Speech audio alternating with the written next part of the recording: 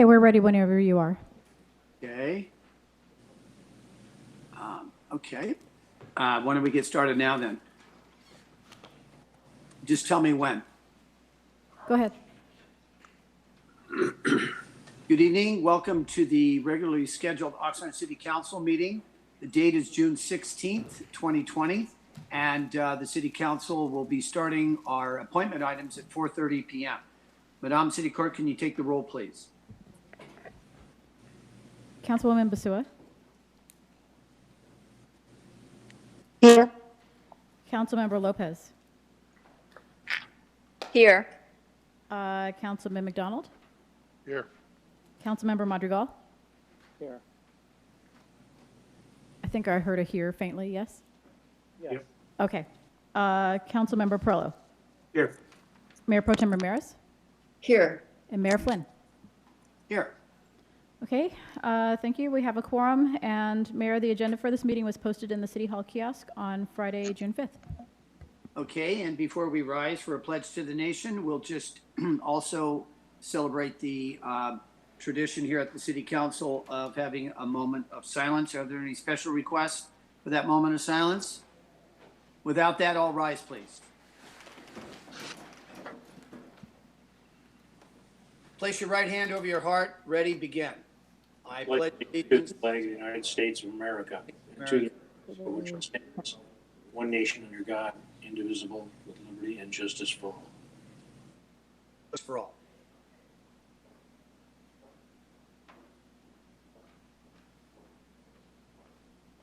Be seated, please. Okay, we'll also then start with the very, excuse me, item C on the agenda, which is under the appointment items. And the subject, number 1, is under the City Manager's Department.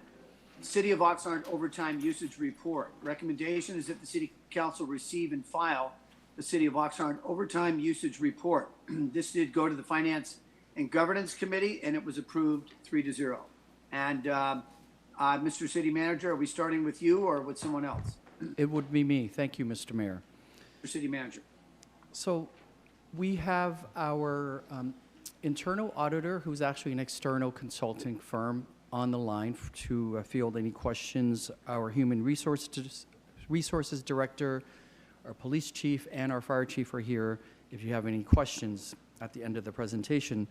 As you stated, Mr. Mayor, this report did come to the Finance and Governance Committee actually twice. The first time with full presentation by Price and Page, the auditor, in, I think that was in March, yes, March 24th, and then we returned on May 26th with the city's response. So I'm going to go ahead and outline the findings and the responses, and the reason I'm providing that the presentation tonight is just given our long agenda, and it's also given that we almost entirely agree with what the auditors found.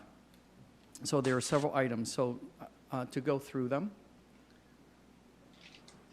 Hiring versus overtime, right? They suggest that the police and fire department conduct overtime analysis to determine when and where it's more cost-effective to fill vacant positions versus utilizing overtime to cover the vacancies in the shifts. So the city agrees with the recommendation. The hiring and staffing practices differ between police and fire. The departments continually recruit and hire into vacant positions. In police and fire endeavors to also balance the costs of recruiting and running a fire academy with the cost of using overtime to fill vacancies. In both departments, the time to recruit and train candidates to the point where they're actually available to be working usually can take up to 20 months. And that lag period means in both departments, they perform the planning for the workforce replenishment in basically a 2-year outlook into the future. So we do agree, and it's something we're going to have to work towards in the future, the near future. Next is with the contracts and the productive time in the contracts, the auditor's recommendation is essentially that we eliminate allowing unproductive time such as vacation and sick leave to be considered as time worked when calculating the overtime. We agree with that, but because it's in the contracts, we need to negotiate these terms in upcoming negotiations in the near future. With regard to highest and best use approach, the recommendation is when a position is vacant, the department should fill from a lower rank, provided the employee is qualified from the same rank as the vacancy. So this one we don't agree with, and the reason is when a position is vacant, the department offers the overtime to employees in the same classification as the one that's vacated. Now, if a shift is unable to be covered by an employee in the same classification, some departments will then fill the offer of the shift to a lower level employee who qualifies for the higher classification. Changes to this process would also be subject to renegotiation with the unions. Cost of comp time. Recommendation is to adopt comp time overtime limits in line with the Fair Labor Standards Act. City also agrees with this. The legal maximum for public safety is 480 hours. The city has, in fact, enacted those limits in its payroll system. The limits for non-safety has been 100 hours pursuant to the other MOUs, and the city has stayed within those limitations, paying out the hours at the end of the fiscal year. In terms of centralizing the payroll department, the recommendation is to do that, to centralize our payroll system, given the size and complexity of the city. We agree with that, and the way to do that as we're working is as we implement the new ERP, it'll provide us the tools to monitor and analyze and stay current on timekeeping and on overtime especially. Developing overtime monitoring, it's related. So there they recommend that we create a position, a central position with the responsibility to monitor and evaluate departments' overtime and the trends. So we agree with this. Again, when we have the ERP, we have the tool to make it possible to do that. With regard to retention of payroll records, the recommendation is to develop a more, again, centralized payroll system to ensure compliance with our payroll, within our payroll system. And again, we agree. And with the new ERP, we will be able to utilize those tools in order to have the information not only centralized and monitored, but essentially also at our fingertips, which then can be pushed back out to department management as well, not just one central person or one central location. So the next steps is for us to bring this here for you and let you provide any additional feedback. Again, this went through the Finance and Governance Committee twice. We have our chiefs here, we have our HR director here, and I believe Mr. Henry is on the line from Price and Page, who conducted the original audit. So I'm going to end it there and open it up to the council. Thank you. Thank you very much. Madam City Clerk, I don't have my list of speakers here in front of me. I'm trying to get that up right now. Are there any speakers on this specific item? Yes, we have two, Lawrence Stein and Ray Blatel. Okay, why don't we go ahead and have Lawrence Stein called first, please, and then Mr. Blatel.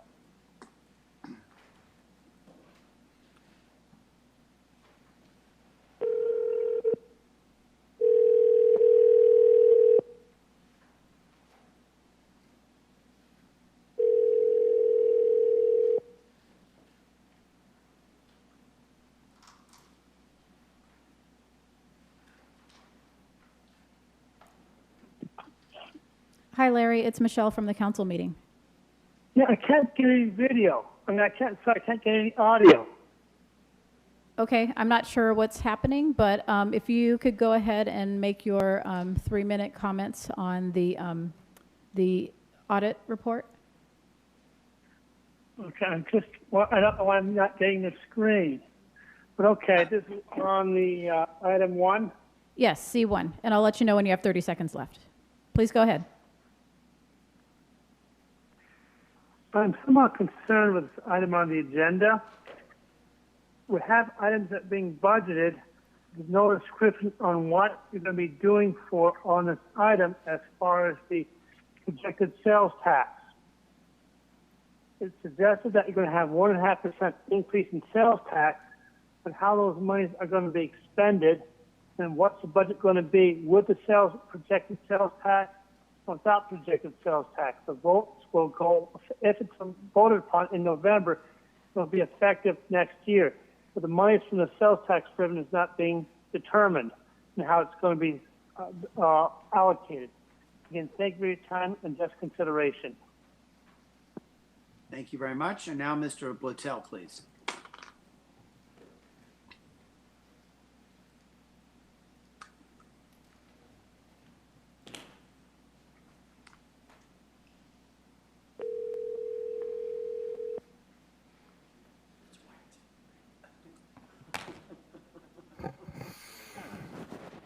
Hi, Ray, are you there? Yes. Oh, okay, it's Michelle. We're on Yes. item C1, and you have 3 minutes. Please go ahead. Thank you very much. Mayor and council members, although the city seemingly agrees with almost all of the auditor's recommendations, unless action is actually taken by the city, nothing will ever change. Unless the city actually takes action to modify the overly generous concessions given to the public safety unions via the MOUs, such as excessive vacation time, time off considered as productive work hours, etc., the city and the taxpayers will be saddled with excessive overtime for years to come. And once you've raised your kids on a sugar-based diet, good luck changing that in adulthood. And I think I know what you mean by that. One thing that might be immediately implemented is to ensure whomever is in charge of approving overtime to ascertain that there are sufficient regular hour employees manning the shift to minimize the use of overtime. That is, disapprove requested vacation time when these absences would cause an imbalance in the regular shift hour coverage. This is obviously not the case today based on the current overtime usage, which is spiraling out of control. As I've stated before, in FY 2018 compared to the prior year, overtime usage increased by 60%. Additionally, as I've already stated, there were numerous employees who either matched or doubled their regular salary in overtime. And as the auditor pointed out, these tend to be the same employees year after year. And I've also pointed out earlier, given the amount spent on overtime and discounting any reimbursements made for coverage, additional public safety personnel could be hired. But again, unless union agreements are amended, this would only make matters worse. Thank you very much. Thank you very much. And that concludes the speakers on this item. And I just looking here just very quickly, and it doesn't appear that I have any speaker requests by members of the city council. I'll just double check to see if there are any speaker requests. I don't have them now. Mr. Mayor, I'd like to make a comment if I could. Yes, Councilman McDonald. Thank you. When we get the new ERP system in and installed, I've made this comment before, is we need to figure out a way to address overtime issues in terms of what type of overtime it is. And where I'm going with this is, in the fire side, it's not unusual under mutual aid requests, especially during the summer fire months, to have firefighters gone for 2 weeks at a time at fire camps throughout the state, and they're reimbursed by FEMA. Pardon me. And we need a way to figure out to reflect that in our system so that people understand it's not general fund money that's going to these firefighters. It's money that's coming back to the general fund when we get reimbursed by FEMA. Sometimes it takes up to 18 months. But we don't do that right now. We don't capture it. And the other thing is that periodically council will come up with requests to do particular projects. I think a while back we approved somewhere around $200,000 in overtime to deal with homeless issues. And I think it's a little bit unfair to blame the agency for using overtime when council directs them, or mutual aid reuses arise and they get mandated to do this. So I would really like to see a system as we move to the future that allows us to sort this out so people have a better understanding of how this overtime is utilized and tracked. Thank you very much. And Mayor Pro Tem. Thank you. Can you hear me okay? Yes. Yeah. Can you hear me? Yes. All right. Thank you very much. I concur with Councilman McDonald. It seems to me that we need to make a distinction between overtime that is going to get reimbursed by FEMA or any other agency. I know we do mutual aid for other cities when we have fires across the state and actually out of the state. But also, it does seem to be a budgeting issue, and I'm looking forward to us kind of taking a hand in kind of resolving the budgeting issues of what actually, if we, to the extent we can predict, reasonably predict what overtime is going to be needed. And Councilman McDonald's correct when we ask our agencies to do things, and it takes more time than perhaps was anticipated. So it does seem to me to be a planning as well as a budgeting issue. So thank you very much. Thank you very much. I would like to speak to him. Yes, Councilman Prill. Yeah, thank you. If somebody else, I'm not trying to take cuts. Well, no, I just got to, excuse me just for a second. What I would hope we could do, just because of the length of the meeting, so I don't have to go through everyone on each agenda item, is just put in that speaker request. And if you forget to do it, that's fine. But Okay. just try to remember. Thank you. Okay, thank you. Number one, I sit on the Finance and Governance Committee. This came through twice. I feel very comfortable the way this was discussed, regurgitated, digested, regurgitated, digested. I feel very comfortable with the questions that were asked, the direction that was given, and bringing it to the council. A couple of points that the members of the public made. One in particular, if we could have either of the chiefs identify this. When a comment is made about vacation time and somebody wants to take vacation time and there's no one in the regular hour that they would not be going, by that I mean they would not be going into overtime costs to cover someone with vacation time. Are vacations ever denied? That's a question. The second is, I really appreciate, which is not really addressed here, but there was a very heavy discussion about the amount of overtime and how it is pigeonholed apparently to some individuals. The request by the Finance and Governance is to be spread around fairly, and all the people working in that department are aware of the overtime hours available and they can ask for them.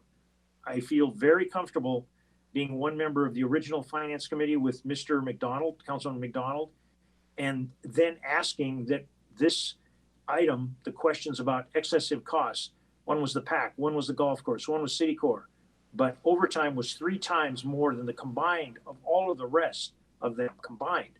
And I feel that this has been addressed very well.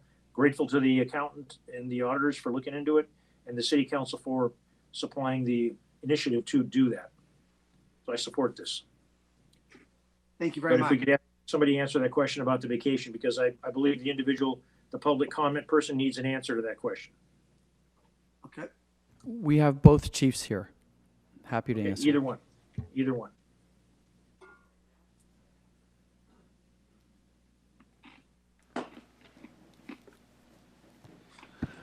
Hi, Mayor Pro Tem and Council. Mayor, if it'd be okay, I actually have comments that were also brought up in the committee meeting. If I could, I promise I will quickly go through them if that's okay. Because I think it adds some clarity to a lot of the comments that the speakers made and then also in the committee. So is that okay, Mayor? Sure. Okay. The first thing I want to say is that our overtime budget in the current fiscal year is the lowest that it's been in the last 10 years.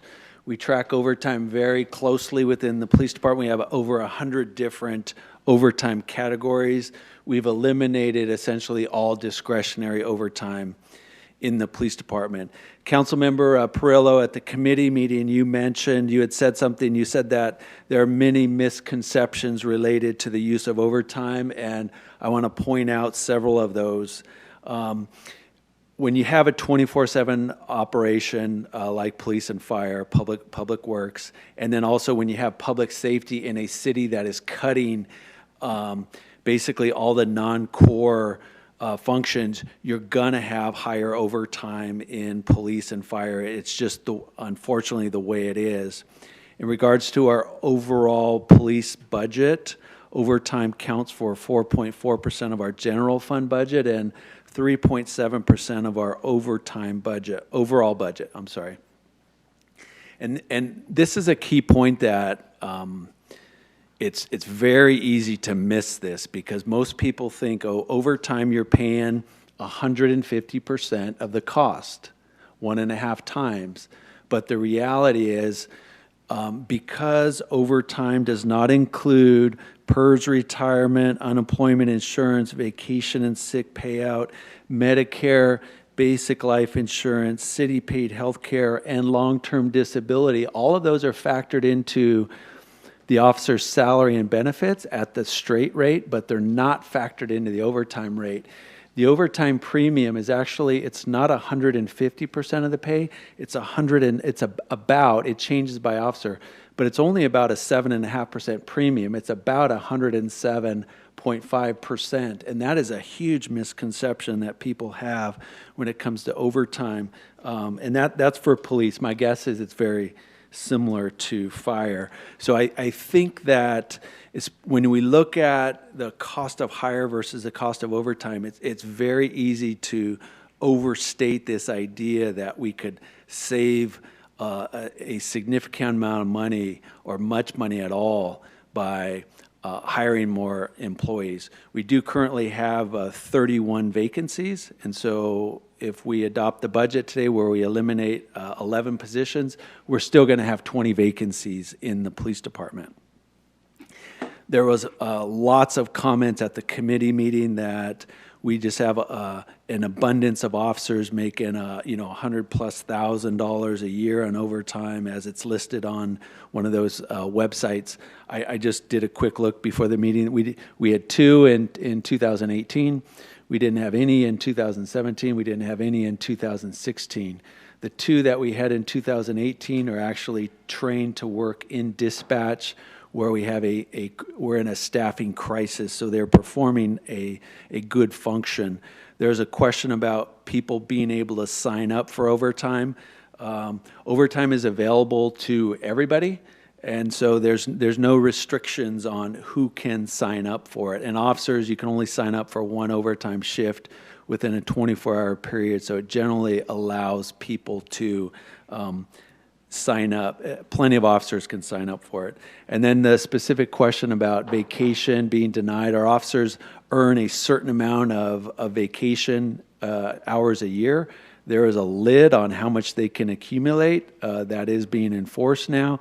We do have to allow them to take a certain amount of vacation, but we do limit it in the police department to 2 officers per shift is the limit. If there's more than 2 officers that are already off and somebody requests overtime, if somebody requests vacation time, it gets denied. So that's all I have, Mayor. Thank you. Thank you very much, Chief. Thank you. Councilman Perrello, does that answer your question? Yes, it does. Thank you, Chief. Okay.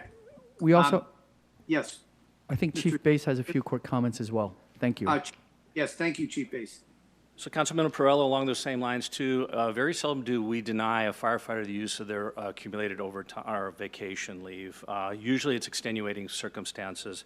And so just to let you know that for us, we do keep track of all the overtime drivers within our department, and a majority of them have to do with staffing issues because we have 17 or 14 vacancies. So while we call them overtime, we're also calling them station coverage because that's essentially what it takes to keep the station operational. We need to fill those vacancies to keep the engines on the road. So while it's apples and oranges, I mean, it's like we call it overtime or station coverage, but realistically, it is overtime. Last year, we expended 34,000 hours in annual leave. So I do keep track, and I'm able to drill down to exactly how much time has been spent, which creates overtime or backfill costs within our department. Discretionary training has basically has gone out. And then I also have that the hours in which we use when we go off on wildland incidents. Last fiscal year, it was over 16,000 hours used to cover for wildland incidents. So that meant that while an individual is out on the incident, he's getting paid or she's getting paid their salary, but the individual who's backfilled is also getting paid if necessary. And when that happens, again, the federal agencies and the state will pay for those positions. So general fund, it comes out of that initially, but we get reimbursed through the feds or through the state while they're out on the incidents. While the new ERP, I imagine, is going to probably be able to drill it down even further, the telestaff and workforce telestaff program that we have is able to give us a better idea of what those hours, overtime hours are. If you ever want to take a look at it, I'll be happy to sit down with you and show you at some point in time. Thank you very much, Chief. Thank you very much. And I presume that's the end of the council questions. I don't have any other council members that have requested to speak. I'd just like to say just a few things about this overtime report. And the city manager is correct. It did come to the committee twice. And the genesis or the origin of this, to place it in its proper context, is that because of the amount of money each year that is spent on overtime, in excess of about $10 million, this was an area that the auditors thought should be taken a look at, simply because of the amounts. And one of the great things, and it's important to talk about over and over again, is that this internal auditor is in replacement of individuals that, or at least some who have advocated an elected auditor, and in some cases an elected auditor treasurer.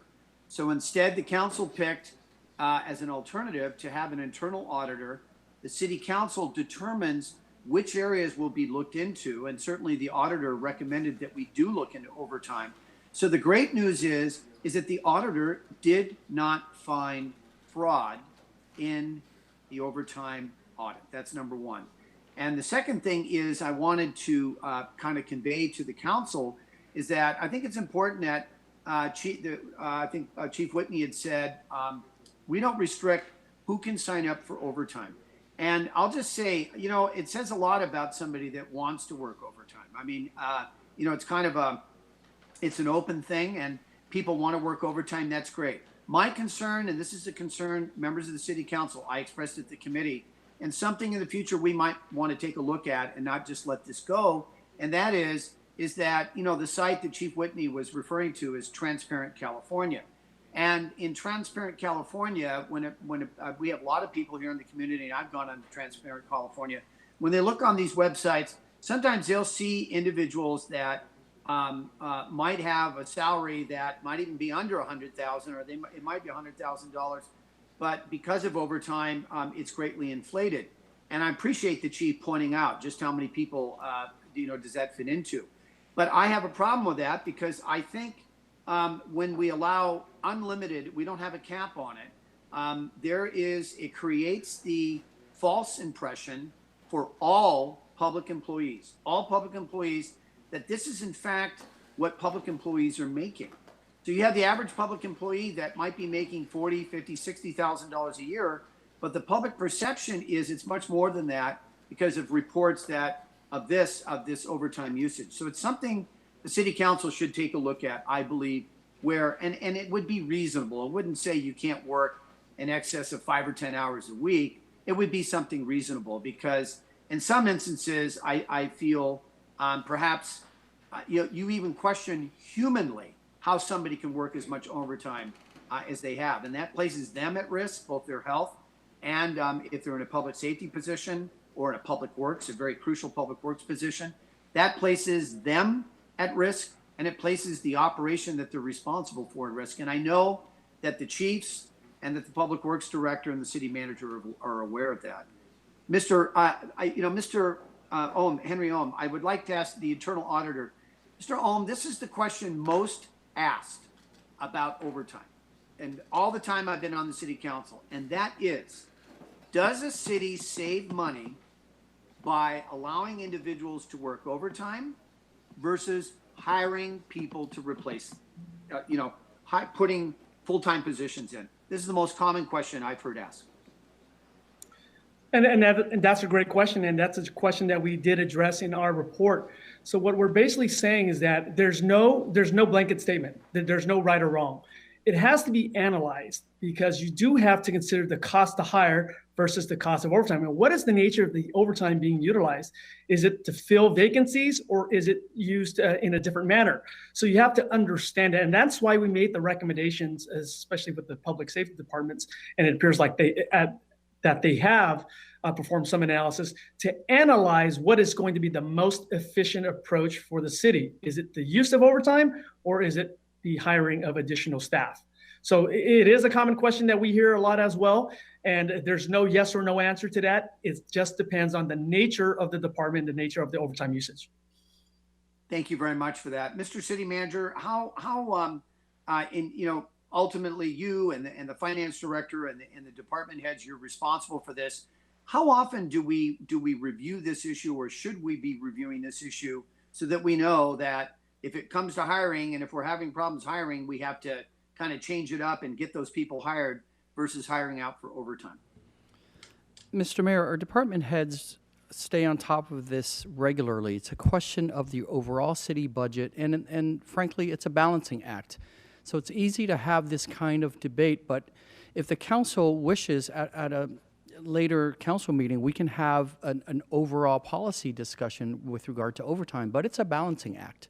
So when you see some of the situations on Transparent California, you don't understand how it happened necessarily. So historically, of course, there are folks who can game overtime. Historically, of course, various departments are not managing as well as others. And I'm speaking across the state, not necessarily, or not just here in Oxnard.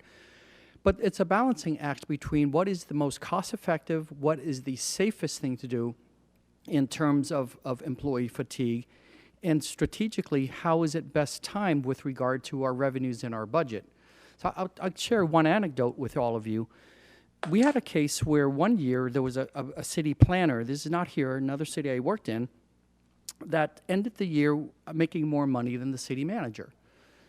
So that was investigated, and it turns out the planner was the only person who would be willing to volunteer to do the expedited plan check.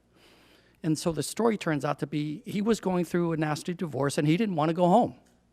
So he took all that work. Unfortunately for him, he didn't keep any of that money. But the point is, these things happen, and you can't just look at that site and understand the nuances. So it's a balancing act. It does require active management, and it is always an interesting policy debate. Thank you very much. Thank you very much, and Mr. Ohm, thank you very much for this this deep dive into the overtime issue, and we'll look forward, as the city manager said, to future discussion and debate about it. What's the pleasure of the council here? It's just to receive and file, so there's no actual vote required. And so thank you, Mr. Ohm. I appreciate that and your time. And now we'll go to item 2 under the Public Works Department. Mayor, may I make one comment here, please? Yes, Councilman Promo. I appreciate that we're doing this, but there's some very big things for the public to take away from this. There were the concerns that there were things that were wrong going on. The audit found that not to be the case. The audit did not find that people were gaming the system, making a lot of money, basically cheating and committing fraud. If that had been found out, there are sanctions and laws that take care of that. And the other point is, the Transparent California is a useful tool, but it can be used by individuals that are trying for less than honorable means. So the public needs to understand that. It's neat that that information's there, but if you dig deep enough, you can point out anything, including the warts on my head, if you really look long enough. And if people want to look at that stuff, you'll get what the effort is you put in. But there was nothing found that somebody had cheated or swindled the taxpayers of this city of monies via the overtime system. And I'm grateful to be involved in this process. Thank you, Mayor. Thank you very much. All right, this report, once again, was only to receive and file. And now we'll go to the next item, item 2, under C, under appointment items. The subject, 5-year capital improvement program for fiscal years 2020 to 2025. Recommendation is that the City Council approve and authorize the fiscal year 2020 to 2021 projects to be selected from the proposed 2020-2025 City of Oxnard 5-year capital improvement program. And number 2, adopt the 2020 to 2025 City of Oxnard 5-year capital Improvement Program. This did go to the Public Works and Transportation Committee, and it was approved 2-0 with one abstention, I believe. Or, I'm sorry, Madam City Clerk, was that an abstention or an absence? I don't. I It was an absence. don't recall. Thank you. Yes, and we have the city's engineer that's going to give a presentation. Good afternoon, Mayor and Council members. I am Tatiana Arnaud, your city engineer, and I'm here to request the adoption of the City of Oxnard Capital Improvement Program for fiscal years 2020 through 2025. So the recommendation we are seeking is that the City Council approve and authorize, one, the fiscal year 2020, 21 projects to be selected from the proposed 2020 through 2025 City of Oxnard 5-year capital improvement program, and two, adopt the 2020 through 2025 City of Oxnard 5-year capital improvement program. So today I'll be providing you with an overview of the capital improvement program, or what I'll otherwise be referring to as a CIP. I will also summarize the new projects that were not in last year's CIP, and I will wrap this presentation up with accomplishments from this past fiscal year. So what is a capital improvement program? To refresh your memory, the CIP is the city's plan to build or restore facilities. This does not address general maintenance work. Some examples of projects may include the construction and major alterations of buildings, IT hardware, pipeline replacement, playground structure replacement, street rehab, traffic signal hardware installation, or items such as the wastewater treatment plant electrical work. So in order for a project to qualify under the CIP, it must meet these two criteria. One, it must consist of the construction, erection, alteration, renovation, improvement, demolition, or repair work involving any city-owned facility, and it must also be a project that costs at least $100,000. What I'd like to note here is that studies and rolling equipment purchases do not qualify under the CIP. So here's a graphic of a quick overview of the CIP process. So what happens is departments identify the necessary capital improvements. This is typically done through master planning and studies performed for each of the facilities. Staff then reviews the projects for conformity with the general plan and other need assessments. Then engineering staff verifies the cost estimates and works with finance staff to determine the priority for funding. And then we presented the CIP to the Planning Commission on May 8th to determine the conformity with the general plan, and we received concurrence. Then we presented the CIP to the Public Works and Transportation Committee on May 26th, and now I'm here seeking for approval from Council.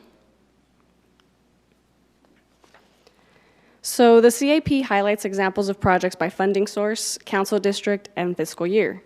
All the projects are conveniently sorted in the appendices by the 4 bullet points you see here. So first by fiscal year, then funding source, by fiscal year, then by district, by fiscal year alone, and finally by fiscal year, then by priority. The projects are also categorized into organized into 6 categories, which are buildings, IT, parks and open space, seawalls, transportation and drainage, and finally utilities. So here's a typical image of a project sheet. On here you'll see the project title, the location, the council districts impacted, or if it has a citywide benefit, it'll just say citywide. Project description, the purpose and need, the relevant category and goal of the general plan, the fiscal years the projects will span, the funding source and cost estimate, the priority level, and finally on the bottom left-hand side, you'll see the name, photo, and contact information for each of the project managers. So, as we all know by now, the steep recession caused by the COVID-19 pandemic has depleted reserves and sharply reduced the ongoing revenue in both the general fund and the Measure O fund to the point where there is no funding available for new CIP projects in fiscal year 2020-21. Additionally, I'd like to point out that we were already going through the exercise of weaning off of the Measure O for the CIP regardless, because as we know, that sunsets in the near future, so we were trying to reduce the dependency on that. If and when the federal and or state governments provide replenishment funds, CIP projects listed in this document for implementation in fiscal years 2021 or later could be accelerated to this next fiscal year. So here's a couple of images for new CIP projects that are going to show up in this draft that you have access to. The top left is the campus park activation, which is a project where we received $8.5 million from Prop 68 for. It's going to include things like a BMX pump track, a skate park, I believe basketball courts, things of that nature. On the bottom left-hand side, you'll see the biosolids thickener that needs to be rehabbed over at the wastewater treatment facility. It's deteriorating and quickly, and so we are looking to replace that. And then on the right-hand side, you're gonna see the Teal Club Road and its current condition. As you see, there's a lot of potholes there, some alligator cracking, things of that nature. So that was definitely included in this year's CIP. So I'd like to point out also that the listing of projects by fiscal year can be found starting on page 289 of the draft CIP. Those that fall under fiscal year 2021 are what you would be recommending to council for the budget approval. So the following slides highlight the 44 new projects that were not in the previous CIP. I'll point out any that are in fiscal year 2020, 21 as I go through the list. So under buildings, we have 5 new projects. They include the Emergency Operations Center renovation, the new Navigation Center, which is a 2021 project, the Oxnard Transit Center improvements, which is another 2021 project, the police station emergency backup generator, which is another 2021 project, and finally the River Ridge Clubhouse roofing replacement and exterior improvements project. Under Parks and Open Space, we have 4 new projects, which include the basketball court resurfacing. You see the image of that on the left-hand side. The campus park activation, which I mentioned earlier, that is a fiscal year 2021 project. The Greenbelt LMD 43 lighting replacement project, and finally the Seabridge lighting replacement. So under transportation and drainage, we do have 25 new projects, although only one of these is for fiscal year 2021, which is the campus, the water campus paving project. The rest of these are mostly street resurfacing projects that were identified through the latest pavement management system update. So let me go back to 4th Street mobility improvements. This is a project where we're trying to connect the Oxnard Transit Center with the downtown core area. The project would run from the OTC to C Street, and it increases the pedestrian and bicycle access for those that are coming into the downtown area. Here you see some pretty serious cracking on Doris Avenue. Again, these are mostly street resurfacing projects, so I won't go through each of them. But we're just trying to highlight here the ones that are in the worst condition. Here we have Edison Drive with some alligator cracking and some patchwork that was done relatively recently. Here's Rice Avenue commercial area where there's some alligator cracking and again some patching that was done, but it's in need of an actual resurfacing. And here we have the Village East neighborhood, which is has a bunch of tree roots that are undermining the road. This can also be seen everywhere throughout the city. So these are issues that we're hoping to take care of in the relatively near future. Under utilities, we have 10 new projects. We have the Arterial Street Cast Iron Pipe Replacement Project, which is a fiscal year 2021 project. We have the AWPF Total Organic Carbon Analyzer Project. It's also a fiscal year 2021 project. We have Hobson Park East Neighborhood Cast Iron Pipe and Kamala Park Neighborhood Cast Iron Pipe Replacement projects. And then here you see pictured lift station number 24 improvements. This is a lift station that's failing quite frequently and is in need of replacement, and that is a fiscal year 2021 project.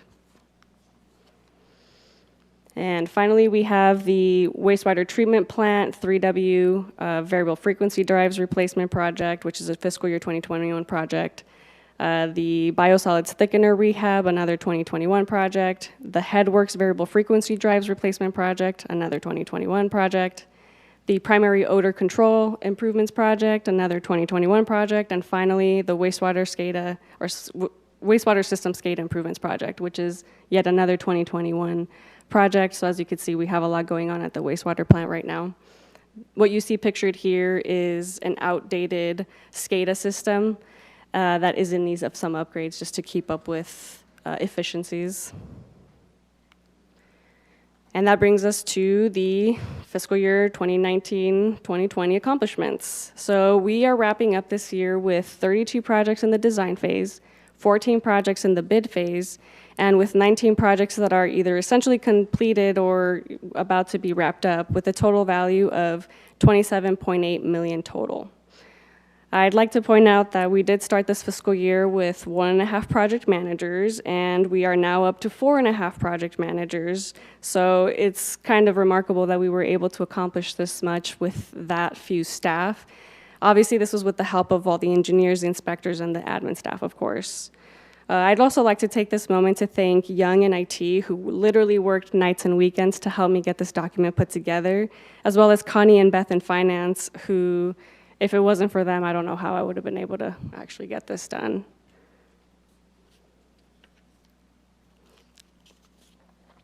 So these slides will highlight some of the completed projects for this past fiscal year, and then I'll follow that with an actual full list of the 19 projects. So here we have fire station number 6, the roof replacement, and this actually made it onto the cover pages of last year's CIP and then this next year's CIP. So as you can see on the left-hand side there, that was the condition of the fire station as of the beginning of this fiscal year. And what you're seeing on the right-hand side is the essentially completed roof replacement. We also did we replaced the wood siding and did some interior improvements that were damaged due to the water leaks. Here we have the rectangular rapid flashing beacons at 2nd Street. This is actually just right across the street from the council chambers. We installed these at various locations throughout the city, and we're looking to install more, hopefully in the near future. We're applying to a few grants for that. Here we worked with Gold Coast Transit District on the Route 23 bus stop installation. So we installed bus stops at multiple locations along Ventura Road. This is actually a new route. It didn't exist, and it's still not up and running, but they're hoping to get that going here, I believe in a couple of months. We resurfaced the entirety of Channel Islands Boulevard within our city limits. And finally, we are actually still in construction on this one, but it's a pretty big deal. We are replacing all the cast iron pipe in the Bryce Canyon North and South neighborhoods, as well as the Fremont North neighborhood.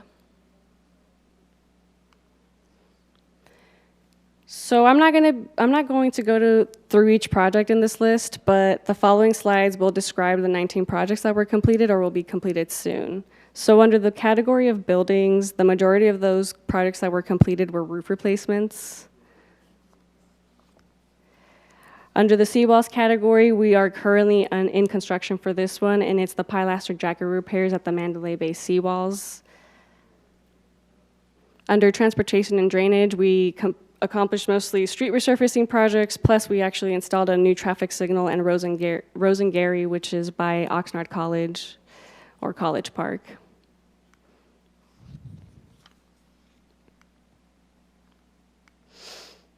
And finally, under utilities, probably the one of most note here is we're wrapping up on the emergency repairs project for the wastewater treatment plant, which included replacing all 4 belt filter presses, the lab in the HVAC system in the lab, which hadn't been functional for, I believe, over 10 years. And we're also doing some rehab to the clarifiers. As a reminder, the only projects that the council is approving for selection are those in fiscal year 2020-21. No direct fiscal impact with the adoption of the proposed 2020 through 2025 CIP. The CIP is only intended to provide a full fiscal presentation of the capital projects planned to be undertaken in the next 5 years, provided the funding is actually available. Those projects that council identify and approve to be adopted in the CIP for fiscal year 2020-21 will be presented for adoption through the city's approval process, which I believe they're presenting today. So that does conclude this presentation, but I'd like to thank all of you for your support. Without you, we literally couldn't make all of these improvements happen. So with that, I am happy to take any questions you have. Okay, thank you very much for that outstanding presentation. And we do have what appears to be one speaker, and that's Lawrence Paul Stein.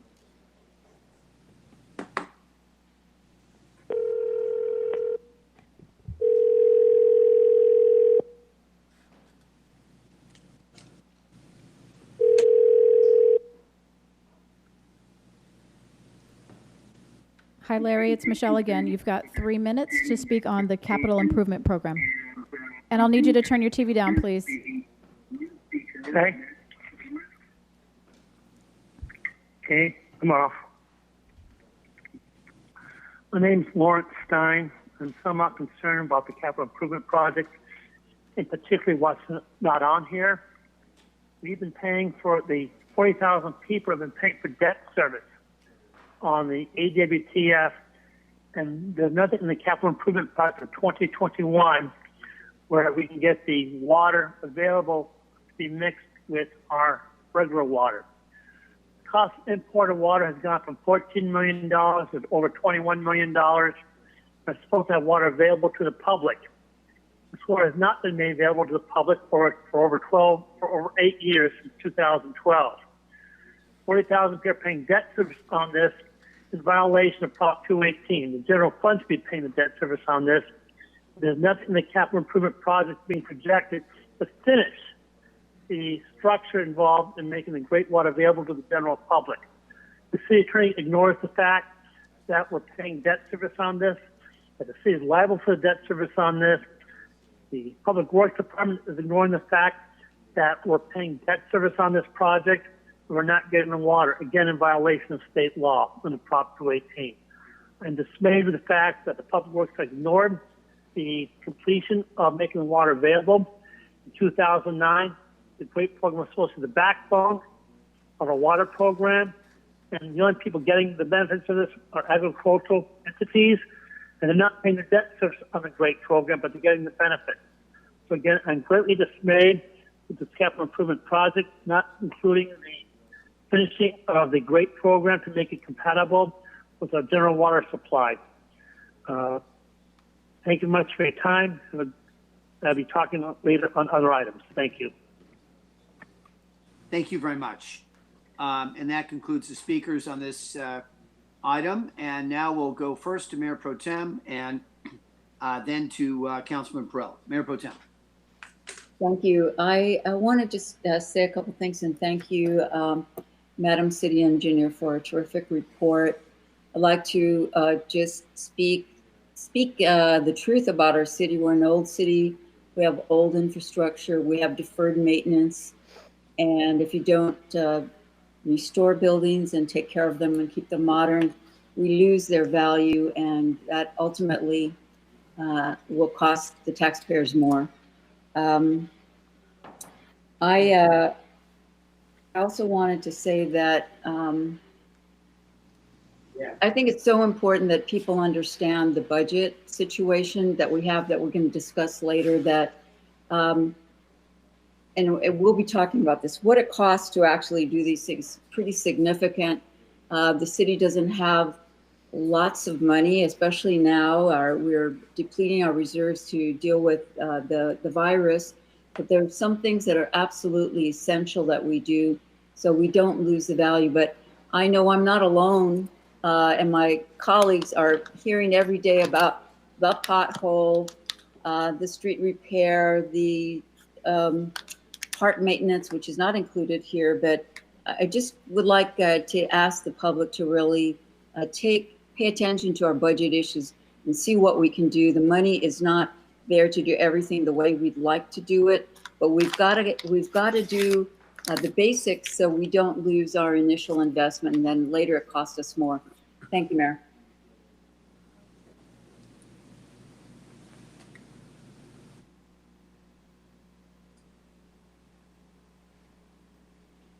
Councilman Perrella, can you hear me? Yes. Okay, you're next. I'm sorry. Okay. Ms. Eranu, thank you very much for the report. I have one question I have a couple of comments, but one question really.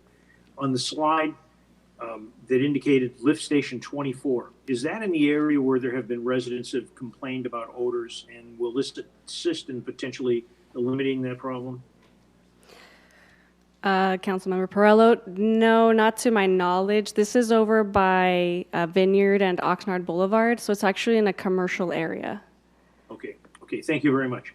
And to you and all the people in Public Works, thank you for everything you guys are doing. As you coming to work, you see the work being done with the curb and gutters and the sewer lines. Tremendous work you guys are doing. And I'd like to make a couple of comments. The rectangular beacons have made a big improvement in various areas of the city of Oxnard for people that don't follow the common sense thing about don't drive faster than you want to crash. And it's been a big improvement to the leadership of the management, Public Works, and this council approval. The question I do have, another question, but not for you, it's for the city attorney. Mr. Stein continually, and others continually complain about we're violating Prop 218. To the advice that the City of Oxnard Council gets, we are not in violation of Prop 218 on this matter. Am I wrong in that statement, or is that an accurate statement, Mr. City Attorney? That's an accurate statement. The issues that Mr. Stein raised were addressed in the rate study the last time a rate study was adopted in 2017. And when the department completes the current work on the new rate study, we will certainly pay attention to that issue and bring that to the new consultant's attention so that they can specifically address that concern. Thank you very much, Mr. Fisher. Thank you. To the general public, I hope you listen to that, because there are people with strongly held views, myself included, but statements will be made. And unless there's an opportunity to get the best knowledge and the best advice that this city has and the residents have in the form of their local government, you don't hear the other side of the story. We're not in violation of Prop 218 on this matter. It's continually being harped on. And I do not mean any disrespect to the speaker at all. I consider him, but on this particular one, sometimes the dust has to be cleared and things have to be stated and come from an authority. And I asked the city attorney, and I appreciate the response that I got and the frankness that he gave me. Those are all my questions, Mayor. Thank you, very much. It doesn't appear that I have any additional speakers by Mr. members. Mayor? Yes, Councilman McDonald. When this came to committee, it appeared that Campus Park was involved in the first go-round of projects, and I have a conflict with Campus Park, and there was no way to parcel it out from the rest of the vote, and I had to abstain, so I'm going to abstain on this one also. Thank you very much. Mr. City Attorney, and I do remember that when it came to the committee, I would hate to have Councilman McDonald not be able to vote on the capital improvement projects, excluding Campus Park. Is there any way to work that out here at the City Council meeting? Well, it would be similar to, I think, with the last meeting when we had a discussion about how to do segmentation on a decision that involves a number of projects. If you want to have separate discussion on that particular project that he believes he has a conflict on, then he can recuse himself, state the basis for that recusal, and then you can have any discussion relating to that particular issue and take a vote on that issue. And then he can rejoin into the discussion of everything else, the balance of the agenda item, and then participate in the vote on the balance. So someone can make a motion moving all the items except anything related to Campus Park, and then that would be appropriate for him? Well, as I said, the first step would be to take any discussion on the item he has a conflict in, so that he wouldn't participate in it. At the end of that discussion, take a vote on that part of the item, and then he could rejoin the conversation on the balance of the issues. Mr. Mayor, I think this is going to be fine on its own merits. I don't need to vote on it. I think it will be okay. So I'll just abstain on the whole thing. Let's see. Can you hear me? You hear me now? Yes.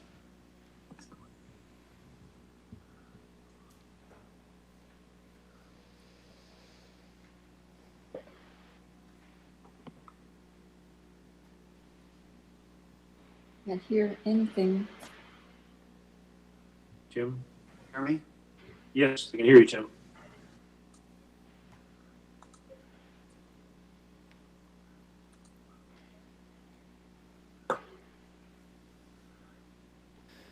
Mr. Mayor, I believe your signal is dropping. Mayor Pro Tem, Coffee. Mayor Pro Tem, would you mind concluding this item for us? All right, let's see. Sorry, Mayor, I need to get you some better internet. So let's take out the campus park. Mayor Pro Tem, I think it'll be fine leaving it in. I'll just abstain on the whole thing. I don't think this issue's All going to be a right, big particular fine. problem. Okay, well, what is the pleasure of council? Move the recommended action. Do we have, is there a second? Second. Second from Councilmember Basua, first by Councilman Perrello. Mayor, are you back on yet? No? All right, Madam City Clerk, let's take the roll. Mayor Pro Tem Ramirez, Aye. Councilmember Perrello, Yes. Councilwoman Basua, Aye. Councilmember Madrigal, Aye. Mayor Flynn, if you're with us. Okay, I'm back now. I'm sorry, my internet cut out. Yeah. Can Okay. everyone hear me? Yeah, we hear you, and actually, we're at your point in the vote. The motion was made by Councilmember Perrello, seconded by Councilwoman Basua, and Councilman McDonald is abstaining from the entire item. Okay, I understand that. And I'd just like to say before we actually take the vote, Mr. that- Mayor, we were in the process of taking the vote while Sorry. you cut out. Oh, I saw. Sorry. All right.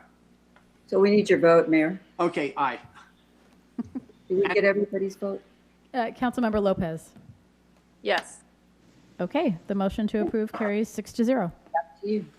So, and I'm sorry, I just would have added this prior to the vote, and I'm sorry because of the cutoff, but I'm most concerned about moving forward on the campus park experimental well program and getting that great water injected into those underground wells that, again, with tracers and everything that's done, if everything works out, that we're going to begin being able to use that great water from the program, from the Great Water Program, use that and mix that in our mixing station. So I just want to say to my council colleagues, out of all the capital improvement projects that we have, I'm most interested in seeing that move forward. And that actually gets very close to what one of the speakers had talked about the fact that the infrastructure and the payments for the rates are in fact subsidizing in part the operation of that Great Water Program. So I think it's important that we get that forward. So anyway, we have the vote, and I want to thank Ms. Arnaud and the staff for that excellent presentation. So let's move on to the next item. And Madam City Clerk, you have an announcement to make, I think, at the beginning of this. Yes, thank you. I just need to take roll to see if our housing commissioners are on the line. Is Commissioner Andrade with us? Is Commissioner Vega with us? Okay, so we just have the 7 housing commissioners, the City Council, and pursuant to Government Code Section 54952.3, each member of the Housing Board of Commissioners present will receive $50 paid for convening this meeting. Thank you very much. And I'll read the item now. This is under the Housing Department. It's item 3, and that is subject impact fee loan agreement and resolution for Las Cortes Phase 3. Recommendation number 1 is that the City Council approve and authorize the mayor to execute a loan agreement with A0592 Oxnard LP, California Limited Partnership in the amount of $1,916,880 for deferred impact fees related to the development of Las Cortes Phase 3 Affordable Housing Project, agreement number A-8226. 2, the Housing Authority Commissioners adopt a resolution approving an amendment to the Public and Indian Housing Information Center, PIC, application DDA 0001989 at Colonia Village, CA 031001, to allow for the decrease the number of units developed in Phase 3 of Las Cortes and an increase in the number of units developed in Phase 4. And this presentation will be given by, I believe, the Housing Director, Mr. Ramirez. Mr. Ramirez. Good evening, Mayor and Council. Emilio Ramirez, Housing Director. I'm very happy to finally be in front of you seeking approval to proceed with the redevelopment of the Old Colonial Village in partnership with Urban Housing Communities. Am I clicking? Oh, yes, thank you. So the Colonial Village project was originally built in 1952 as a public housing development by the Oxnard Housing Authority. It had 260 public housing units and was generally located on 25 acres at the corner of First Street and Rose Avenue in Colonia. The need to revitalize that project became evident in around in 2004. And in 2008, HUD granted its approval to demolish the Old Colonial Village project and enter into an agreement to dispose of the site for its future redevelopment. It did so in a phased approach, requiring that we rebuild 381 units on that site that formerly included 260 public housing units. That site on screen is the Colonial Village and is set for development of 4 phases on that same site generally, although it does include a site to the north of that, which is city-owned and adjacent to the Del Norte Park. The redevelopment of the Colonial Village project remains vastly incomplete. We have finished 2 of the 4 phases, and we're pending completion of the balance of the site. The 4 phases described on screen include the already completed 64-unit Terraza de las Cortes, which was completed in 2015, and the first phase of Las Cortes project, which is the second phase of the redevelopment project, 144 units built by Urban Housing Communities. And what is proposed today, the third phase of the project, second phase of Las Cortes, which is 129 units as approved by HUD, and as we'll describe a little bit later, we're reducing the scope of that project to 109 units, and we'll have to complete the balance of the 381 on the last phase to be developed on that site. The current phase of the project, Las Cortes Phase 3, or the second part of Las Cortes, is the one that's in dark blue towards the bottom of the screen fronting First Street.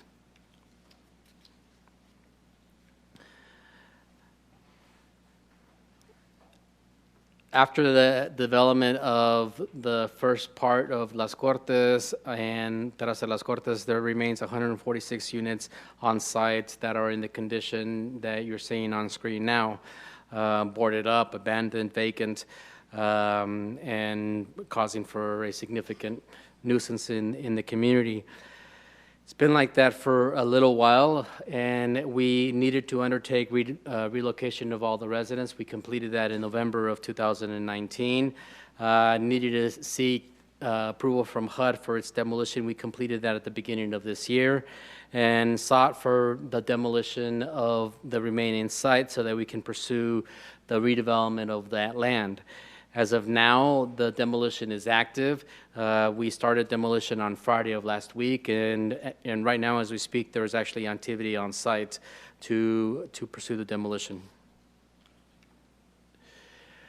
What we are proposing today is to take advantage of an opportunity that came to light just a couple of months ago, and that is to submit for primary financing for the future development of this third phase of the Colonial Village redevelopment site, along with Urban Housing Communities.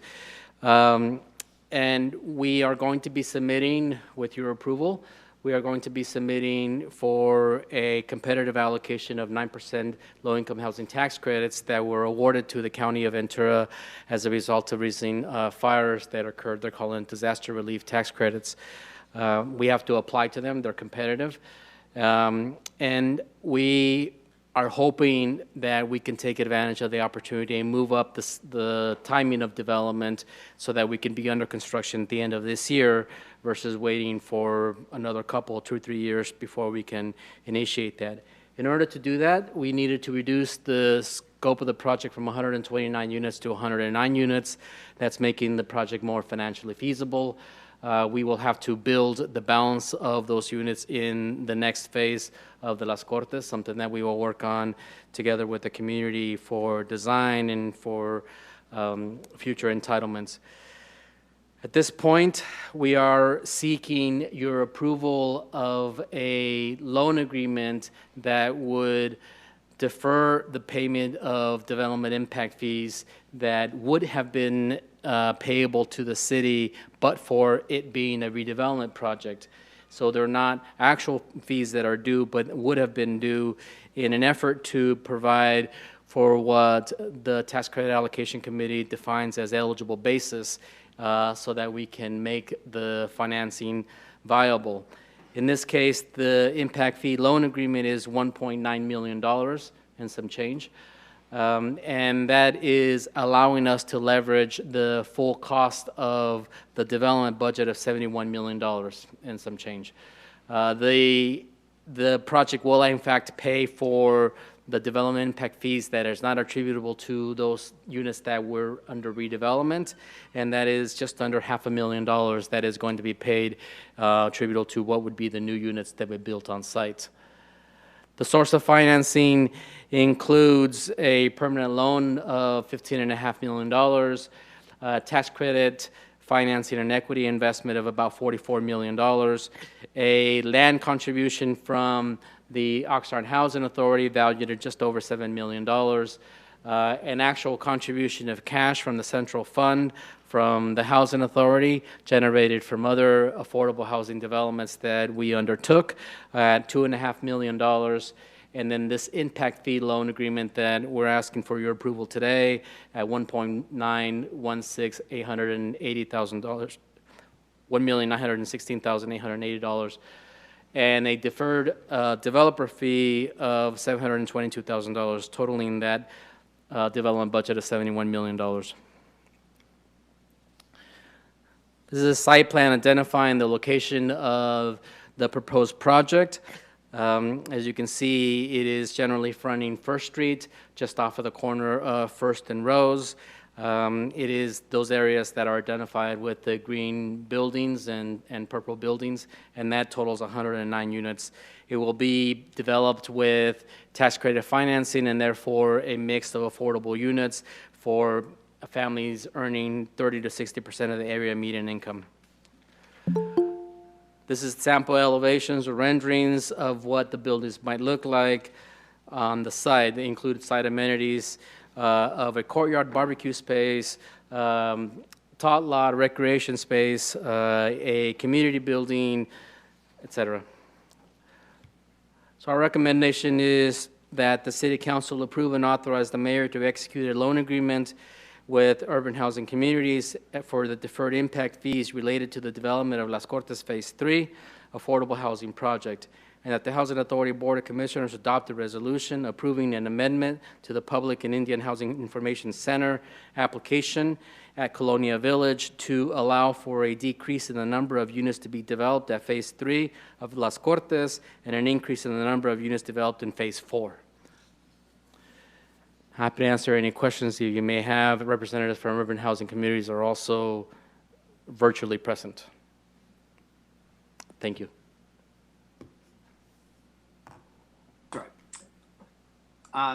Thank you very much. And what we'll do first is go to the two speakers. The very first speaker is Lawrence Paul Stein, to be followed by Barbara Macker Ortiz, please.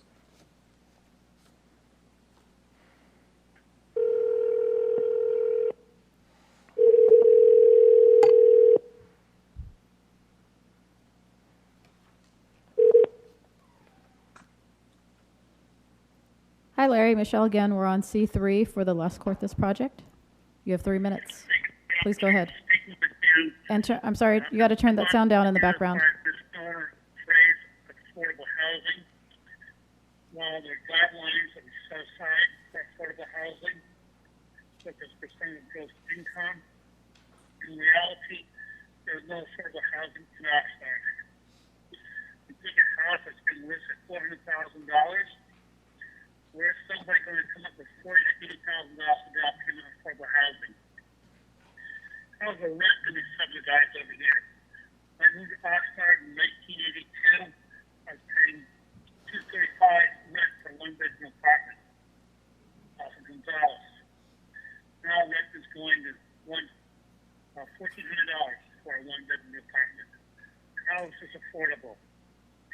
They asked for a clarification tonight on how we define affordable housing based upon income that one makes versus the cost of rent. How much is rent going to be subsidized by taxpayers and how much is going to be subsidized by other entities? Please get a clarification on the deferred fees, where the payments of the deferred fees coming from, and how is this fair to the taxpayers of subsidizing this housing? Thank you very much for your time. I'm looking forward to the answers. Bye. Thank you very much. Madam City Clerk, there was a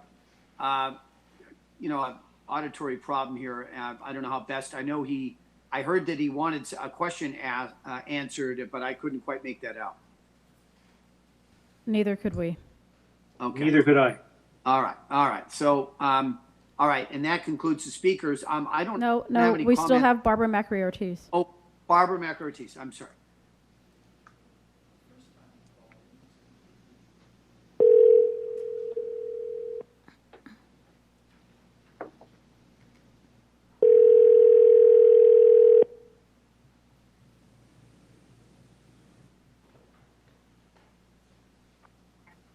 Hi, Barbara. It's Michelle from the council meeting.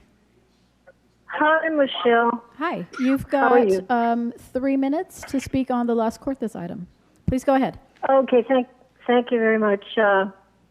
Mayor Flynn and Mayor Pro Tem Ramirez and council members, this is Barbara McRae-Ortiz. I'm going to support this item. I believe that the method of financing the impact fees makes sense. I also trust that the city will consider similar arrangements for other future affordable housing projects, especially as our impact fees are increasing. We're going to have a need to do this method of financing. One thing that I'm very concerned with this project that I've been all along is that it does deliver what was the promise and the expectation when this project began long ago, that the public housing units would be replaced with housing at the same affordability levels and that the public housing tenants would have the ability to live in these units. Talking about 260 units of public housing. So at the end of the day, I think what we need to do is make sure that we have targeted enough of the additional units to ensure that that promise is kept for the residents of Oxnard. And I believe there were some people who were displaced probably prematurely and maybe inappropriately some years back. And so with these future units, when they open up, there should be an effort on the part of the city to provide an opportunity to those folks who were displaced. Thank you very much. Thank you very much. And now that does conclude the speakers.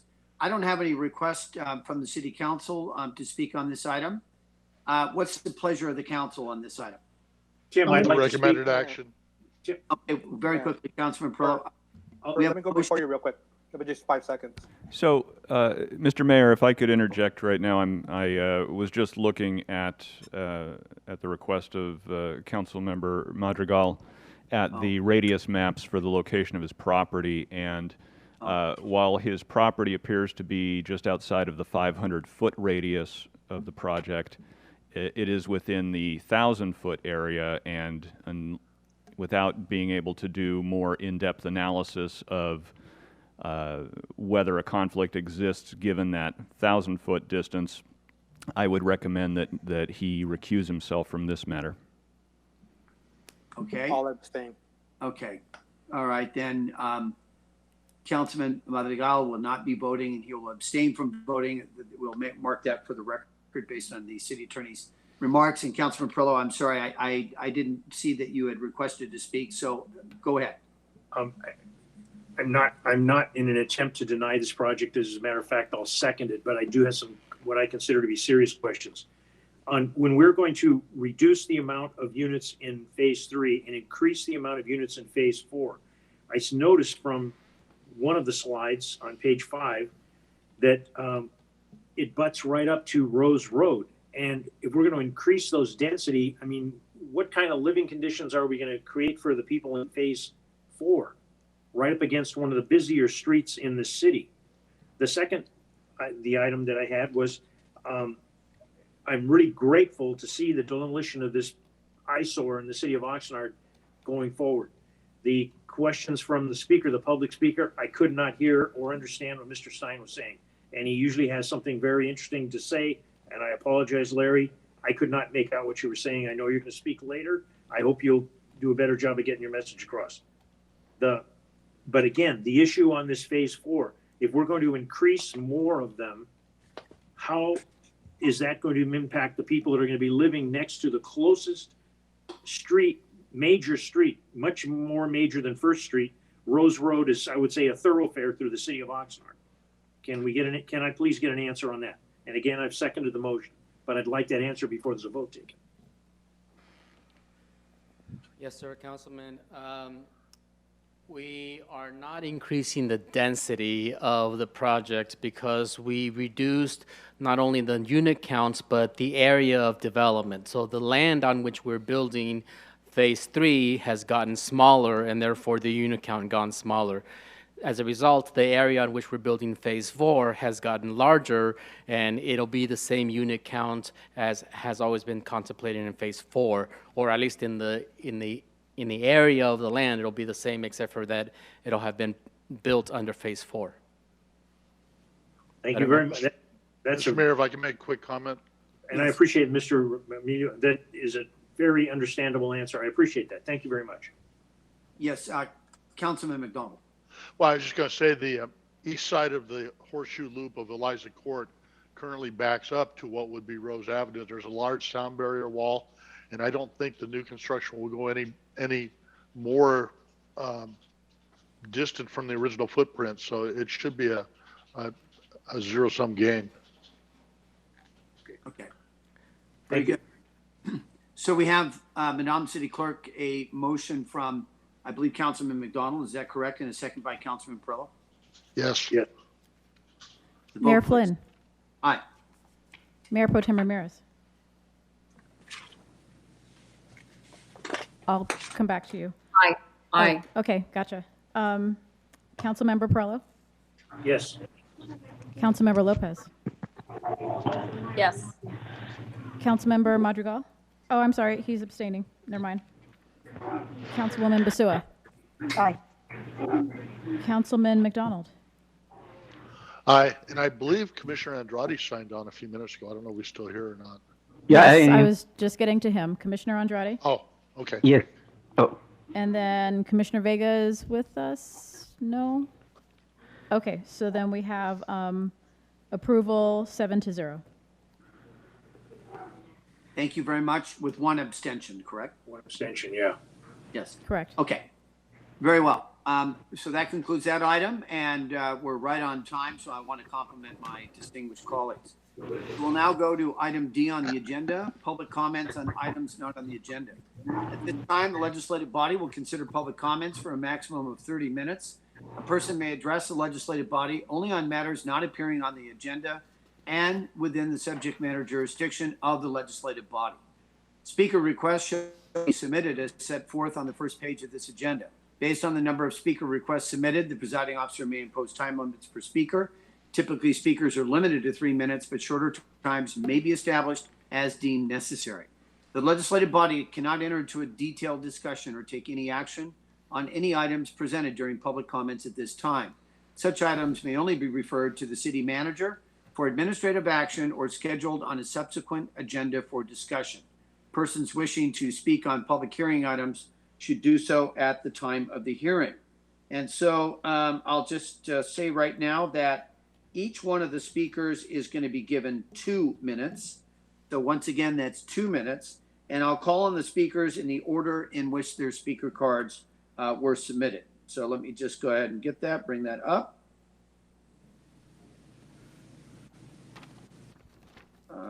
Let's see here.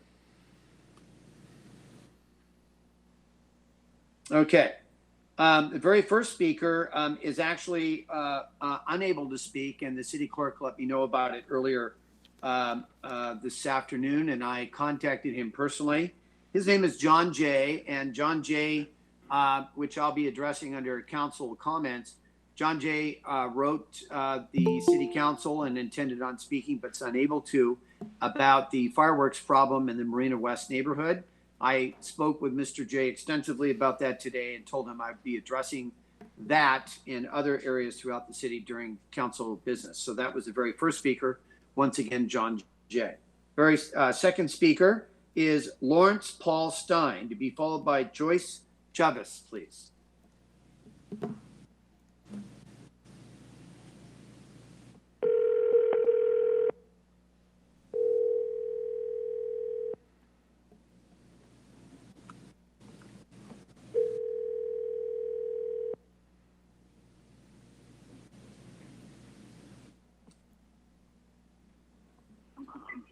Hi, Larry. It's Michelle. We're on public comments on items not on the agenda. And you have 2 minutes. Please go ahead. Thank you very much for the consideration to staff. Hopefully you can hear this. I can't take you out, Larry. Hold on a second, Councilman Pearl. Let me just deal with this. Mr. Stein? Larry. Stein. We could not hear you last time, Mr. Stein. You might be speaking in a speakerphone. Can you make sure that you try to speak directly into the phone so the council can hear your comments, please? Is this better? That's better. Thank you. I thank you for the opportunity of speaking this evening. I appreciate the comments by Councilman Perrella and thanking me for questions I asked. The question I asked earlier had to do with affordable housing. Truly, what is affordable housing when people are making $20 an hour and paying $1,500 a month in rent?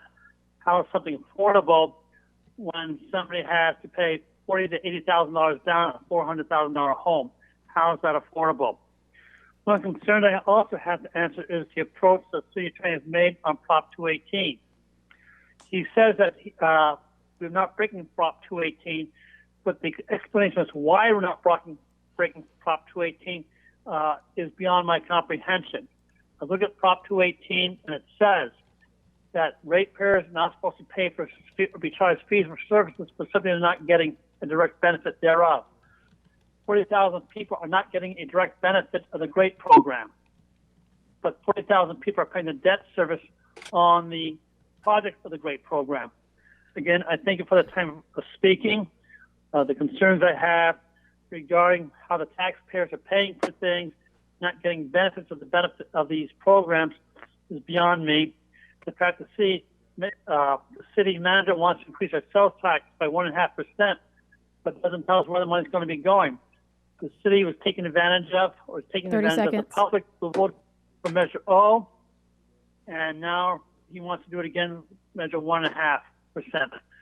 Fool me once, shame on me. Fool me twice, shame on you. I'm sorry, fool me once, shame on you. Fool me twice, shame on me. Don't pay for the 1.5% sales tax. Thank you very much. And the next speaker is Joyce Chavez, to be followed by Joanne Olivares. Please.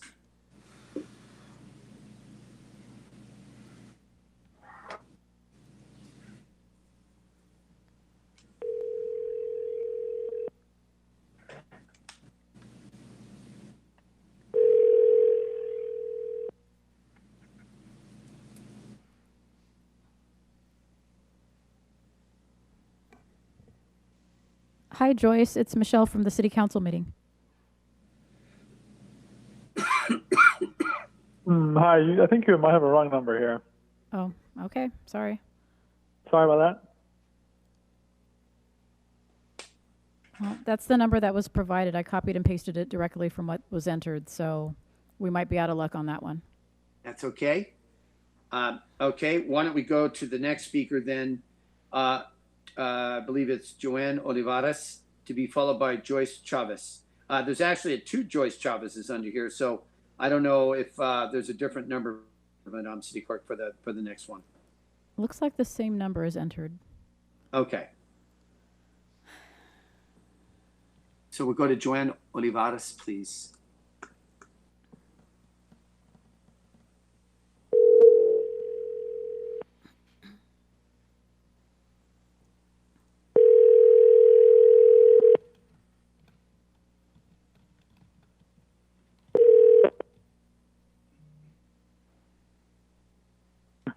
Zero 5 8 8 9 0 7 7 5.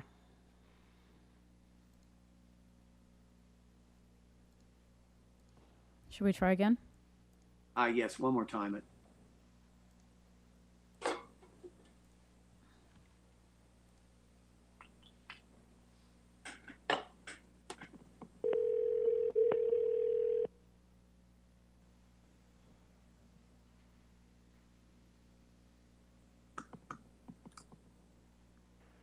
5 8 8 9 0. Okay. We'll now try the next speaker. And that is, it was Joyce Chavez. So as you said, you have the same number. So we'll skip that one. Sandy Henderson, to be followed by Peggy Rivera, please.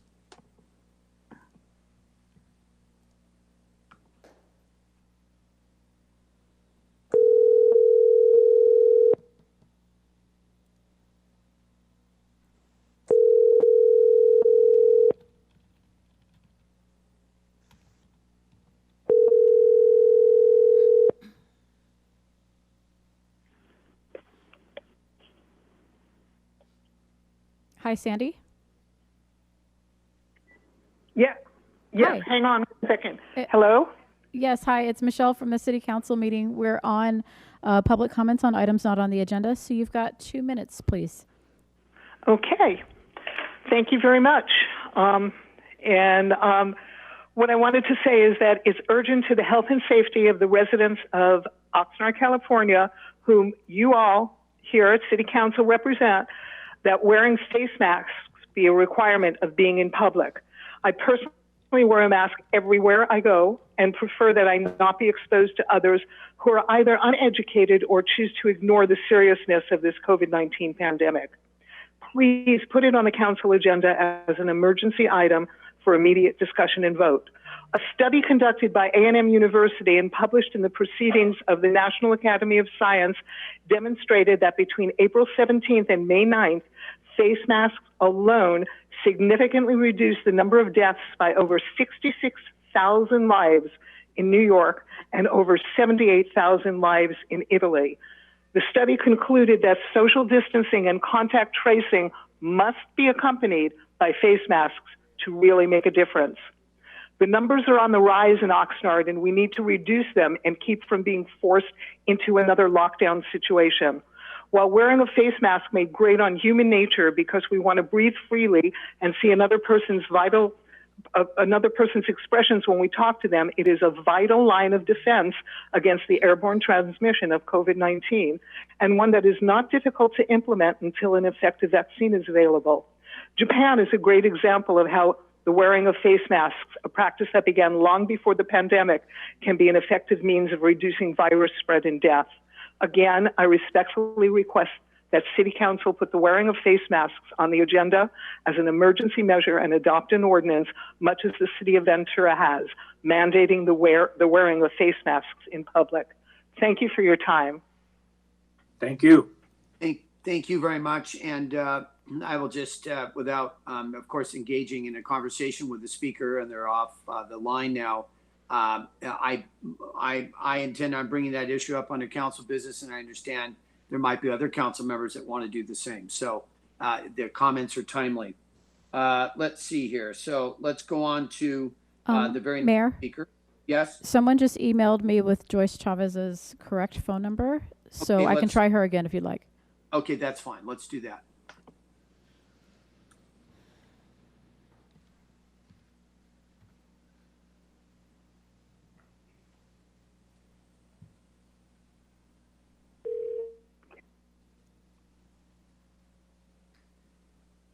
At the tone, please record your message. When you've finished recording, you may hang.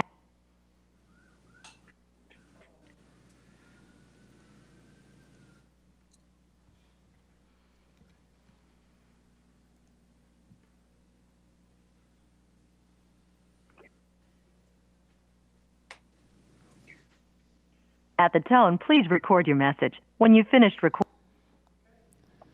Okay. So we're not having. So I guess we're moving on to Peggy Rivera. Peggy Rivera to be followed by Irma Lopez.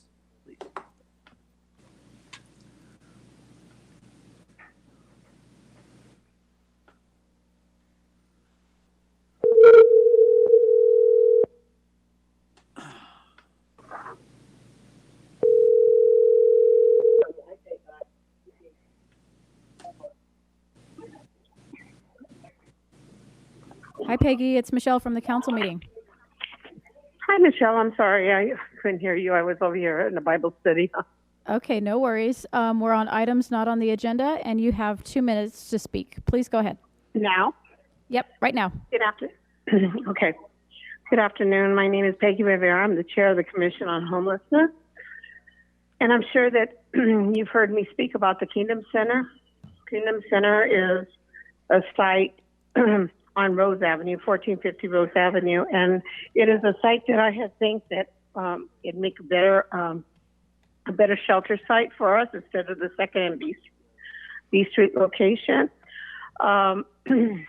It's almost a 2-acre parcel of land that can really house a lot of people. But what I like about it is that there's room for growth of a good program.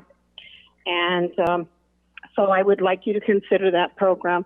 I want to say that the Commission on Homelessness we have done our due diligence. We have asked Amelia Ramirez, the housing director, to please put forth a feasibility study and a sketch of what the Kingdom Center could look like if we would consider having that as a shelter site. And I was told recently that it was denied. I called for a special meeting, and it was also denied. I don't know what the city wants from us as advocates that work out in the city to try to make a difference in our city, but there's no collaboration. I think that they don't listen to us. I don't want to go on and on why or any more excuses of how it could be better, but I think it can be 30 better, seconds. but we have to have a consensus. Is it over? No, you had 30 seconds. Now you're down to 20. Okay. Well, I just want to say thank you, and I apologize. I opened up real quick, and I didn't address everybody, but Mayor Flynn and Carmen Ramirez, Mayor Pro Tem, and all the fellow council members, staff, and of course the public, we need to be stepping up. Thank you very much. Thank you.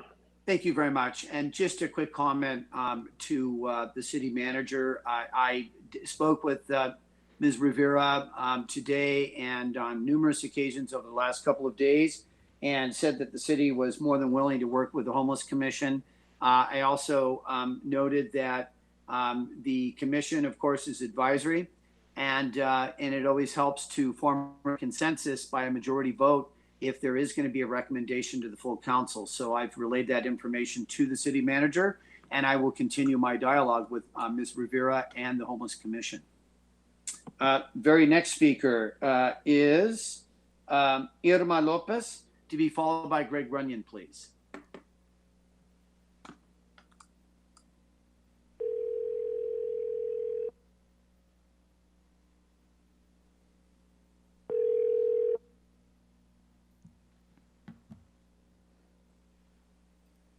Hi, Mrs. Lopez. It's Michelle from the council meeting. Hi, Michelle. Hi. Is it I have to mute my phone? No, just if you have your TV Okay. or something in the background. But we can hear you just fine, Yeah. and you have 2 Okay. minutes for items not on the Okay. agenda, and I'll tell you when you have 30 seconds, okay? Okay, thank you. Go ahead. Good evening, Mayor Pro Tem, and council members. My name is Irma J. Lopez. I am a 50-plus year resident of our beautiful city of Oxnard. My husband, Dr. Manuel Lopez, was born in Oxnard, as were many of his family members. Our families have been in Oxnard and the Ventura County for close to 150 years. We have a vested interest in our community. It is my understanding at the end of the month, the subject of the navigation homeless shelter will be brought before you. As a downtown business owner, I am very concerned about that proposal. That the newly appointed city manager and housing director would like to have located at the corner of 2nd and B Street in the area of downtown Oxnard. It is directly across the street from the public library. We own 4 properties in downtown. Many of our properties are having a difficult time keeping their businesses viable. There are also many families that live in the area. A much better development would be affordable apartments for our families.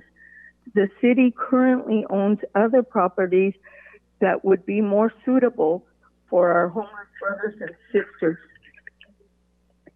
As property owners, we have endured much vandalism, drug use, theft of property, and also a young man died last year of a drug overdose in our property, and they arrested a drug dealer in a tent on our parking lot with a loaded weapon. Our tenants are very afraid of that situation.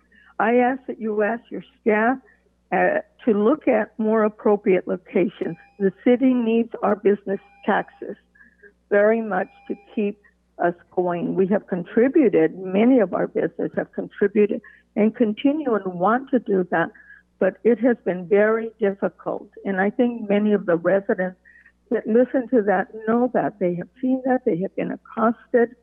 We have to clean up when they defecate, when they urinate in public, our children walk by. I think that there is a better location in one of the other properties that we own in our city, that the city owns. So I would really appreciate you directing staff to look at other properties that might be more suitable. Thank you for your attention. Thank you very much. Thank you. Thank you for those comments. And I'll go ahead and call up the very next speaker. When I say call up, I'm sorry. Just we'll call the next speaker. Let me just, it's common that this gets lost here. Here it is. All right. Okay. Very next speaker is Greg Runyon, to be followed by Guadalupe Murillo. Please. I can only imagine what it will be. Hi, Greg. Hi. Hi. We're on items not on the agenda, and you have 2 minutes. Okay. Please go ahead. Okay, perfect. All right, let me turn that off. All right, thank you very much. Hi, my name is Greg Runyon, and I just want to thank you, Mayor and Mayor Pro Tem and all the council for all that you're doing. I wanted to call and specifically talk about the events that are going on nationally and locally in regards to Black Lives Matter. I've had the pleasure of attending 2 separate events last week, and I think that it needs to be talked about that now is a time that we all need to dialogue and not be so worried about making sure that our point is heard, but have hearts of compassion and empathy and really look to understanding that when hurt and pain are present, it's all of our jobs as human beings to try to help to do what we can to, if not alleviate that, to help to mitigate it by coming alongside people and offering a hug or a hand or whatever it is. I also want to say that I've been impressed that many of these vigils and protests have been peaceful, but we also all have seen those who have come and tried to turn them into something they're not. I hope that we all can understand that this is about the rights of a race and of us as human beings. And it's an opportunity for all of us to do better. It's not an opportunity for all of us to unload our pain and our suffering. So I just hope that we look to do better. And okay, thank you. And what I meant by unload our pain and suffering is we don't need to be graffitiing. We don't need to be burning. Now's the time to build. And if we do tear down, it's to tear down to build something better. So I want to thank you all for your service, and I just hope and pray for our country that we can do better. Thank you.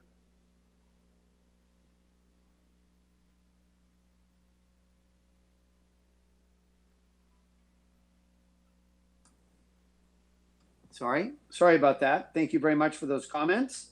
And we'll go to the next speaker. And let me just get this on my screen. And that is Guadalupe Murillo, to be followed by Rick Castanero.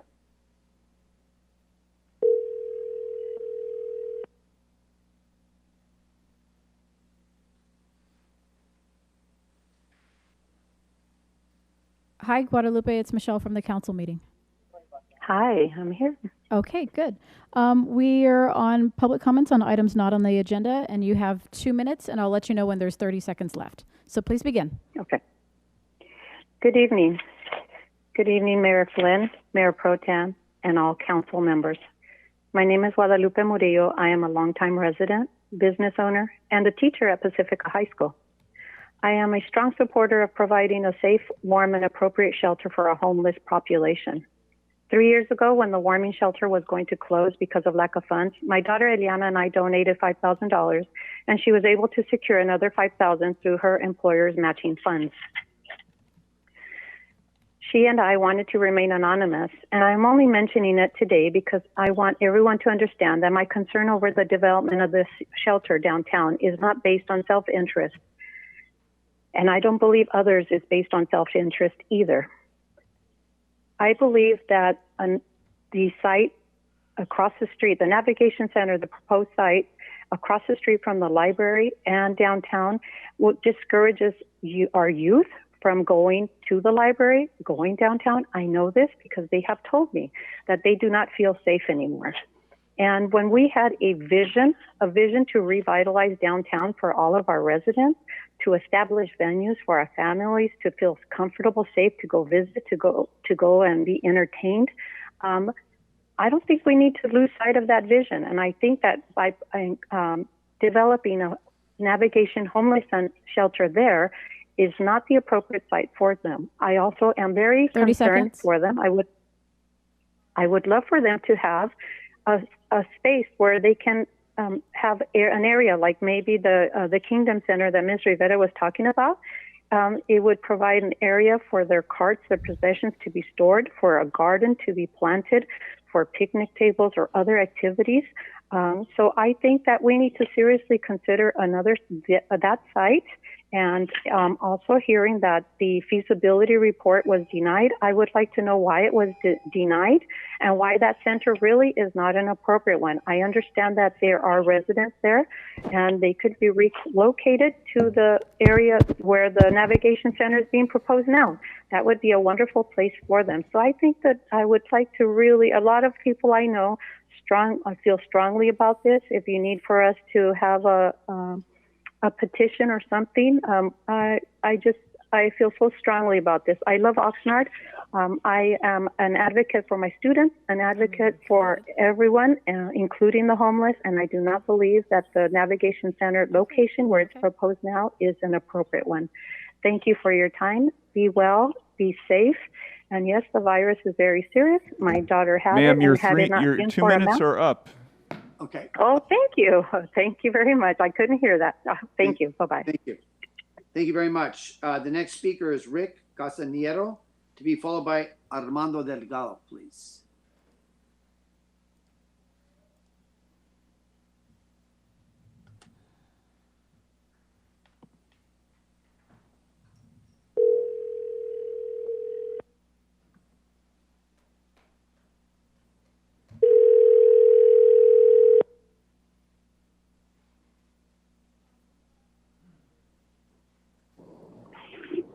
Hi, Rick. It's Michelle from the council meeting.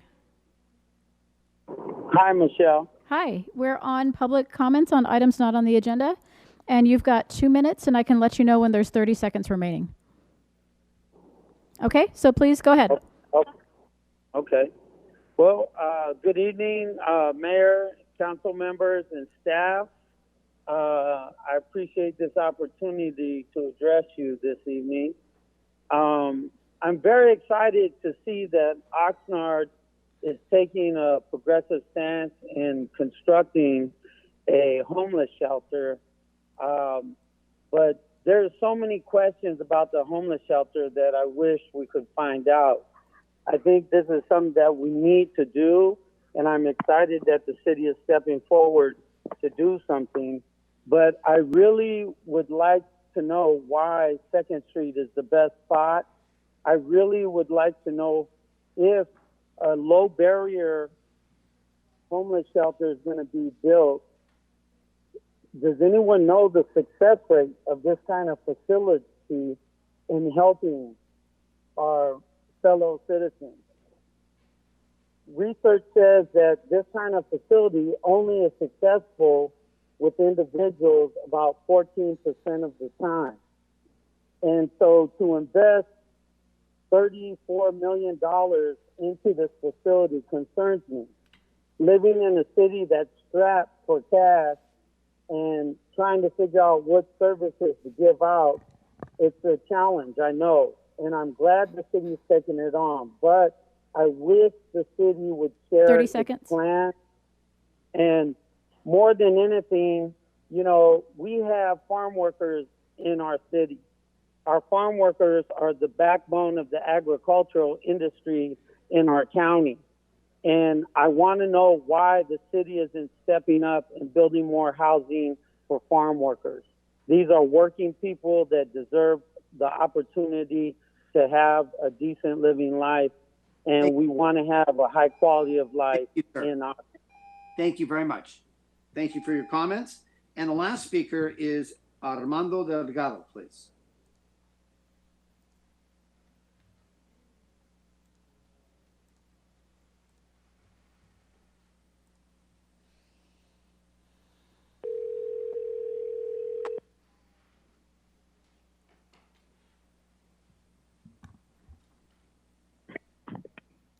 Hi, Armando. It's Michelle from the council meeting. Hello. Hello. We're on public comments on items not on the agenda, and you've got 2 minutes, and I can let you know when there's 30 seconds left. Okay, so please begin. Thank you. Good evening, Mayor, Council.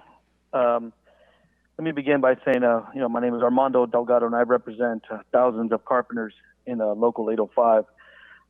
But I need to let everyone know that we all recognize that unemployment and underemployment of residents of the city of Oxnard have been and continue to be a serious problem.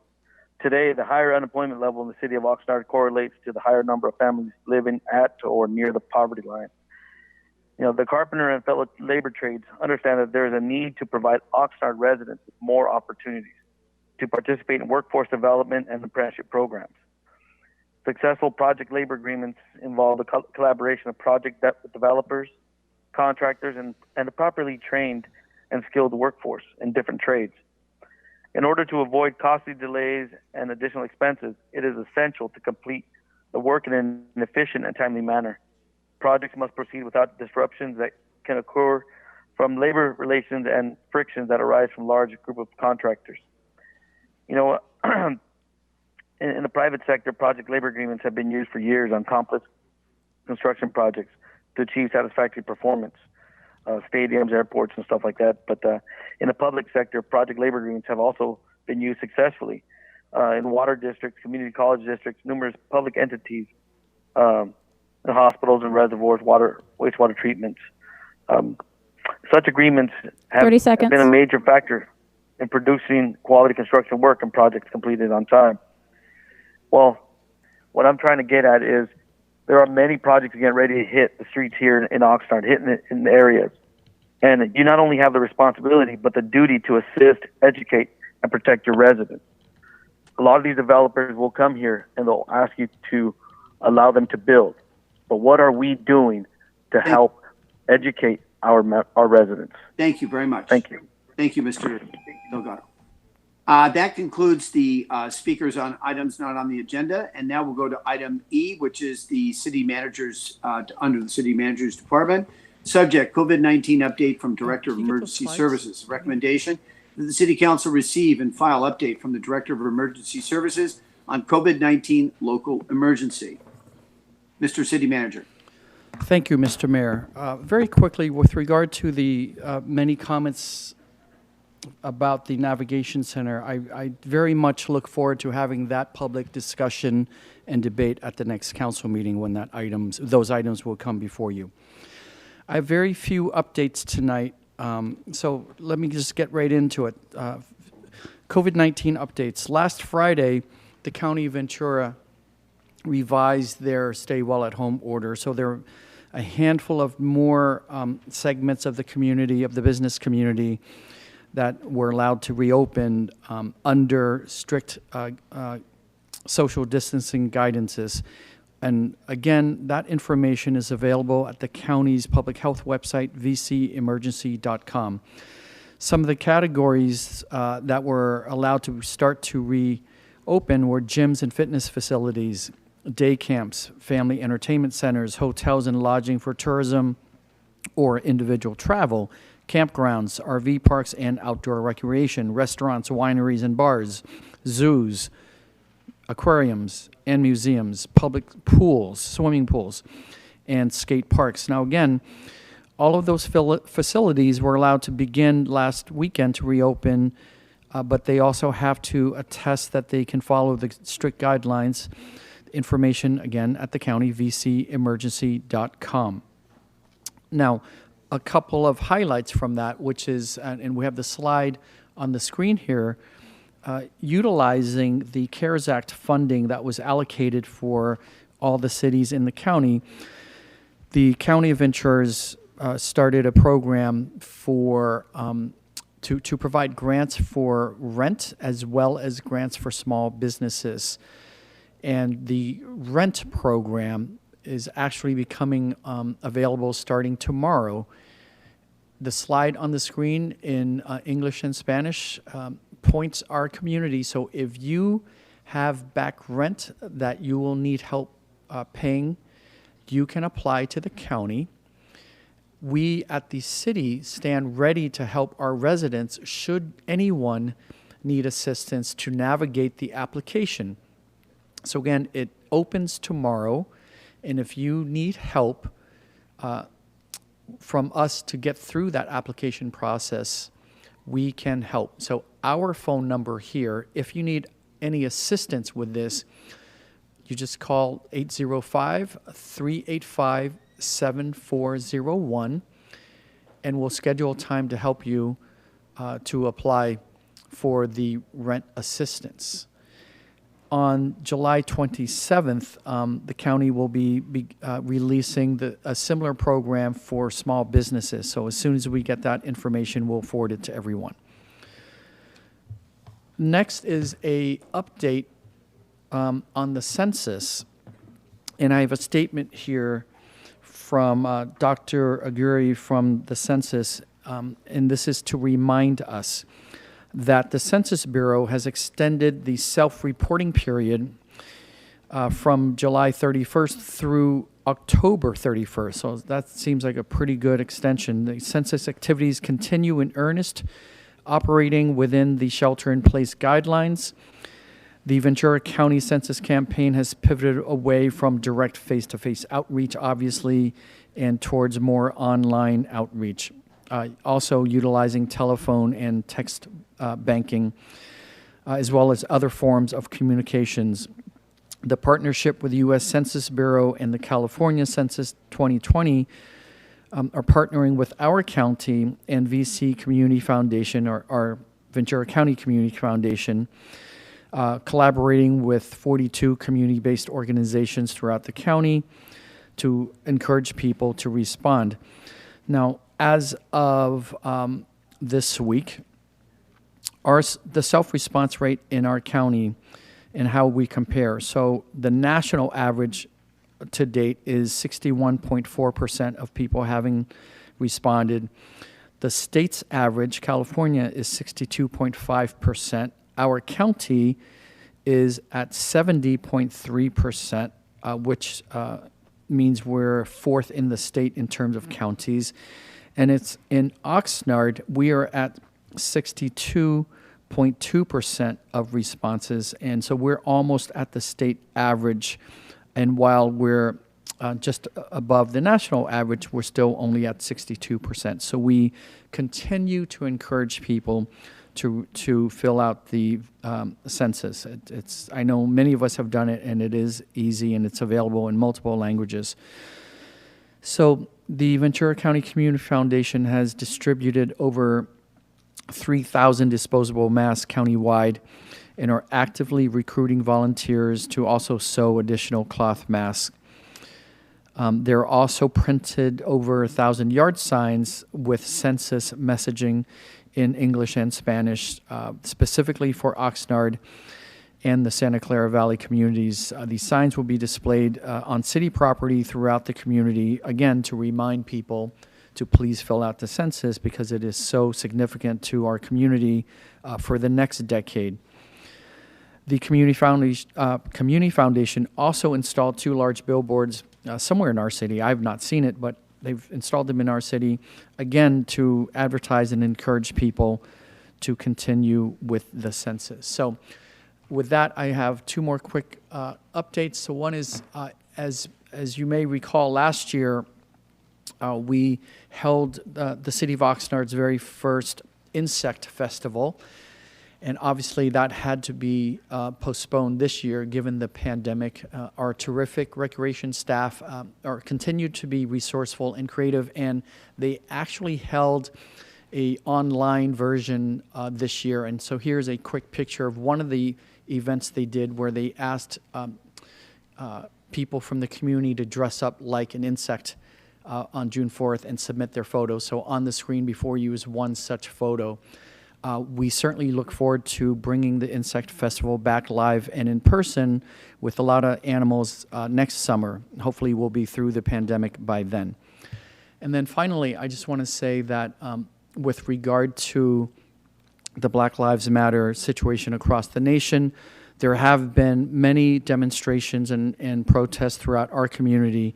The overwhelming majority of them have been extremely, extremely peaceful and productive and effective, I believe. This past weekend, the police chief and I were asked to participate in one such community discussion about these issues in the nation as well as how they impact us here.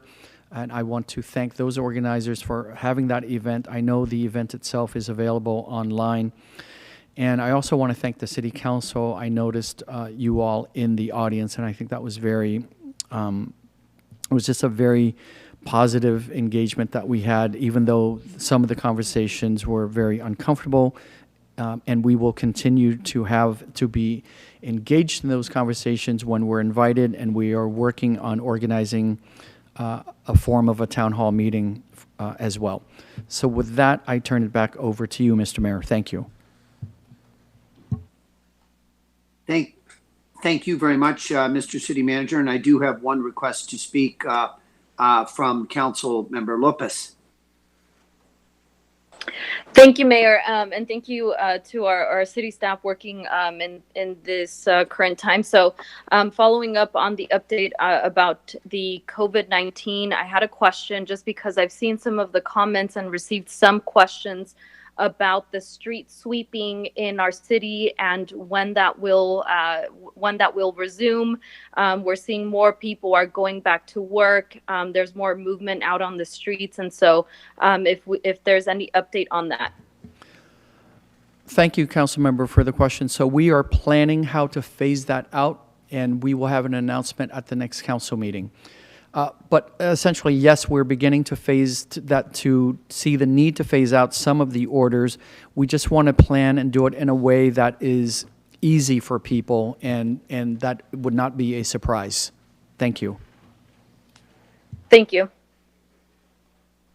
And I don't have any other requests to speak. I want to thank the city manager for that COVID-19 update. And I just want to say to my fellow council members, also in response to the individuals that called in this evening and spoke on items not on the agenda, that with this, COVID-19 update and everything that's going on, as we enter this next phase, or we're in the middle of this next phase, some council members might be aware of the fact that on certain days when the new cases have been tallied in the county, that the numbers of those individuals infected with COVID-19 in the city of Oxnard constitute, in some days, almost half of all of those that have been, of those new cases that have been counted. And in fact, for the first month and a half of the crisis, Oxnard's average of the county total was about 23%. And of course, you know that Oxnard has approximately 25% of the county's population. Today, or in this last 24 hours, it has risen to about 28 or 29%. Now, this can be attributed perhaps to another testing center opening, the 13th in the county. But I strongly urge this city council to take a look at what the city of Ventura did and require that masks be worn inside businesses. And it's probably pretty draconian to require masks be worn just walking outside. And I know some people do that voluntarily. But I think it should be something, Mr. City Manager, we should take a look at and respond to that. And I did speak to city council members just to indicate to you, I did mention this to the city manager today. And he did say that there could be limitations on exactly what could be done. But we can, I would hope, Mr. City Manager, take a look at what the city of Ventura and comparable cities have done to at least give the council that option of wearing masks. And I'll say, finally, today I went to look for a microwave oven, and I didn't ultimately make the purchase, but I went to a couple places, had a mask on, and everyone in every one of the stores that I went to had a mask on, and that was the first time I've seen that. So it is good that people are voluntarily complying. So those are my only comments. So now we will go to individual council member comments. And given the length of the evening, if we could keep our comments to 3 minutes. And we're going to go ahead and start with council member Lopez, please. Thank you, Mayor. And I want to follow in some of the comments that were made by some of our members of the public and our city manager about the recent discussions that have been taking place, demonstrations, conversations around Black Lives Matter, and there's work to do. Last week in our Public Safety Committee, I did make a request for an item to be brought to the council for consideration of a resolution condemning police brutality and declaring racism a health emergency. So I wanted to bring that up here in our meeting, as our Chairman McDonald suggested it may be a better location or a better place to bring up in our council meeting. So I just wanted to mention that. And I believe that was the only item. Yes. Thank you so much. Thank you very much. Councilman Perrello. Thank you.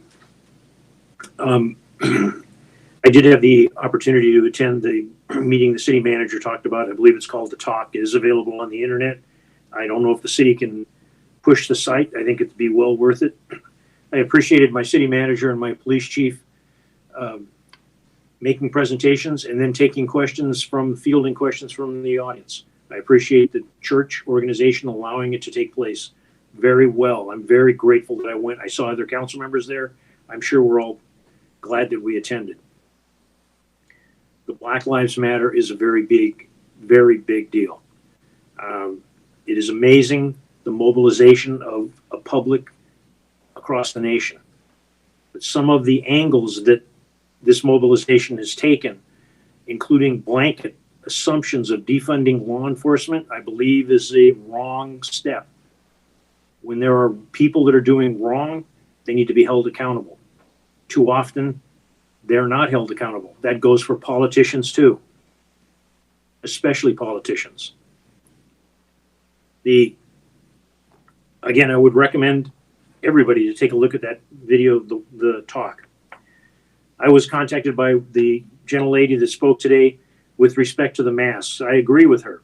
And the resolution or the request to have an item on the agenda, even if there is not the ability to take an enforcement action, it would send a message to the residents of Oxnard that it's not like, well, we'll roll the dice and we'll see if somebody gets sick or if they don't.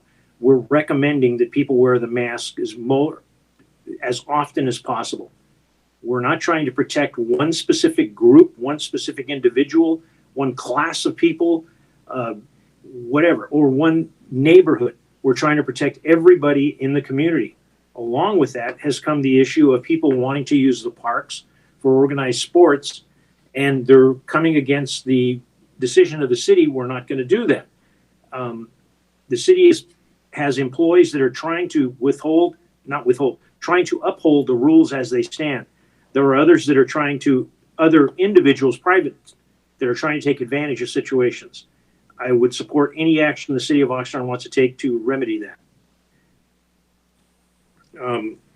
And I do agree with the city of Ventura that it was a split vote, my understanding, and it is grateful to me that there is other communities that are taking this step. I don't want to be Johnny come lately on this type of a thing, not me personally, but my city.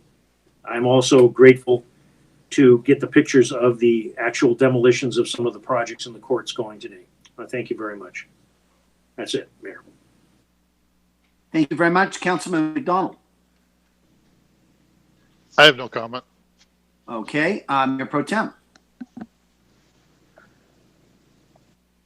Thank you. I have a few things. One is I want to congratulate Chief Darwin Bass on his announcement that he's going to retire. I congratulate him, and I have condolences for our city that we're going to lose his terrific services. He's been with the city for 30 years, outstanding career, and he's moving on to better things, supporting his wife as she goes to medical school. I hope I'm not letting anything out of school, Chief Bass. But anyway, I want to thank you for being there for our city. And I know it's not immediate, but it's time to thank you. And I do. I am so glad to hear that the city is going to assist people getting rental assistance through the CARES Act that the county's put forward. I think that's fantastic, as well as later the small business assistance.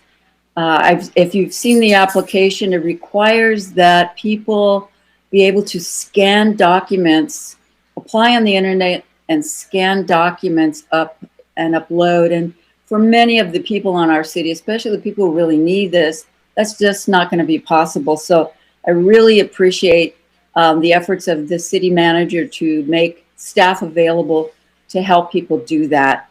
I'm very concerned about what's going to happen when these programs run out and people still do not have work. That is going to be a challenge for them and for all of us to deal with that. So I'm hoping we can pay attention to the suffering out there for lack of income, lack of jobs. And I hope we do get on track. Coming to that, I did want to support the idea of face coverings. Now, our public health officer, Dr. Levin, has expressed reserve, doubts about masks, because I believe I listened to him very carefully. He believed that would make people snap up the protective equipment and masks that the medical professionals need. I spoke to Cheryl Heitman today, who is a councilwoman in Ventura, and she told me, I haven't had a chance to look at it, that physicians from our local hospitals came and stayed late to really beg the city of Ventura to encourage or order, I'm not exactly sure which, the public to wear masks or face coverings, cloth face coverings. So I'd like to see that come back to our city. The latest statistics are there are 491 cases of COVID in Oxnard. We've had 41 deaths in the county. The majority of the cases right now are from Oxnard, and we're spiking. The LA Times today reports that the county is under monitoring by the state, and if we don't keep our numbers down, we're going to shut down again. So what Ms. Henderson said earlier is very critical. We don't need another lockdown to exacerbate our economic and social problems. So I really want to encourage us to do that. So I'd like to ask the city council to go with that. and to also ask our city attorney to come back with something that we could take a look at and agendize. I do think it is an emergency. More than 100,000 people have died in our country. More than 5,000 have died in our state. People are vulnerable. We have to look out for each other, and that's what the face coverings do.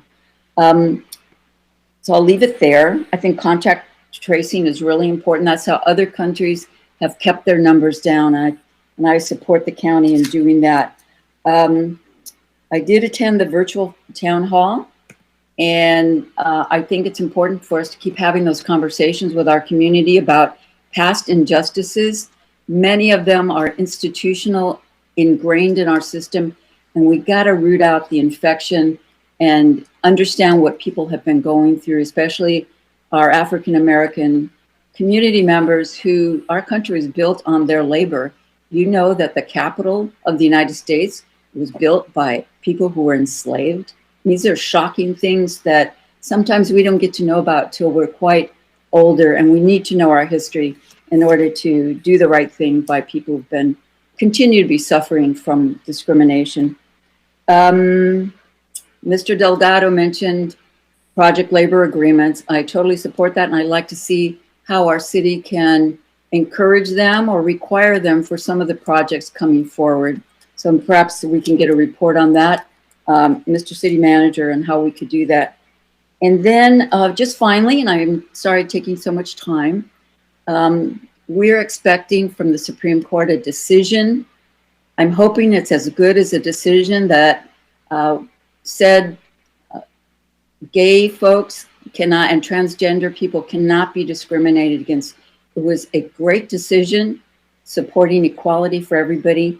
And now we are all holding our breath. Those of us who care about our young people who came here as children, innocently, the dreamers, the deferred action arrivals, we're waiting for a decision from the Supreme Court. I am praying it's a good one.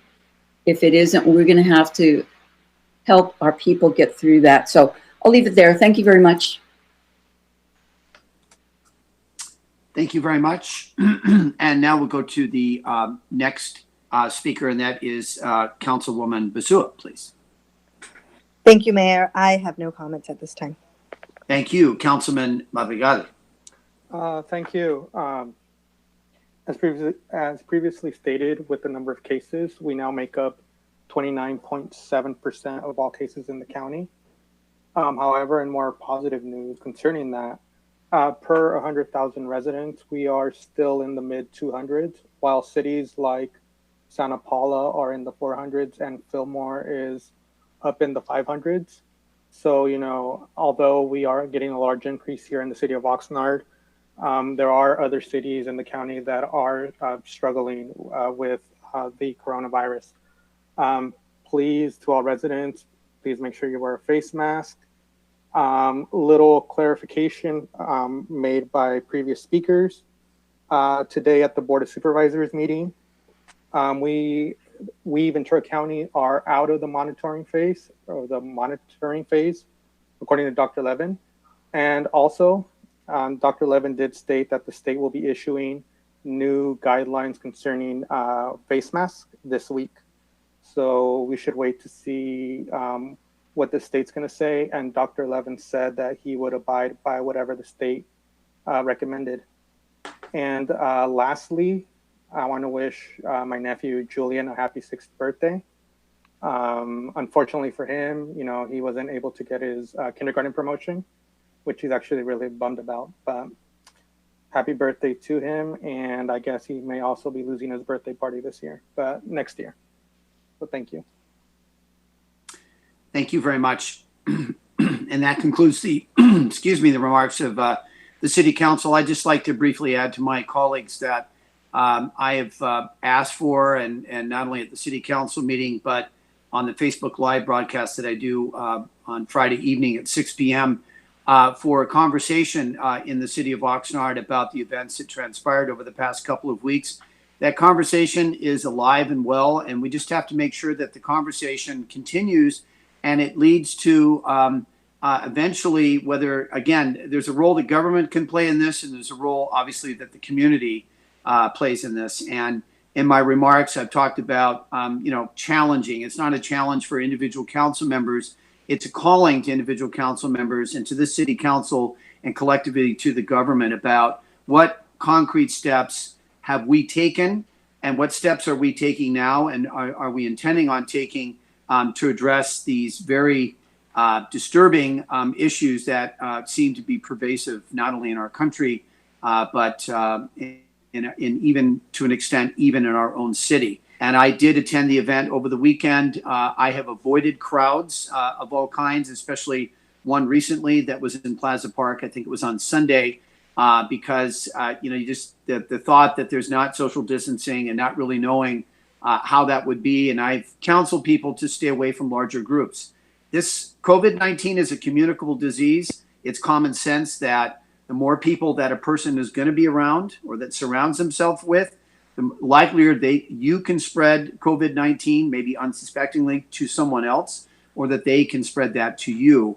So we have to try to avoid larger groups at all costs. And I just hope that this conversation, which appears to be going on in just about every corner of the city, that it continues and that we're able to make progress right here in Oxnard and setting an example for the rest of the country. I'd like to just bring up a quick topic that I know that all the council members are aware of, and all the council members are getting calls or getting emails. I've been extensively involved with this year, not because I want to be involved in it. It's just I feel compelled to speak out on fireworks this year in the city of Oxnard. Arguably, it has never been worse than it is now in the city of Oxnard. And we have about 3 weeks or so, or just under 3 weeks until the 4th of July. Usually the fireworks, members of the council, go on a week, sometimes even 2 weeks beyond the 4th of July. So for all intents and purposes, we have another month of fireworks. And if the fireworks are anything in your neighborhood, what they are in my neighborhood, I live in the Wilson Historic District, there are evenings, and it's predominantly on Friday and Saturday night, but it can happen during the week, where it's mortar fire, and there are maybe sometimes 20 and 30 loud explosions taking place in my neighborhood sometimes on a nightly basis. And I understand, that we have limitations about what we can do. There might be 200 or 300 or 400 people shooting off these fireworks on a Friday or Saturday night.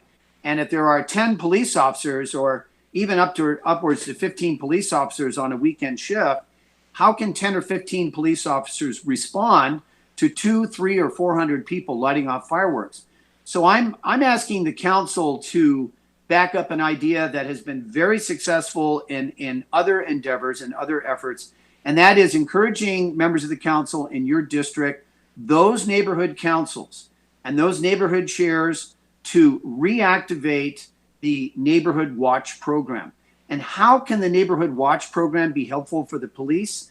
Well, we're not expecting the Neighborhood Watch program to go out and confront people. That's not what the purpose of it is, but it's to be the eyes and the ears of the police department. So I'm encouraging you, and I'm going to be contacting my own chair, other chairs in the coming days, to ask them to reactivate, if they've had a neighborhood watch, or if they've never had a neighborhood watch, to activate them so that the police department can get more precise information on where these fireworks are being set off. People call all the time. Apparently, after one set of announcements, which I had something to do with, the department received somewhere in the neighborhood of 175 fireworks-related calls in a 3-hour period, and it overwhelmed the switchboard. So my ask is that individual members of the council, that we approach the neighborhood council chairs, ask them to reactivate their neighborhood watch programs. I'll be saying more about that on the Facebook Live broadcast this coming Friday at 6 p.m. And what it might come down to also is the city council making a decision about whether or not we can allocate for one evening or 2 evenings or maybe 3 more police, which involves overtime, that are going to be able to follow up on these calls. If we get neighborhood councils and neighborhood watch programs that go out into these neighborhoods and are able to give the police information. As the assistant chief told me, Assistant Chief Sonstegard, it's not going to do us much good if they provide information and our officer gets on the scene 20, 30, or 40 minutes later because those individuals are gone. So I want to strongly urge my colleagues to join this involvement of getting more people involved and being part of the solution to this challenge that we have for the 4th of July or the fireworks. And I'll just end by saying the emails that I've received, and I'm sure you've received, are about veterans with PTSD. It's about elderly. It's about children. It's about pets. This is not a celebration. This has gone beyond a celebration. This is a major nuisance in our city, and it's time that we do something about it. So thank you very much, and I'm sorry I probably exceeded my time. I'm going to have to avoid talking on other issues other than the budget here this evening. So thank you, members of the council. Mayor, may I address the deal about the fireworks? Yes. If we could have just a short clip from either the city manager or the police chief. We have drones. Drones have been used to show what the capacity on the beaches were. My district is no more important than any other council member's district, but the people at the beach are getting killed. The people at the beach are getting inundated by outside parties coming in and shooting off the fireworks. Although the neighborhood that I live in at the furthest extent of District 1 has its share of knuckleheads also. Are the drones being used? And even if we do have, I agree with you, the neighborhood watch is fantastic. But even if we do have a neighborhood watch, finding the guy that shoots it off, I want to cite the guy that shoots it off. I want to recover the costs of the extra police and everything. Can somebody address, is that going to be able to be done with Joe Blow neighborhood watch calling up and saying, Mr. X, Y, and Z was shooting the fireworks off? Will that work? Because I don't want to put false hope in the residents of the city, because that's the worst thing. You give them a false sense of hope, and I'm not indicating or implying you're doing that. But maybe we'd have somebody on staff address that before we move to the next item. Let me Well, just say, on the 30th, meeting on the 30th, we can have those issues addressed. Now this has exceeded the time for a brief discussion of a report on council activities. But Mr. City Attorney, and I appreciate that. The 30th, I mean, holy shit, every night, I mean, this is going on. There are people that are very livid. I expect, of all the concerns that the mayor addressed, the one that I expect to happen, somebody's going to set something on fire. And with the short that we have and everything else going on, I think it's worth somebody addressing something about what we do now instead of waiting to the 30th. And I do understand that, but this is a health, safety, and welfare issue. And I would hope that somebody could address something very shortly. Councilman Prello, why don't we do this, because I don't want to be cited for violating the Brown Act. That has happened once, and I'll risk it. Again, I promise you that we will get, whether it's through next week through the committee system or in some way, we'll make sure that the question that you've asked, it's totally legitimate, but this item's not agendized. Let's make sure that we get to this. We can't wait 2 weeks to have an answer to these questions. I promise you that we'll have that these questions will be answered, and we'll find a way to get that information out to the public. Okay. All right. Okay. So that ends council business, council member business. And now we'll go to the next item on the agenda, which is item I, which is the information consent agenda. And ask any member of the city council, I don't have any requests right now to speak on any of the items, nor do I have any public speakers. So what's the pleasure of the council? I wish to speak on number 4. Councilman Prello, I-4, please. Ready? Yes, go ahead. Okay. This particular item, there's a lot of information. I've alluded to it earlier this evening. When information is given to the public and you don't have an opportunity to hear the other side of the story, facts matter. Facts matter a lot. And accurate information is extremely important and vital to anybody putting their tax dollars into any organization, state, federal, city. We have an elected official, Mr. Philip Molina, who sends out emails going after this particular item, saying we're going to spend X amount of money and take it on the city staff. Mr. Molina was involved in the decisions to acquire this. There were decisions made. Sometimes people win on decisions. Sometimes things are not unanimous. But the information that is being put out by Mr. Philip Molina, our city treasurer, on this particular item, going after the staff, are inaccurate. I wanted to say that publicly. Thank you, Mayor. Thank you very much. What's the pleasure of the council on the information consent agenda? Move the recommended action. Second. Madam City Clerk, we have a motion from Councilman Perillo and a second from Councilman McDonald. The vote, please. Councilmember Lopez? Yes. Councilman McDonald? Yes. Councilmember Perillo? Yes. Mayor Flynn? Aye. Councilmember Madrigal? Aye. Mayor Pro Tem Ramirez? Aye. Councilwoman Basua? Aye. The motion to approve carries 7-0. Very well. Okay, so that's the information consent agenda. And I know, Madam City Clerk, that we have a different script for the next item, which is the public hearing item. And I'll just bring that up here in a second. Madam City Clerk, I wasn't able to view that script. Was that sent to me by Mr. Rozelle or by yourself? I think we may have both forwarded it to you. I can resend it if it helps. Okay. If you could, yes, and then I'll have that official script. I know it's different. I have it right now. I have it. Is that okay? There we go. Okay, very well. Okay, so let me go ahead and all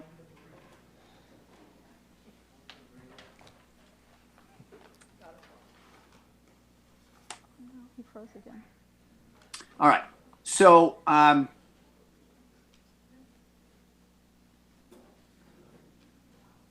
opening of a public hearing. This item is J1, and I'll make the following opening remarks. This is the time and place for the public hearing for the proposed formation of the City of Oxnard Community Facilities District Number 8, otherwise known as Sakyoka Farms Business Park.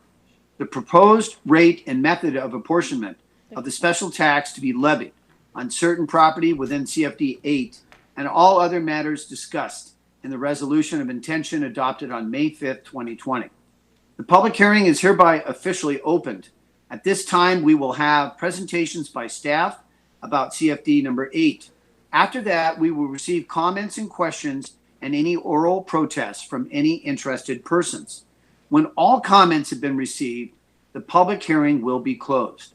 And so I'll now defer to the city clerk and ask her to provide for affidavit of publication and written communications, if any. Thank you, Mayor. The public hearing was noticed in accordance with Melrose Community Facilities Act of 1982. There was a legal ad published in the Ventura County Star, as well as a notice posted in the kiosk, and the property owner has also been notified. Very well. And now we'll go with the staff presentation. Is that Mr. Lambert? Yes, it is, Mr. Mayor. 1 second.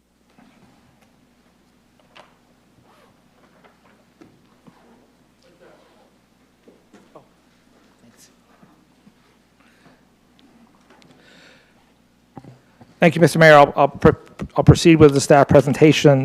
This is relatively brief, but I'll walk you through the item tonight. I'm also joined at the staff table by Ken Rozelle, Chief Assistant City Attorney, who had a lot to do with getting this before the council tonight. We also have Marianne Goodkind, our outside legal counsel, who's participating remotely, should you have any questions for her. So first, I want to give you some background. The Sakyoka Farms Business Specific Plan consists of approximately 430 acres of land located in the northeast portion of the city of Oxnard. The map is on the screen. The Community Facilities District that we're asking to be formed tonight raises money through special taxes that must be approved by the property owners within the CFD boundary. The CFD can be formed to finance a wide variety of improvements, including roads, parking facilities, water facilities, sewers, and schools. It can also be used to finance ongoing maintenance services of those facilities within the boundary, like police and fire, landscaping, streets, lighting, and drainage facilities. Taxes are secured by a continuing lien and are levied against property within the district on an annual basis. On March 17th, the City Council directed the city's staff to negotiate a development agreement with the property owner of this subject property. The CFD is proposed to be established for the purpose of funding certain public improvements and certain public services, and if not funded by the Property Owners Association, the maintenance of certain public improvements. Annual special taxes for such contingent services is included in the CFD. It would only be implemented if the association, in the unlikely event, would not cover those costs. The petition to form the CFD has been received from the landowner covering the entire 430-acre property before us tonight. The steps to form a CFD are fairly straightforward, but as the mayor noted, it takes an extra set of procedures for tonight's hearing. First, there's the adoption of a resolution of intent to form the CFD. The council approved that earlier this year. Then the holding of a public hearing, which is happening tonight. And during tonight, there's a conducting of a special mailed ballot election. The landowner waived the election timelines as part of this process, as there is a single landowner. And June 16th, tonight, is the authorization to levy the annual special tax. The ordinance, adopting an ordinance will levy that tax if the council takes that action this evening. The financial impact is the cost of formation of the CFD was covered by the applicant and funded through their application fees, and the ongoing CFD expenses will be funded by the affected property owners through the annual assessment. The recommendation tonight is that the City Council conduct the public hearing on the formation of the Community Facilities District Number 8, otherwise known as Sakioka Farms Business Park, levy the special taxes, and designation of the future annexation area noted on the plan I mentioned earlier. The council will also adopt a resolution determining the validity of the prior proceedings, establishing the City of Oxnard Community Facilities District Number 8, authorizing the levy of a special tax within the district, and approving the designation of future annexation area. The council would also adopt a resolution calling a special election, hold that election, adopt a resolution canvassing the results of the election, and then finally approve the first reading of an ordinance authorizing the levy of the special tax.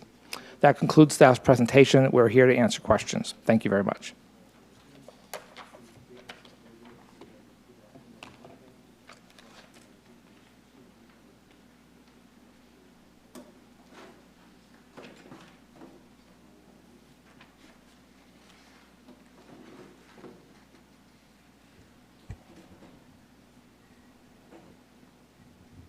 Mayor Flynn, are you with us?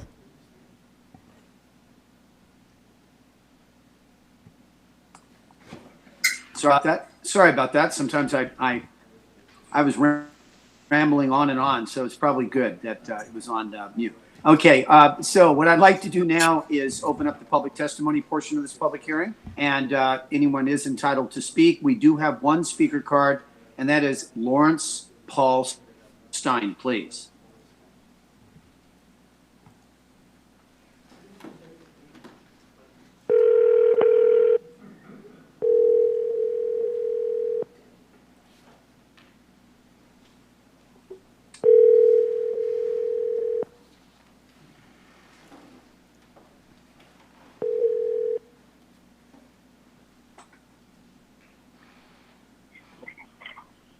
Hi, Larry. We're on J1 for the Sakioka Farms public hearing, the first one.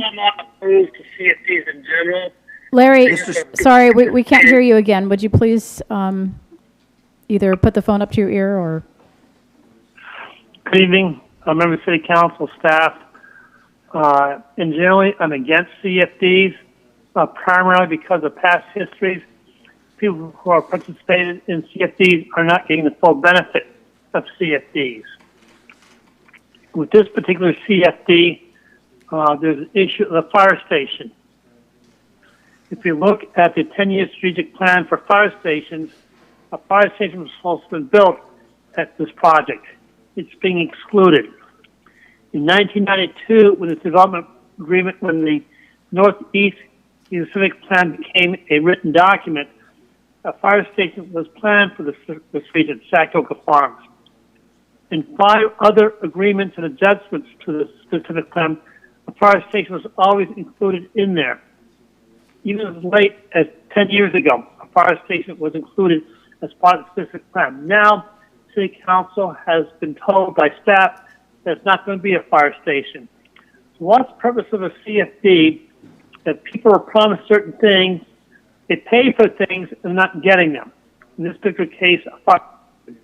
The only thing the city is going to be paying for is 3 firefighters, not a crew of 3 firefighters for 24/7, but 3 firefighters. The CFD is going to be paying for 3 firefighters. These firefighters are going to buy definition can only be used in this particular region, Sac-Yoakum. How we're going to manage that is beyond.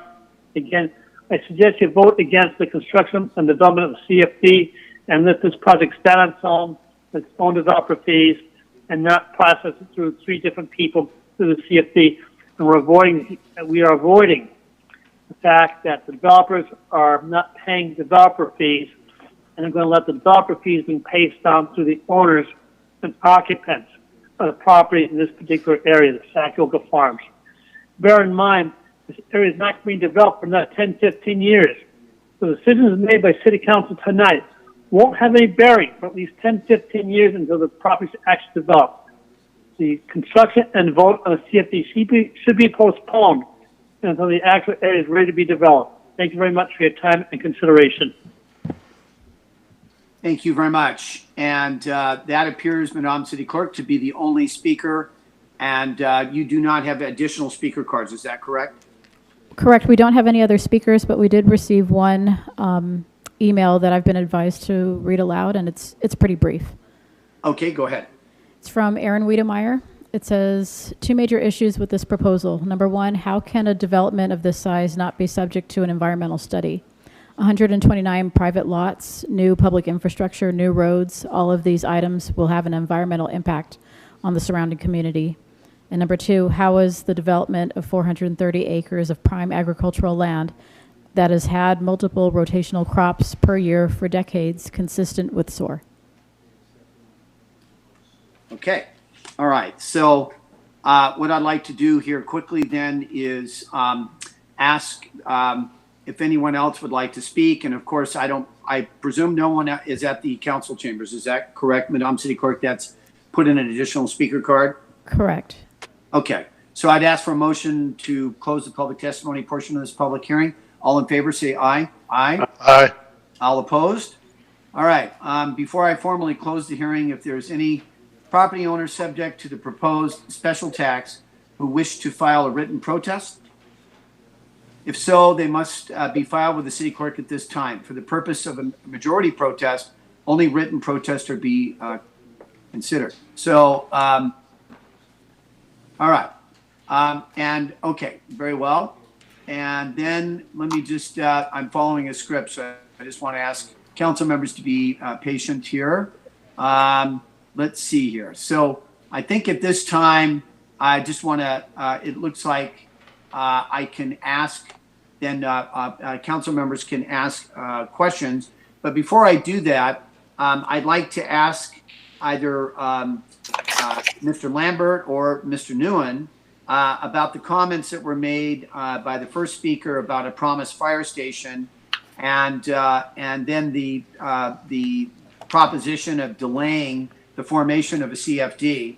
And then the other written question had to do with why is an environmental impact report not required on this project, and how is this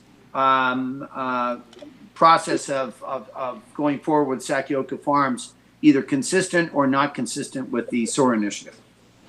Thank you, Mr. Mayor. I'll field the first 2, and then I'll have either Mr. Lambert and or Mr. Roselle field the final 2 questions.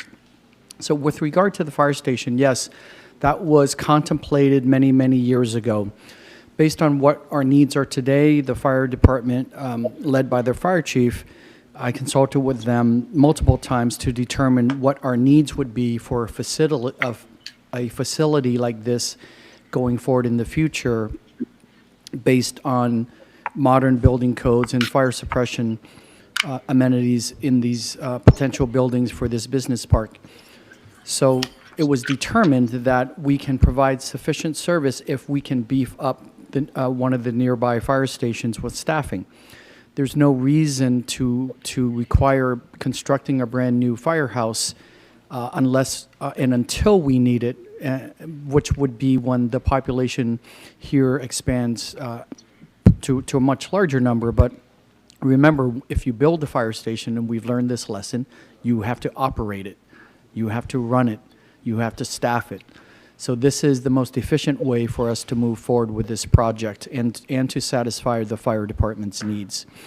With regard to delaying this, no, it's actually much easier and when you have a willing property owner to form a CFD. This is the moment to do this because we want to ensure that there will be funds available for the routine maintenance required in the business park. This is the best time to do it, when you have a singular property owner who is willing to do it. So with that, I'll turn it over. Thank you. Thank you, Mr. City Manager. Jeff Lambert, on the other two questions that were raised, one on the environmental impact report. What's before you for this agenda item is a financing mechanism.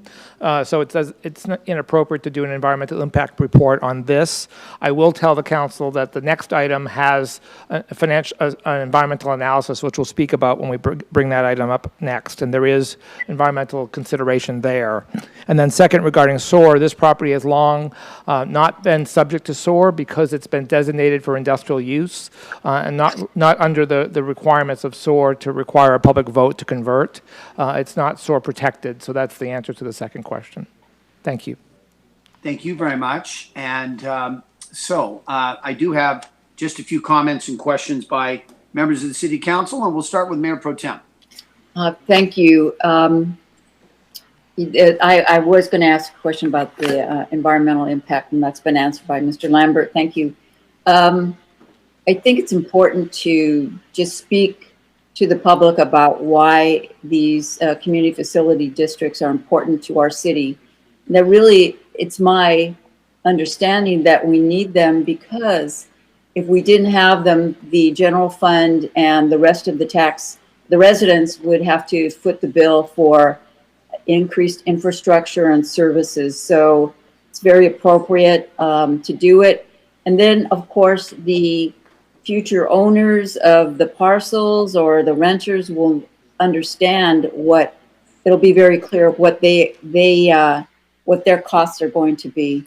And that's a very important thing too, that people know what they're getting into. And this is probably one of the last opportunities that the city has to develop some property that, yes, is prime agricultural land, like every single square inch of Oxnard is.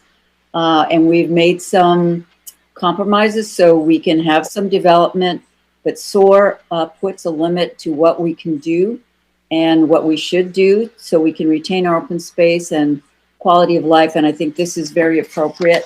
And that's all. Thank you. Thank you very much. Councilman Perrello. Thank you very much. I support this. I appreciate the comments that have been made and the questions that have been asked by the members of the public and the responses and the comments by fellow council member. One of the things about the CFDs for the public watching this, it's very similar to River Park. There's a very old famous phrase, let the buyer beware. The people that get involved where there are these items need to know exactly what they're getting into. I'm not advocating for or against, but that is an underlying motto. If you're going to get involved and something like this happens, there are costs involved. The comments that were made with respect to the fire station. When the Northeast Pacific Plan, which is Village West, Village East, basically from Oxnard Boulevard to Rice Road. When that area was developed, there was supposed to be a fire station. It was supposed to be a fire station at 50% build out. I know this because a very good friend, Mr. Edward M. Castillo, was a planning commissioner at the time. He made a big point after the fact of telling me he questioned how can they not now put a fire station in? And and it's in the record, it's in the public record. The liability and the responsibility if there's ever a loss of life due to not having a fire station. The fire chief at the time apparently said because of internal sprinklers in the homes that were being built, there would not be a need for a fire station. And it was promised that it would be put in the Sakioka property. That did happen. The fire station was not built. The Sakia property was not developed.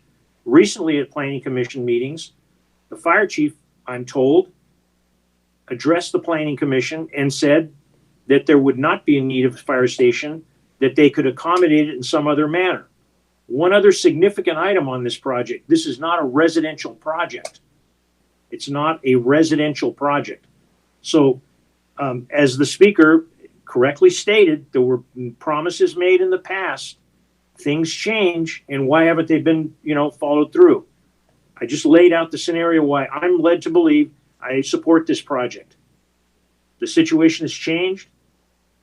Fire chief in place, Mr. Bates, Darren Bates, I respect the hell out of the gentleman. He says we don't need one. They're going to get some more fire individuals, and it'll take care of it. I do not question the people asking the questions. And Mr. Byron Wiedemeyer, former City of Oxnard attorney, a respected member of the community, asked some valid questions. But unfortunately, the property was zoned industrial a long time ago. The environmental impact report, that's going to be interesting in the next item. But the issues that are being asked and the presumption that the city is pulling a fast one here is not a fair statement for the public to misinterpret. The city's not pulling a fast one. According to the rules of the road right now, this is legit. The city's taking an action. This is the direction, if the city supports this, that they want to go. I needed to share that with the public because this is eating me in the craw about the fire station for a lot of years. I was a strong supporter. How did they get a developer to con the city not to build a fire station in a subdivision as dense as West Village and East Village? If people want to check, they can go back and look at the record and read the minutes of a former planning commissioner and the statements that he made. Thank you, Mayor. Thank you very much. Let's see. Let's see. Oh, God. Let's see here.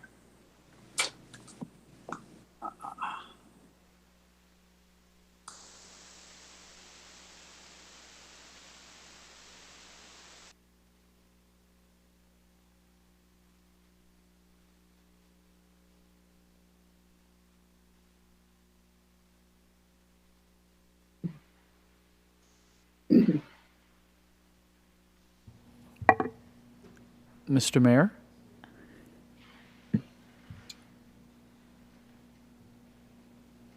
I think it's possible the connection froze up again.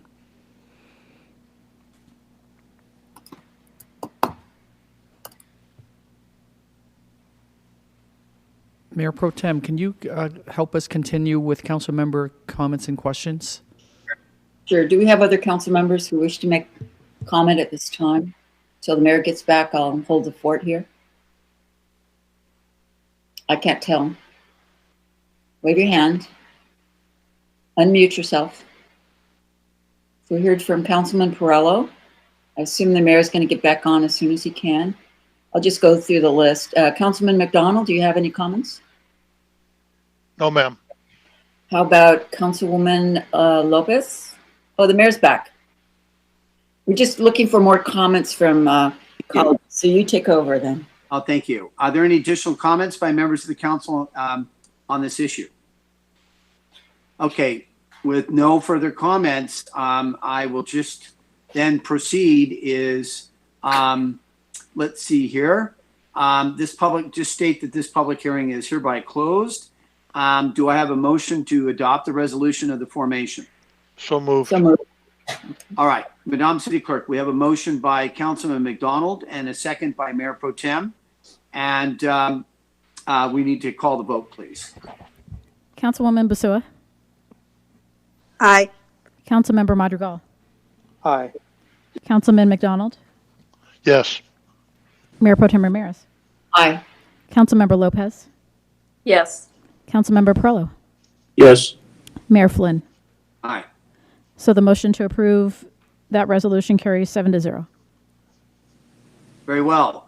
Do I have an additional motion to adopt a resolution calling for a special election? So moved. Okay. Madam City Clerk, we have a motion by Councilman Perello and a second by Councilmember Lopez, I believe. Councilwoman Basua. Aye. Councilmember Madrigal. Aye. Councilman McDonald. Yes. Mayor Pro Tem Ramirez. Aye. Councilmember Lopez. Yes. Councilmember Perlow. Yes. Mayor Flynn. Aye. The motion to approve carries 7-0. Thank you very much. At this time, I hereby direct the city clerk to tabulate the ballots and announce that 2/3 of the votes cast upon the questions of levying the special tax and establishing of appropriations limit for the districts are in favor of such propositions. So I'll now pause for the tabulation of the ballots, please. Okay, Mayor, we have received just one ballot, and it is from Craig Kiyahara, representing Sakioka Farms and AMS Realty, or I'm sorry, AMS Craig LLC. Okay, and of course in favor. Is that correct? Sorry, I'm opening it still. Oh, okay.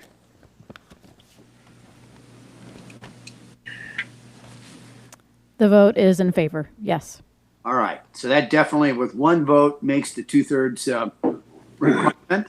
And okay, do I have a motion to adopt the resolution canvassing the results of the special election? Yes. So moved. Second. All right. Let's see here.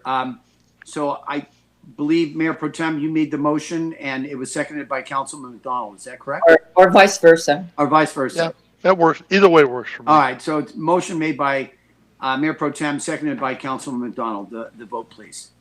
Councilwoman Basua. Aye. Councilmember Madrigal. Aye. Councilman McDonald. Yes. Mayor Pro Tem Ramirez. Aye.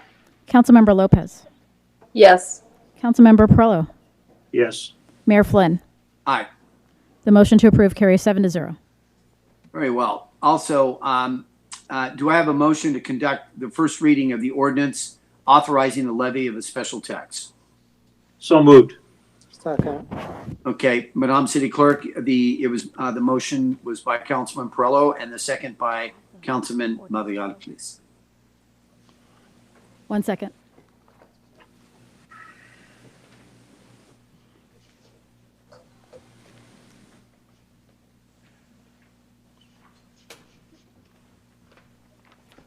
Okay, so the title of the ordinance is an ordinance of the City Council of the City of Oxnard, California, acting as the legislative body of the City of Oxnard Community Facilities District Number 8, Sakioka Farms Business Park, authorizing the levy of a special tax. Okay, let's see here.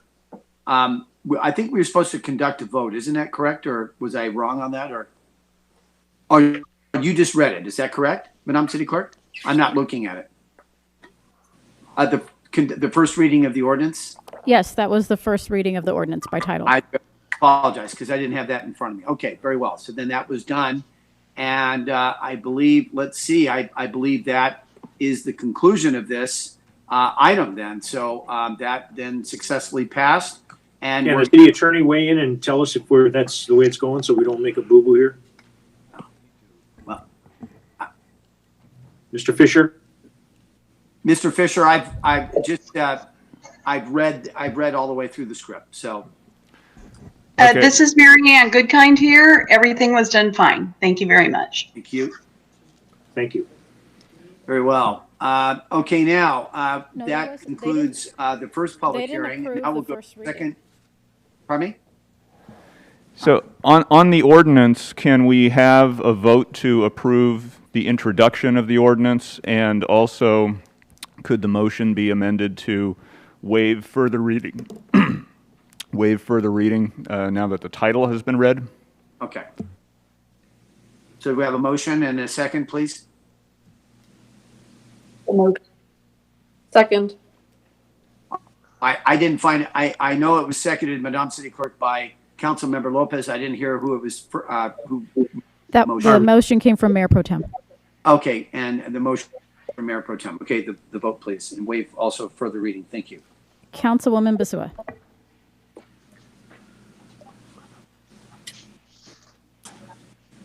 Councilwoman Basua? I'll come back. Councilmember Madrigal? Aye. Councilman McDonald? Yes. Mayor Pro Tem Ramirez? Aye. Councilmember Lopez. Yes. Councilmember Prello. Yes. Mayor Flynn. Aye. And Councilwoman Basua, are you back with us? Aye. Okay. Motion carries 7-0. All right. That satisfies it then. Okay, thank you. And now we'll move to item 2 under the Community Development Department. This is the second public hearing of this evening. Subject is Sakioka Farms Business Park tentative track map, road naming and development agreement resulting in 129 lots and 5 roads on a 430-acre project site located in the Sakioka Farms Business Park specific planned area south of the US 101, east of Rice Avenue, north of Latigo Avenue, and codeterminous with the city's eastern boundary. Recommendation is that the City Council, number 1, conduct a public hearing.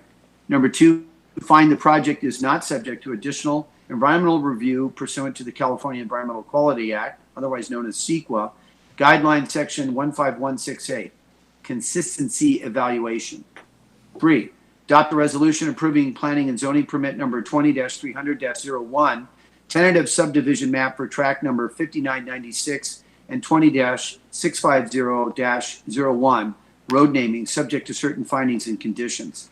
And number 4, introduce an ordinance by title only, waiving further reading, approving PZ permit number 20-670-01 development agreement. The development agreement between the City of Oxnard, Sakioka Farms, and AMS Craig LLC, subject to certain findings. And before we start this public hearing, we'll ask the city clerk to provide for affidavit of publications and written communications, if any. Thank you, Mayor. There was a notice of the public hearing published in Vita newspaper on June the 4th. We've received 1 written communication. I believe that one is from Mr. Stein. If I could just check really quickly. It is. And then we will have, I think, 4 requests to speak. Okay, very well. Mr. Lambert? Thank you, Mr. Mayor. I will provide the presentation on this item. I wanted to first just make a comment that this was a really good example of a group effort. This really had input from a variety of people across the city staff team to get this before you tonight. Obviously from the Community Development Department, Scott Klowitz, and our contract planner, Sarah Lejeune, who's here remotely and participating that way. But we also had lots of staff from Public Works, the City Attorney's Office, the Fire Department in particular, that were part of this effort to bring this to you tonight. So I wanted to recognize the team effort that we have participated in. Second, I want to give you a little background about what's before you tonight, but before that, talk about sort of how we got here. Back in 2012, there was an approval of the Sakioka Farms Business Park specific plan, and an EIR was done at that time for the 430 acres, totaling a potential 8.5 million square feet of development. At the time, it was anticipated through that environmental analysis and project review that we would see 5.5 million square feet of industrial, 2.5 million square feet of business research, 400,000 square feet of office, and about 100,000 square feet of commercial. More recently, in March of this year, the City Council directed staff to negotiate the development agreement that's now before you for your consideration. And then in May of this year, the City Council declared the intent to establish a community facilities district. And on the previous item, you took action to form that district just a few minutes ago. And then this item that's before you tonight, the development agreement, the tentative track map, and the street naming was presented to your Planning Commission on May 21st of this year. And the Planning Commission unanimously recommended approval to the City Council tonight.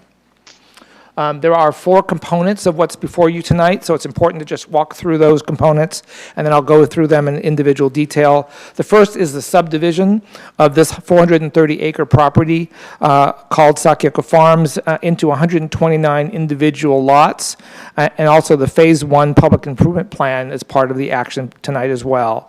And that's really important because this property cannot be developed without the lots being created for future development, and that's why this is before you tonight. So that's the subdivision portion number 1. The second portion is naming the roads, and that's part of our subdivision process, is to name city streets. We have a process for that, and I'll talk about that in a moment as well.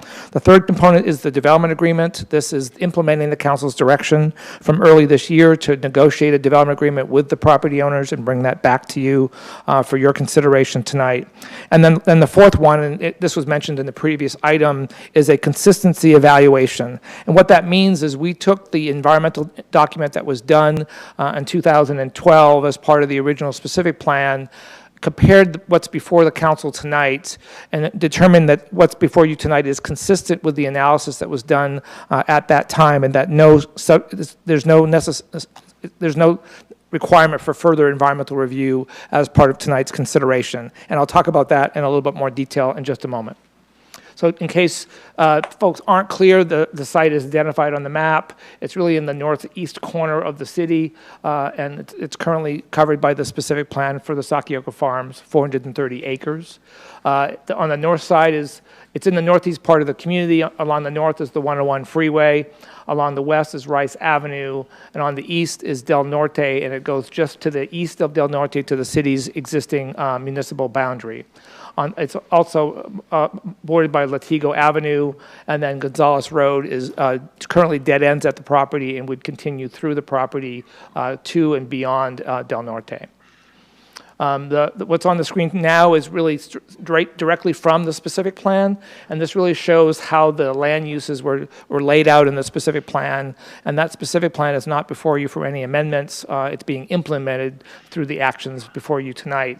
But you can see how the specific plan anticipated an area for business research, an area for office, an area for industrial and commercial, and obviously you can see there's overlap, so some of the areas within the specific plan could be for either use, and then you see on the right that anticipated about 8.5 million square feet of development across the entire property.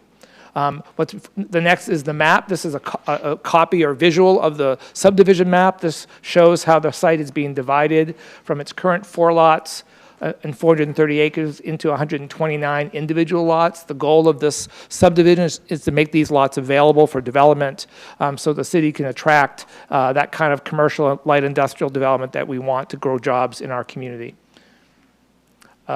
And just to highlight before you, there's 236 conditions of approval on that tentative map. So it's been well evaluated by the city's internal team to make sure that we've thought through all the necessary conditions. But a few that I wanted to highlight are regarding public infrastructure construction, landscaping installation and maintenance in the public right-of-way, water conservation and quality, stormwater detention conditions of approval, several regarding traffic improvements, and the conditions for future projects to be constructed as part of the specific plan are all in those conditions of approval, and they're part of your action tonight.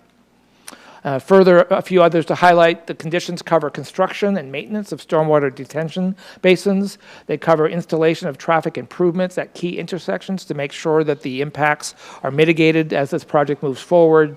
They also oversee construction, maintenance, and alternative native and hardier species, really making sure that we have the right plant material as this goes forward. And then something new based on council's direction just a few weeks ago was the installation of fiber optic cable per the recently adopted fiber network master plan approved by the city council. I did want to note tonight, though, that we have one condition we want to modify.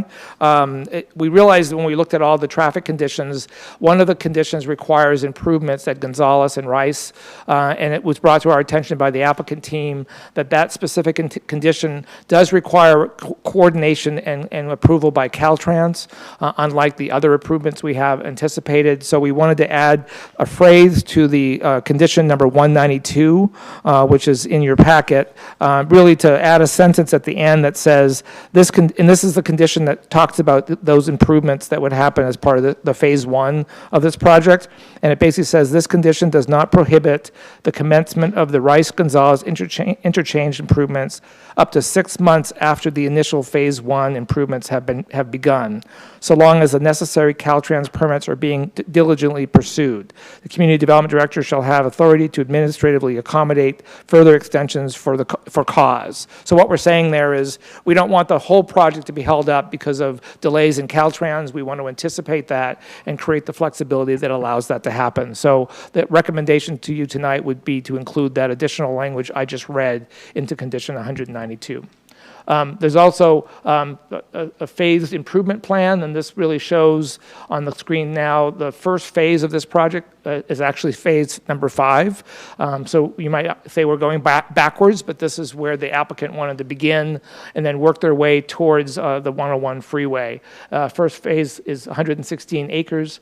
It has 4 new roads, combined drainage, and a significant amount of right-of-way, 350,000 square feet of right-of-way anticipated within that first phase. This shows you the overall phases, so it shows you a more detailed graphic overlaid on the tentative map that's before the City Council on how the phases are anticipated. There is some ability to flex the way the phases are built out based on the market. We think that's a good idea, but we're fairly confident talking to the applicant that they want to move with phase 1 first. That's why we spent a lot of time developing the phase 1 improvements so that those improvements were clearly identified and could be implemented as quickly as possible. Then we also have the street names portion of the action to you tonight. The city has a very detailed street naming convention, and the convention for this property basically had 2 guiding principles for street names. 1, that they could be historically significant names, and 2, that they represent scientific terms. So you'll see on the map that the names that have been added are Sakioka Drive, formerly known as 8th Street in the map, the continuation of Gonzales, and then we added Gravity, Synergy, and Biology as the north-south streets, and that's part of the action that the council would be asked to take tonight, is to name those streets. The next large item tonight is the development agreement. The development agreement is a voluntary contract between the city and a property owner. It's not a requirement, but it is one that's negotiated between the parties. That's what council initiated earlier this year. It details the obligations of both parties. It specifies the standards and conditions that will govern the development of the property. It provides terms regarding vested rights, financial obligations, and the length of permit entitlements. It may also include terms related to financing of public facilities. The proposed development agreement does not modify the physical environment, but provides certainties and benefits to both the potential developers and also to the city. Some of the key provisions and community benefits of this development agreement before you are that public services and infrastructure necessary for the development of the property are described. The Community Facilities District, which the council just considered, provides permanent salary funding for additional firefighters for Fire Station number 5. There's new economic opportunity and potential job growth. That's clearly a community benefit that's important to us. There's a conveyance of groundwater rights to the city, which is an important part of this project. And it also dedicates land for future Del Norte 101 interchange and the extension of Gonzales Road. There are also some negotiated terms in the development agreement that I wanted to highlight. The most important one probably that's been of some debate is the term. This was presented to the Planning Commission, and the Planning Commission did support staff's recommendation. That recommendation is for a 15-year term. I will note the developer did ask for a 20-year term, and that's something that the Commission's recommendation to the Council was to support the staff's original recommendation of a 15-year term. It does allow a 10-year extension, but that's what was supported by the Planning Commission and what's before you. I will note that the establishment of the CFD would continue for 50 years after the termination of the development agreement. So we tied the two together to make sure that that CFD was going to be there for a very long time and made sure that it was a backup plan for the ultimate maintenance of property within this district. A few other points: developer would have to have the vested right to develop this project according to the specific plan for the life of the development agreement. The existing fees increases are limited to 5 years from January 2022, or when existing fees are increased, whichever occurs first. The council did increase our fees, and we anticipate those fees would be subject to this development agreement would be subject to those fees recently approved by the City Council. The developer is entitled to utilize fee credits that may be transferred to the developer's buyers as they go into implementation of this project, and the developer would be entitled to apply the Northeast Industrial Assessment District in lieu credits for water, sewer, and street fees. The development impact fees would be paid with the issuance of building permits. The developer complies with the performance criteria within the stormwater quality control measures. That's important for this. The city will support the expedited processing, and so we built in some provisions for expedited processing within the development agreement, like we've done for other development agreements recently approved by the city. And then we talked about the term of any subdivision map or other permits approval shall be commensurate with the term of the DA. So it really maintains the life of this map that's also before you to the life of the development agreement. The development agreement also addresses a specific plan, a couple of mitigation measures. What we did is, and this goes back to the EIR discussion earlier, there are a couple mitigation measures in the original EIR that we anticipated changing as part of this process, and what we call them is adaptive replacement mitigation measures, and I'll talk about those individually as we go forward, but that was a critical component of what's before the City Council tonight.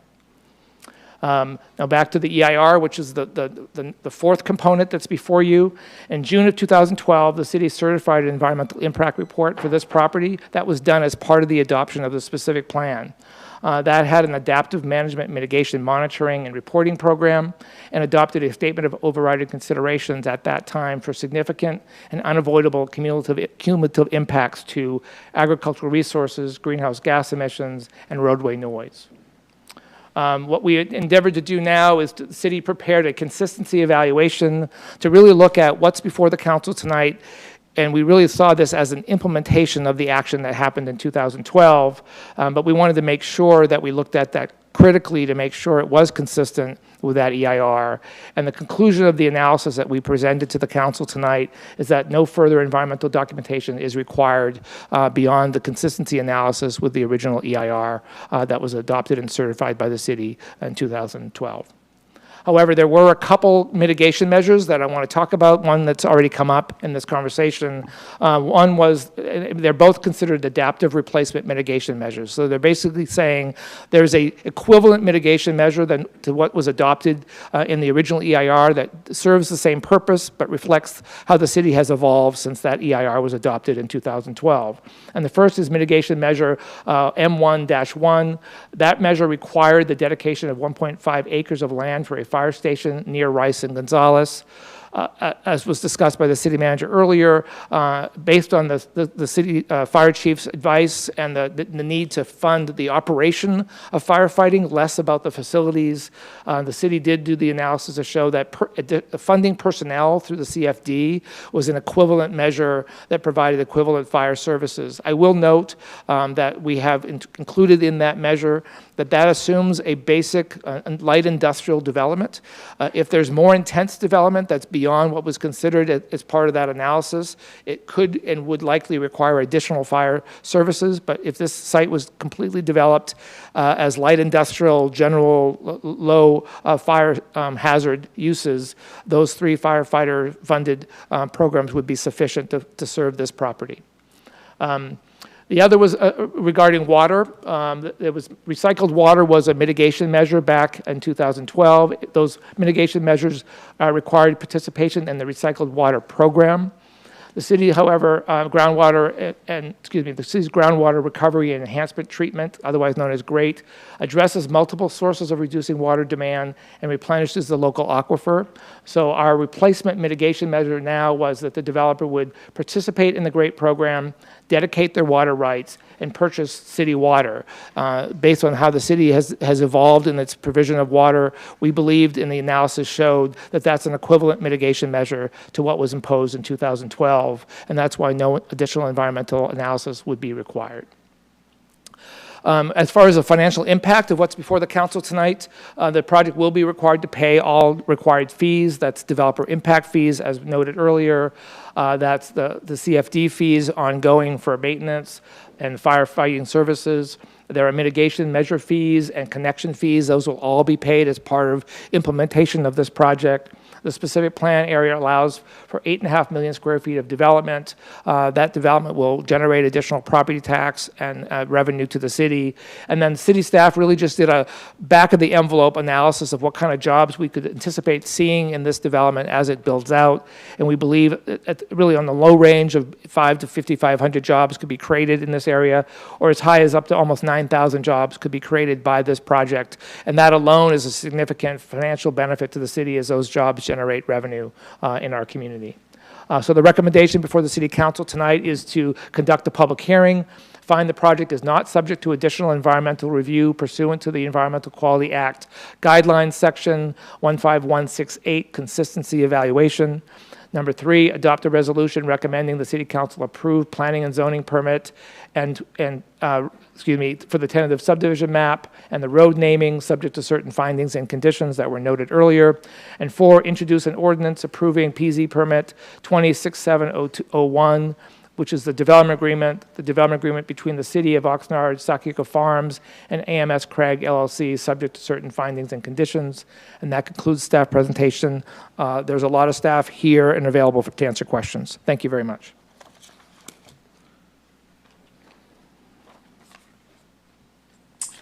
Thank you very much. And what I'd like to do now is open up the public testimony portion of this public hearing. And if anyone would like to speak, of course, they would have had to have submitted their card to the city clerk. And I'll read those speaker card requests in the order in which they were submitted. And I'll be right here. All right. The very first speaker is Lawrence Paul Stein, to be followed by Nancy Lindholm, please.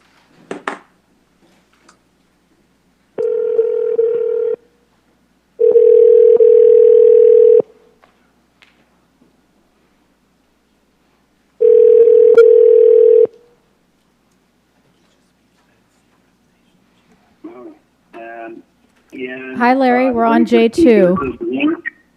What? We're on J2 for Sakyuka Farms. Okay. Okay, so you'll have 3 minutes, and I'll let you know when 30 seconds are remaining. In 1992, when the Northeast Community Plan went before City Council for approval, there is no East Village, there is no West Village, it's just farmland. There's no Walmart, no Best Buy, no development, no St. John's Hospital there. Since the development took place, we have approximately 1,700 people living in this area here. Granted that we don't need any fire protection as much as we need BSL support. As we have people living in these facilities, you now say these people don't need BLS support.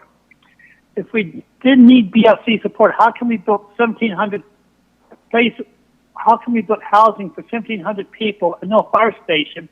We built a fire station at Rose and Channel Islands when we had no significant growth. The fire station was supposed to cost us $4 million, that cost the taxpayers $20 million. Now we're adding 17,000 plus people with East Village and West Village, and we need no fire station. What's wrong with this picture? We talk about the GREAT program, how we're supposed to have water programs and water allocations, and the CEQA and the EIS all depend upon the fact that you're going to be using great water. You now know that there's not sufficient water in the water basins right now because you're in litigation over water. We don't have water behind the water credits. So here we talk about how certain mitigations of EIRs are being ignored or avoided out and backed up on items that don't exist. We don't have water. Every time you put water in for a water project, we're paying an extra rate because we passed our tier on water. While you're not going to vote against me, you're going to vote in favor of this, please bear in mind that we were promised certain things. We had certain EIRs. Even a few years ago, we were promised by staff and fire department saying we need a fire station. You insisted on a fire station. Nothing's been changed. The 15 to 10-year strategic plan fire department has not been changed. But people are lying to us by being that we have a fire chief who said we don't need a fire station when he's retiring. Brad Windsor said we need a fire station at Rose and China. 30 seconds. Retired. You've always fired people saying we don't need things or we need things. But if they make the promise, they leave.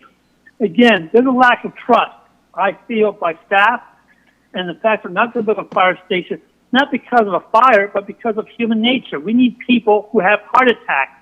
We need basic life support. But the fire department says we don't need to provide specific life support for the people in East Village and West Village. Thank you, Mr. Again, Fire Station 8 was built in 1980. Prior to the 1980s. Mr. Stein. Since then, 17,000 homes were built. Mr. Stein, your 3 minutes is up. Thank you very much. The next speaker is Nancy Lindholm, to be followed by Craig Carra, please.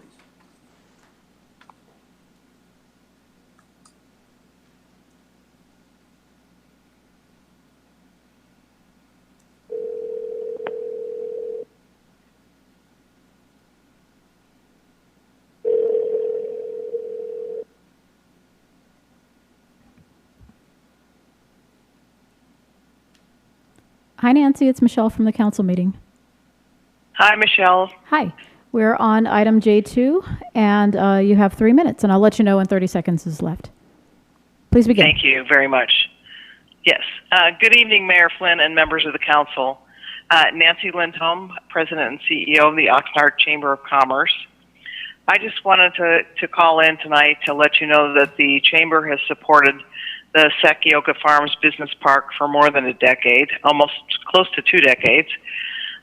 This project is crucial for Oxnard's economic development efforts, for future revenue, and certainly for job creation. I just wanted to call and thank you for moving this project forward, and have a good evening. Goodbye. Thank you very much, and we'll have the next speaker, Craig Carra, please.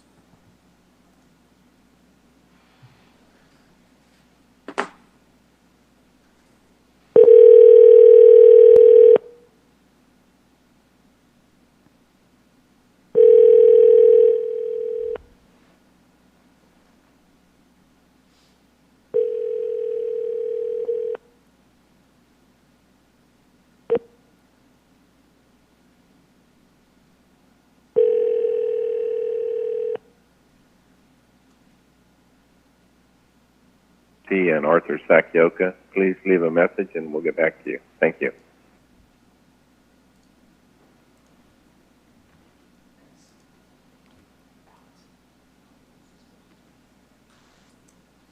Do we have Madame?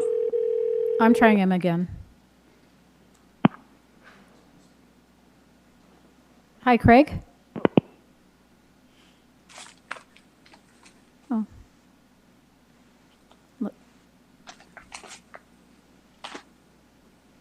Hello? Looks like he tried to answer.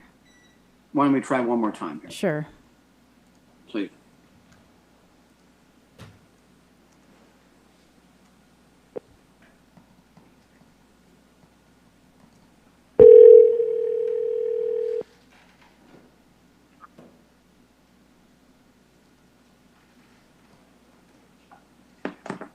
Hello? Hi, Craig. Yes. Hi, it's Michelle from the council meeting. We're on the public hearing for the tentative track map. Okay, thank you. Okay, you have 3 minutes. Please go ahead. Okay. Good evening, Mayor Pro Tem and City Council. I'm Craig Kaihara, one of the property owners of the Sakioka Farms Business Park. I just wanted to thank the city staff for working with us on this. Also, Jeff Lambert, who thanked everybody. He deserves a lot of it, but one of the main people that deserves a lot is the city manager, Alex. I mean, he moved this project along. We had weekly meetings where he instrumented the moving quickly of this project. It's been a long project in coming, and I would just like to thank everyone at the city for their help in getting it through, and I hope all the council people will approve it. Thank you very much. Thank you very much. And Madame City Clerk, just to double check, that concludes the speakers. Is that correct, of those who signed up to speak? That's correct. Okay. I do have one. I might note that Mr. Kahara is the applicant, and then Mr. Lambert would like to have Scott Ulis come up, please.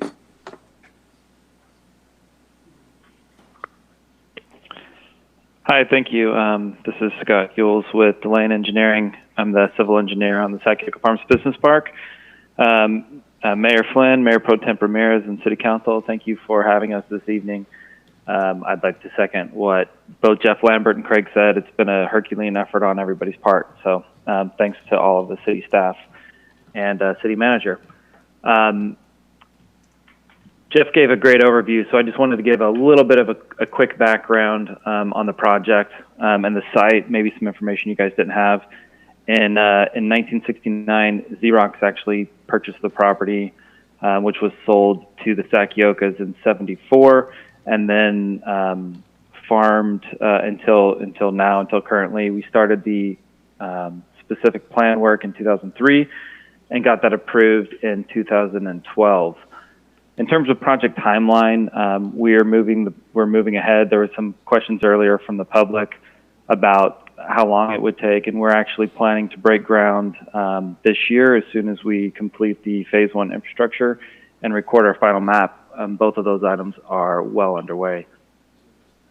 In terms of benefits to the city, we're looking at over $60 million in development fees, $17 million that's already been contributed via NIAD, another $6 million to the Rice 101, in addition to the 5,000 to 9,000 jobs that were discussed, and also the opportunities for relocation of existing City of Oxnard facilities that are maybe less ideally located into this area, which will allow for redevelopment of those other sites. Next, we have significant improvements to Rice and Del Norte. We have large landscape setbacks, bike paths throughout the entire specific plan area along the public streets with extensive landscaping, extensive sidewalks throughout, and project gateways as well. And then one last note, there was discussion about 20-year term versus a 15-year term.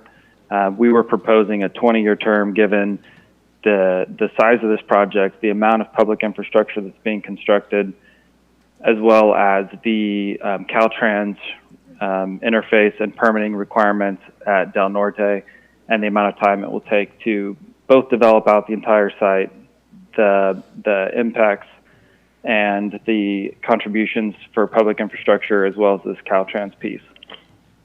And then one other thing regarding the CFD establishment that's probably worth noting, and the fire chief can discuss this a little bit further if needed, but the addition of the fourth full-time shift to the existing fire station allows that fire station to enter buildings where previously, because of OSHA requirements, they would have had to have waited outside and waited for another engine to show up. Whereas with 4, they can send 2 in and they can leave 2 out.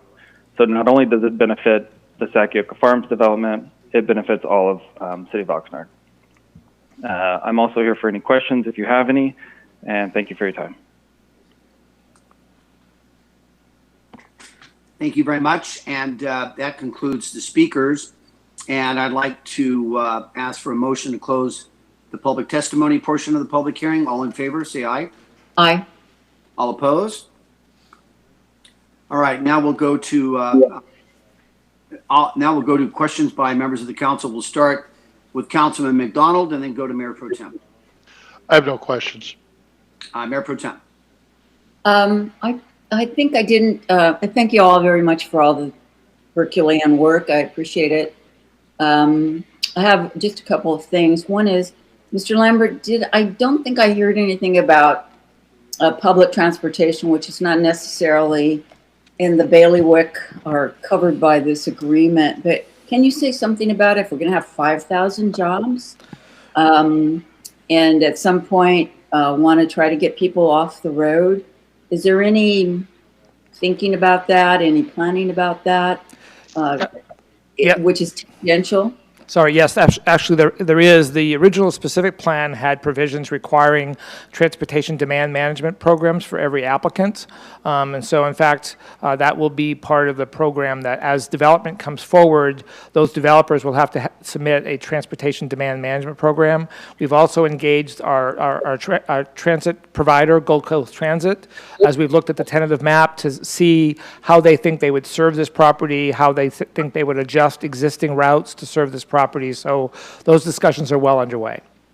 great, because as we know, when we get back to normal, I hope that's sooner rather than later, our Highway 101 is totally jammed, especially at rush hour, and people can't get through. It's very frustrating. It hurts the quality of life, and hopefully people be driving cleaner vehicles, but still it's, not the best. So that's great. And I'll just say, I'm always interested in lifting up the history of our city or learning about it. And the Sakioka family, I don't know enough about them. I have my little Oxnard history book. Some of you know this book, but I don't see anything about the Sakioka family in here. And I'd at some point like to know how long they've been in the city or the area of California. We know that our city was, some of the early founders, besides the Oxnard brothers, were folks from Japan who were farmers and have a very rich history and are still here in our community. And I think it's important to acknowledge that history as we go forward. So I'll leave it there. Congratulations. Thank you very much. Councilman Perello, to be followed by Councilmember Lopez. Thank you very much. In full disclosure, I have in the past, quite some time back, spoken with Mr. Ukuhara about this, so I want the council to know that. I haven't spoken with him recently. I do support this. The city has had it in their inventory of developmental properties. But I'd like to ask a few questions. One of them is a little bit sensitive, but I need to have the opportunity for the gentleman who I believe has been some very I'd like to have the fire chief address the comments that were made by a member of the public that I think were totally out of line when he gets a chance here. I did support the 15-year term with the 10-year extension. I think that's the best interest of the city of Oxnard. I support the project going forward, potentially providing jobs. As I stated earlier, the deal that has been agreed to with fire station improvement and with fire department input. I am grateful to hear the fiber optics has been included in this. I would have, liked our city to have something on the books for solar, that everything is going to be solar. But now I'd like to get into something that's a very personal thing to me. We have items, and we're talking about, I think it's on slide 9, and they're talking about the plants and everything else. I think there's come a time when the city of Oxnard needs to take a good look at itself. What the hell are palm trees doing to improve the city of Oxnard as far as cooling off the community, providing shade, all that stuff? We got to stop putting palm trees in place. And we got to put trees that will benefit the ground, benefit the public, benefit more than just a palm frond clobbering a car and then the city of Oxnard getting nailed for damage to a car. Now, the very personal one. I grew up in a farm family. Didn't have soil where we farmed as good as this in the El Rio area. Prime ground. Not all of it, I understand. But I understand, and I'd like to have, before this item is voted on, an explanation about, apparently we're going to be moving soil from one area to another. Is that to save prime ground, or is that because of a potential pesticide issue? Because I know there's a lot of people that are asking questions, such as Mr. Brian Wiedemeyer did. How did this happen with SOAR? It's been outside of SOAR. But those people, when they see the development, they are going to go, wait a minute. With Oxnard passing SOAR at the high vote turnout that they did, I need that question answered. And the second question, has there been any attempt by the developer or the project or the city to incorporate local labor in this project? And I hope to get an answer to that before there's a vote taken on this matter. Thank you, Mayor. Mr. Perello, I'll answer a couple of those questions. On the prime soil, yes, one of the mitigation measures in the original specific plan was that they offer the soil to other farm properties, so that prime soil that's on this property could be made available and still be put to good use. So there is an effort for them to make their soil available for export for that purpose. So I think that answers that question that you raised about moving soil elsewhere. The question about the palm trees, that's definitely one that the Planning Commission raised, and the discussion by Commission and the applicant has committed to working with us to do that is to use palm trees as markers, as prominent markers to mark intersections, but not as a primary tree. And that's something that our landscape architect consultant that's reviewing their landscape plan has also looked at. How do we minimize palm trees, use them for a marking purpose as a sort of a gateway, but not have palm trees to be the theme of landscaping within this development. Is there any issue that could be addressed about the solar? Everything being set up for turnkey for solar? The reality is that as industrial buildings we expect to happen on this site, they're all going to have, most likely have flat roofs or near flat roofs, and the roofs will be prime locations for solar, and we will likely see quite a bit of solar as part of the development, just because businesses are looking for ways to reduce those energy costs. Okay, thank you very much. And I hope that, again, the fire chief has an opportunity to address the comment that was made. The fire chief is here. He's here. He'll be right up. He's Thank coming you. up.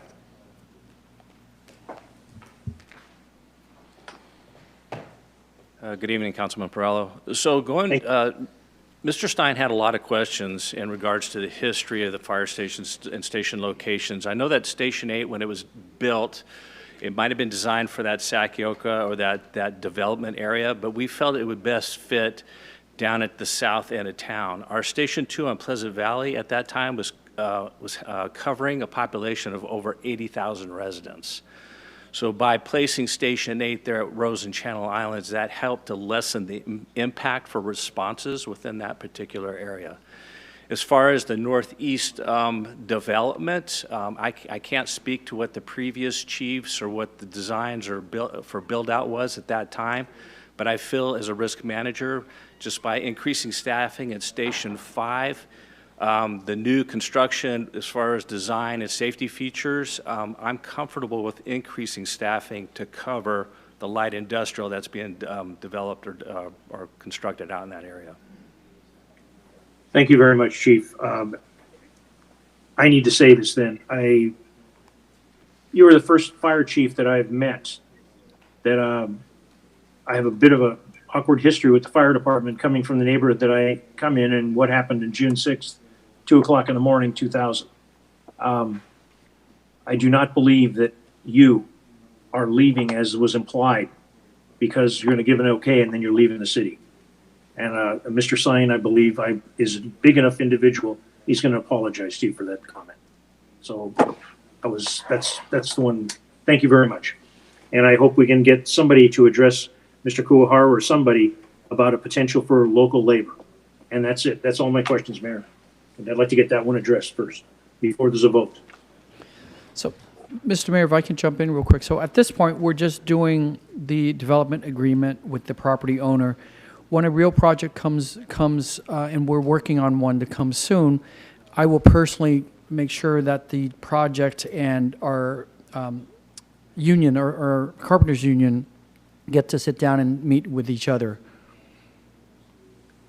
I take you at your word, Mr. Newen, and thank you very much. I'm done with my questions.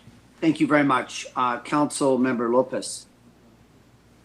Thank you, Mayor. I had a similar question as Councilmember Perello, considering the number of jobs that will come from this development, and I would encourage the developer, if they have not been in contact with our local trades groups, labor groups, to make that connection, because this would be a very valuable and beneficial project to bring some local jobs here. So thank you. Thank you very much. And I don't have a request by any of the other council members to speak on this item. This is a public hearing, so I don't know if anyone else would like to speak that hasn't indicated they'd like to speak. So if no other council member would like to speak before we entertain a motion on this item, I would just like to say a few things.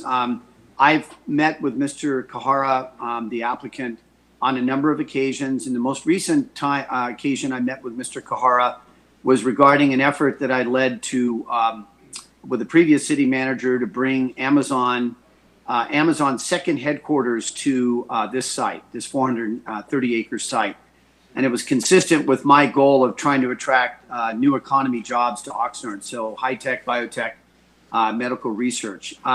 The method behind the madness of applying for this, even though we knew it was a long shot, is that it would showcase, if we didn't get it, which we knew that there were several requirements, one of which was to have an international airport within 45 minutes, that there were several requirements we didn't meet. But I convinced the then city manager it was worthy of seeking this headquarters, the Amazon headquarters, to showcase the property to other prospective businesses. And that appears to be the case. And I know that Mr. Nguyen and Mr. Lambert and others have had a lot of inquiries. And I know that tonight we're being asked to subdivide this property into 129 different parcels. My kind of original thought of what I would have liked to have seen happen here is in fact that larger headquarters that would have come to the Oxnard Plain. And when people when people are upset about the losing of prime agricultural land, I fully understand. My thought process all along was that the advantages for economic development, in particular these higher paying jobs, would be so advantageous that even though it's impossible to replace farmland, we know that the topsoil, there's 6 feet of topsoil, that it's impossible to replace the farmland, but that the benefits to the community and the jobs, et cetera, especially now when we have to be concerned with unemployment. There's some very positive trends, 17%, I think, in retail sales this past month, which is a positive sign for the economy, but we got a lot of people out of work. And if we're going to rebuild Oxnard and we're going to reinvest in Oxnard and revitalize Oxnard, it's going to be, this project is going to be really, it's the shot in the arm that the Oxnard economy needs, and beyond Oxnard, the Ventura County economy. So it's going to be significant for rebuilding, reinvesting, and revitalizing the city of Oxnard. So I want to thank Mr. Nguyen. I think Mr. Kahara is absolutely right. Mr. Nguyen and Mr. Lambert and the planning staff, they got this back on track. We've had some challenges. It seems that we have met those challenges, and now we're looking forward to the prosperity that's going to come from this decision that we make tonight. So I will entertain a motion on this item. What's the pleasure of the council? Move the recommended action. Second. Okay, Madam City Clerk, we have a motion by Councilman Perillo, and we have a second by Council Member Lopez. Councilmember Lopez. Yes. Councilwoman Basua. I'll come back to her. Mayor Pro Tem Ramirez. Yes. Mayor Flynn. Aye. Councilman McDonald. Yes. Councilmember Perillo. Yes. Councilmember Madrigal. Aye. And Councilwoman Basua, are you with us? All right. I'm sorry, I'm having technical difficulties tonight, but Okay. Motion carries 7-0. Very well. So congratulations to the planning staff, Mr. Nguyen and Mr. Kahara, and all those associated with Sakioka Farms. And we're looking forward to further developments, which I hope Mr. City Manager come very soon from this action that the council has taken this evening. Thank So you, now- Mr. Mayor. I also want to once again thank our planning commission. They did a lot of heavy work to vet this and get it up to the council. So I want to thank them as well. Absolutely. And I regret that I did not mention the planning commission. So thank you very much. And thank you to the planning commission. All right. So what we'll do now is we will go to the third public hearing of the evening. And that is arguably one of the most important decisions any city council would make, and that has to do with the budget. So this is the first public hearing of the fiscal year 2020-2021 operating budget. And the recommendation is that the City Council and Housing Authority Board conduct a public hearing on the fiscal year 2020-2021 proposed budget for the City of Oxnard and Oxnard Housing Authority, and provide staff direction regarding any adjustments to the proposed budget in preparation for the final budget adoption, June 30th, 2020. And it looks like we're going to start with Mr. Riper. Is that correct, Mr. Nguyen? No, it will be me. Okay, Mr. Nguyen. Actually, it will since this be is- Madam City Clerk. Oh, okay. Seeing as this is a public hearing, there was a notice published in Vita newspaper on June the 4th.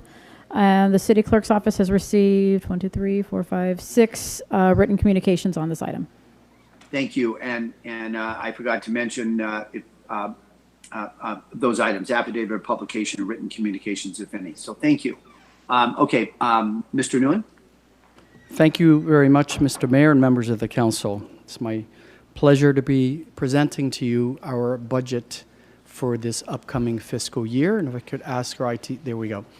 So here's the front page, and I want to draw everyone's attention to the pink piggy bank on the screen because it is to scale.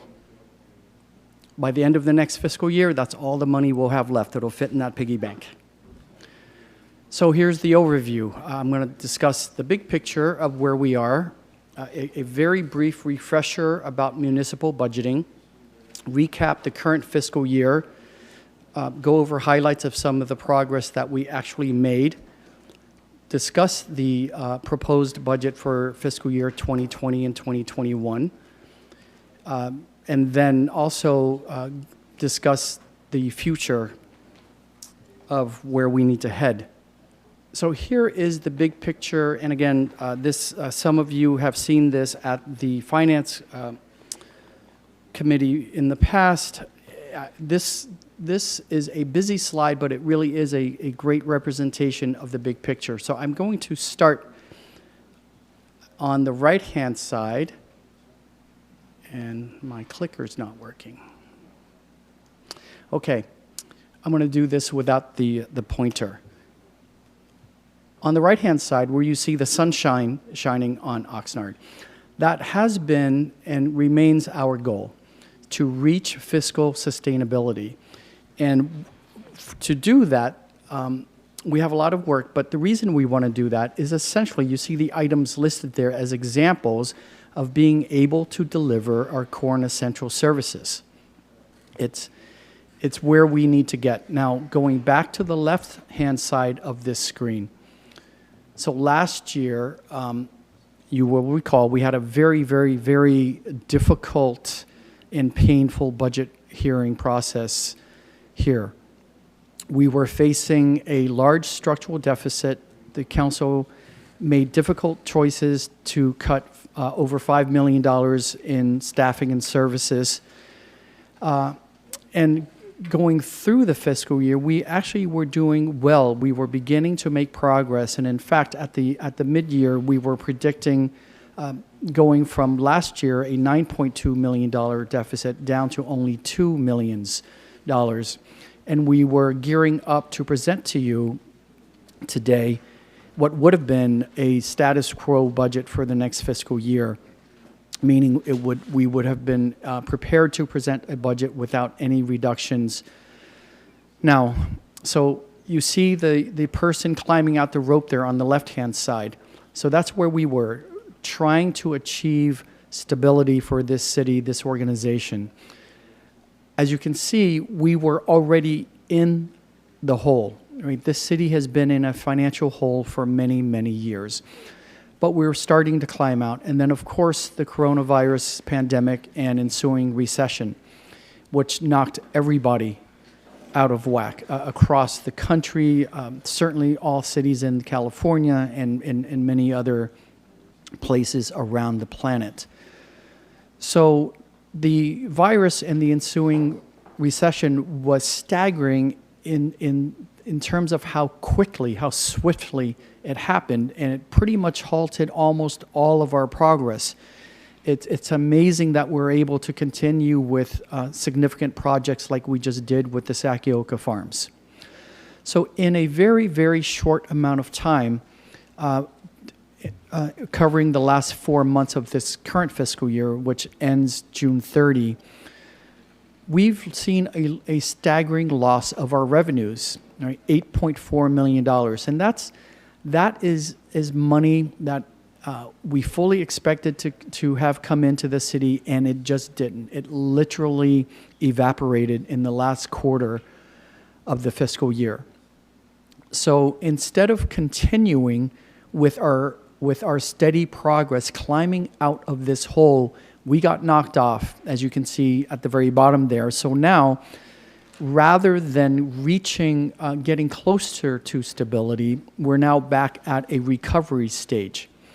So for this upcoming fiscal year, the budget that we're about to propose to you tonight, we project at least $8.1 million less in revenue for this coming year. So we're in this recovery mode. There's still many unknowns, right? Specifically, the length of this pandemic, right? Even as the local economy is reopening, we are still in the midst of a pandemic. The pandemic has not ended. There's no vaccine yet. There are other unknowns with regard to the economy's recovery. So regardless of what is happening, if you pay attention to the stock market, whether you understand it or not, regardless of what's happening there, it's very clear that a lot is even more uncertain than normal when it comes to economic predictions. So we don't know if the economy will tank again at some point in correlation to a potential second wave of the pandemic. We don't know how long the recovery process will take for the recession. So obviously, we are going to be dipping into our general fund reserves. Now, by definition, this is precisely the moment that you use your rainy day fund.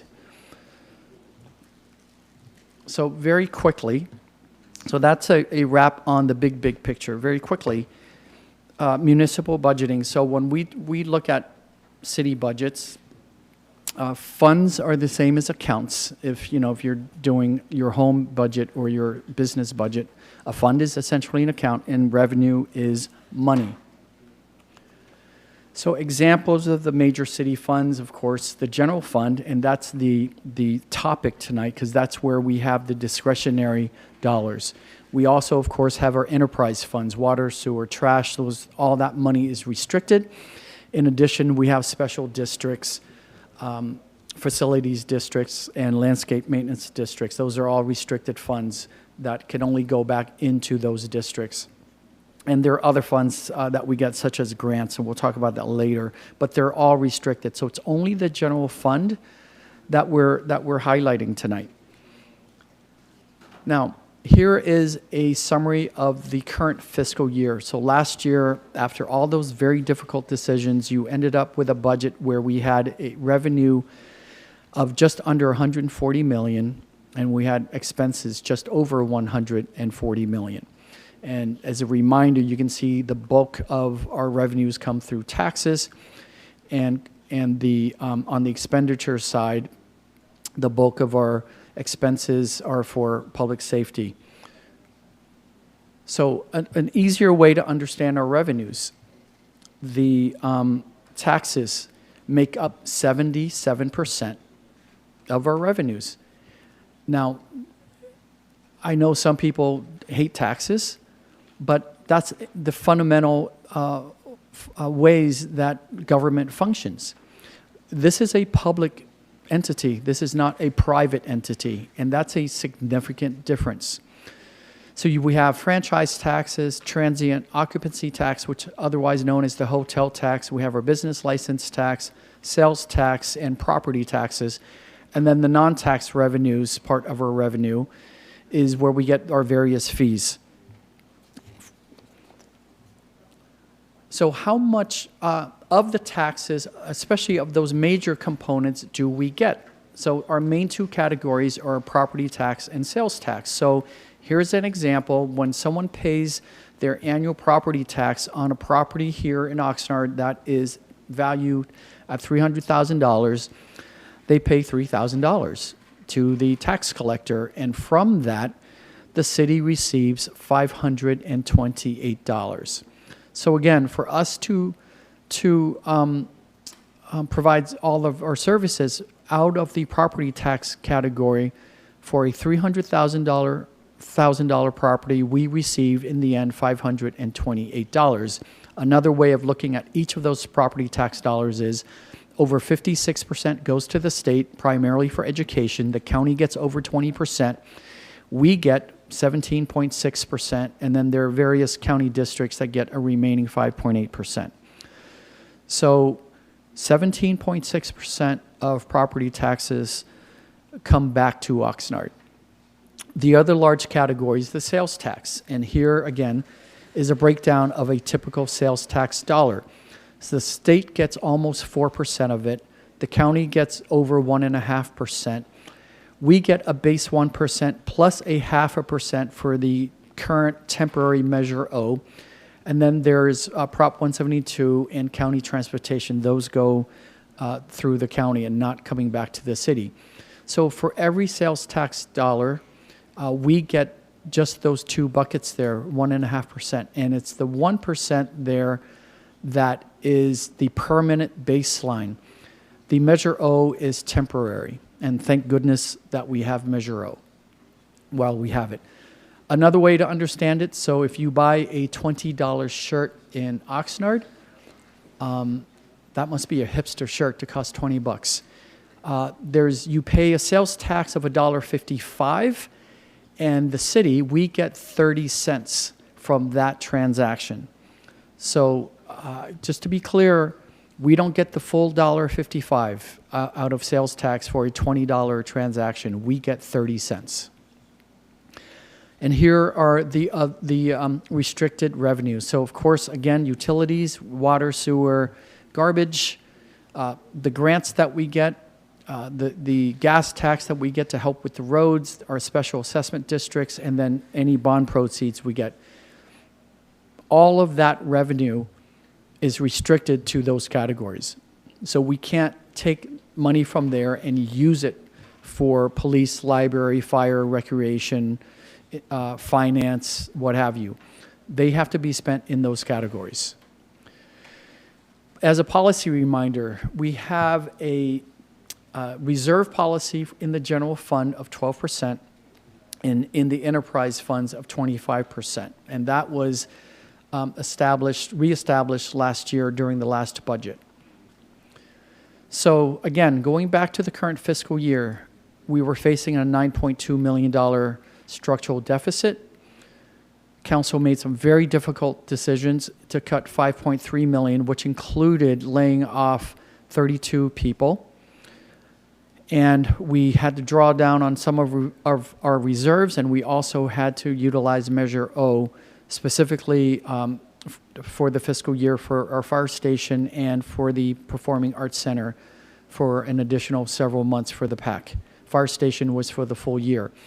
Now, year over year, just the last 5 years alone, we've been making various cuts, and you can see on the slide here all the departments that have been touched by reductions throughout these years. And the circles only represent the size of the cuts relative to the departments. So obviously, the largest hit has come at our community and cultural and community services. Now, the consequences of these cuts year after year, and especially from last year. And I want to highlight these because obviously they are obvious, but I want to acknowledge that we on staff recognize this every day, right? We don't like this, we're not proud of it, and we want to do more and we want to do better, but we can only afford to do what we're doing right now. So everyone's aware we have overgrown medians. Right now, with our revenue, we're touching them once a year when we would rather be touching them monthly.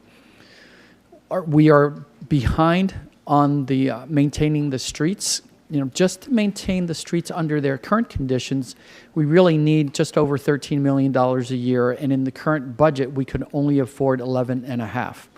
So we're very well aware of these problems of our roads that we just can't keep up with as fast as we want to. And we are very well aware of the fact that our parks don't look emerald green the way we want them to. And we're only able to mow them monthly when we really want to do it weekly. And as you recall, we also had to cut the water budget, so we're not even watering it as much as we would like to. Community services, cultural services, over the years, cuts we were forced to shutter the museum. We saved some money there, and we've been over the years reducing library services, services to our various youth programs, and also to our senior programs. I mean, I think that department has faced $5 million of cuts since 2015. Police. You can see on the right-hand side there very specific positions that have been eliminated from the police budget, right? On the left-hand side, though, the image with our neighborhood police officers, our officers that specifically perform neighborhood policing, where they interact with the community on a regular basis, really get to know the neighborhoods, the residents, and vice versa. Our residents really get to know our officers. That's an area that both the chief and I really believe that, given the current circumstances around the country in terms of a unfortunate reminder of how important police-community relations are, we really believe that this is an area we really should reinvest in as soon as we can get some revenue in order to afford to do it. We've had to reassign last year 13 of these officers back into patrol, and that's just taken that's been a real blow on our neighborhood relationships, and also just the overall ability for solving neighborhood problems. Chasing 911 calls doesn't allow our officers to work with neighborhoods, with residents, to solve neighborhood problems. Now, we have made progress in this current fiscal year, so I want to go over some of these highlights. Very significantly, we have made significant progress in the area of financial management.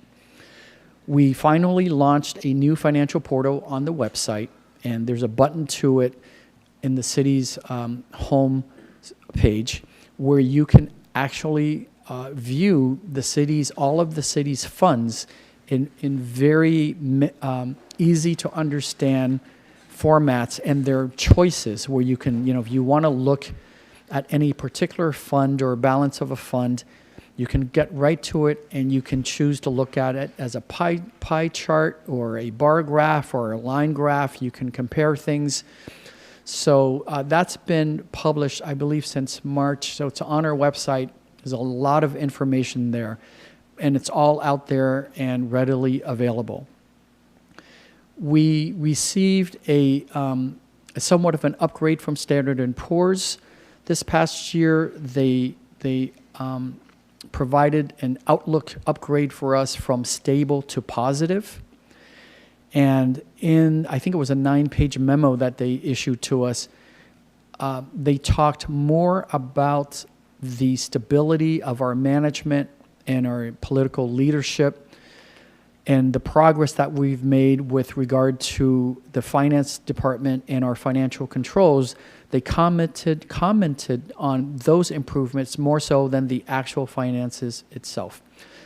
The city's auditor also this year gave us a review, and for the first time since they did the first audit in 2014, they made no new findings of material weaknesses. So that is a tremendous amount of progress coming from our finance staff. So I'm very thankful to them and the leadership in that department. The auditor also sent me a letter of encouragement, letting me know that the city, after several years, is finally on the right track. And also, not discussing the numbers per se, but talking about the improvements we've made to our internal controls, the stability of the staffing, and the transparency of management and the city council. And as a result of the improvement from Standard & Poor's, we were also able to go back out into the bond market and refinance our gas tax bonds, so that for I believe it's 18 years remaining on that bond, we are paying $400,000 less per year in bond payments. So that's a significant savings for us in that category. We've also made improvements and progress in economic development. It's unfortunate that we had a lot of momentum in the first 8 months of this year, and then we're hit by the pandemic and the recession. But I want to go over some of these things that we said we would pursue during last year's budget hearing, and that we did indeed pursue them. So one of the items is the sale of our Public Utilities Commission undergrounding credits. So the City Council approved this at the end of last year. I think it was in November or December. And I made a decision that we have these credits sitting there, but they weren't enough to even anticipate a major project.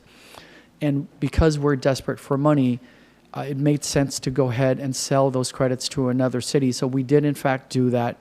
And I'm grateful that the council approved it. It gave us an additional, albeit a one-time injection of $1.77 million into our general fund.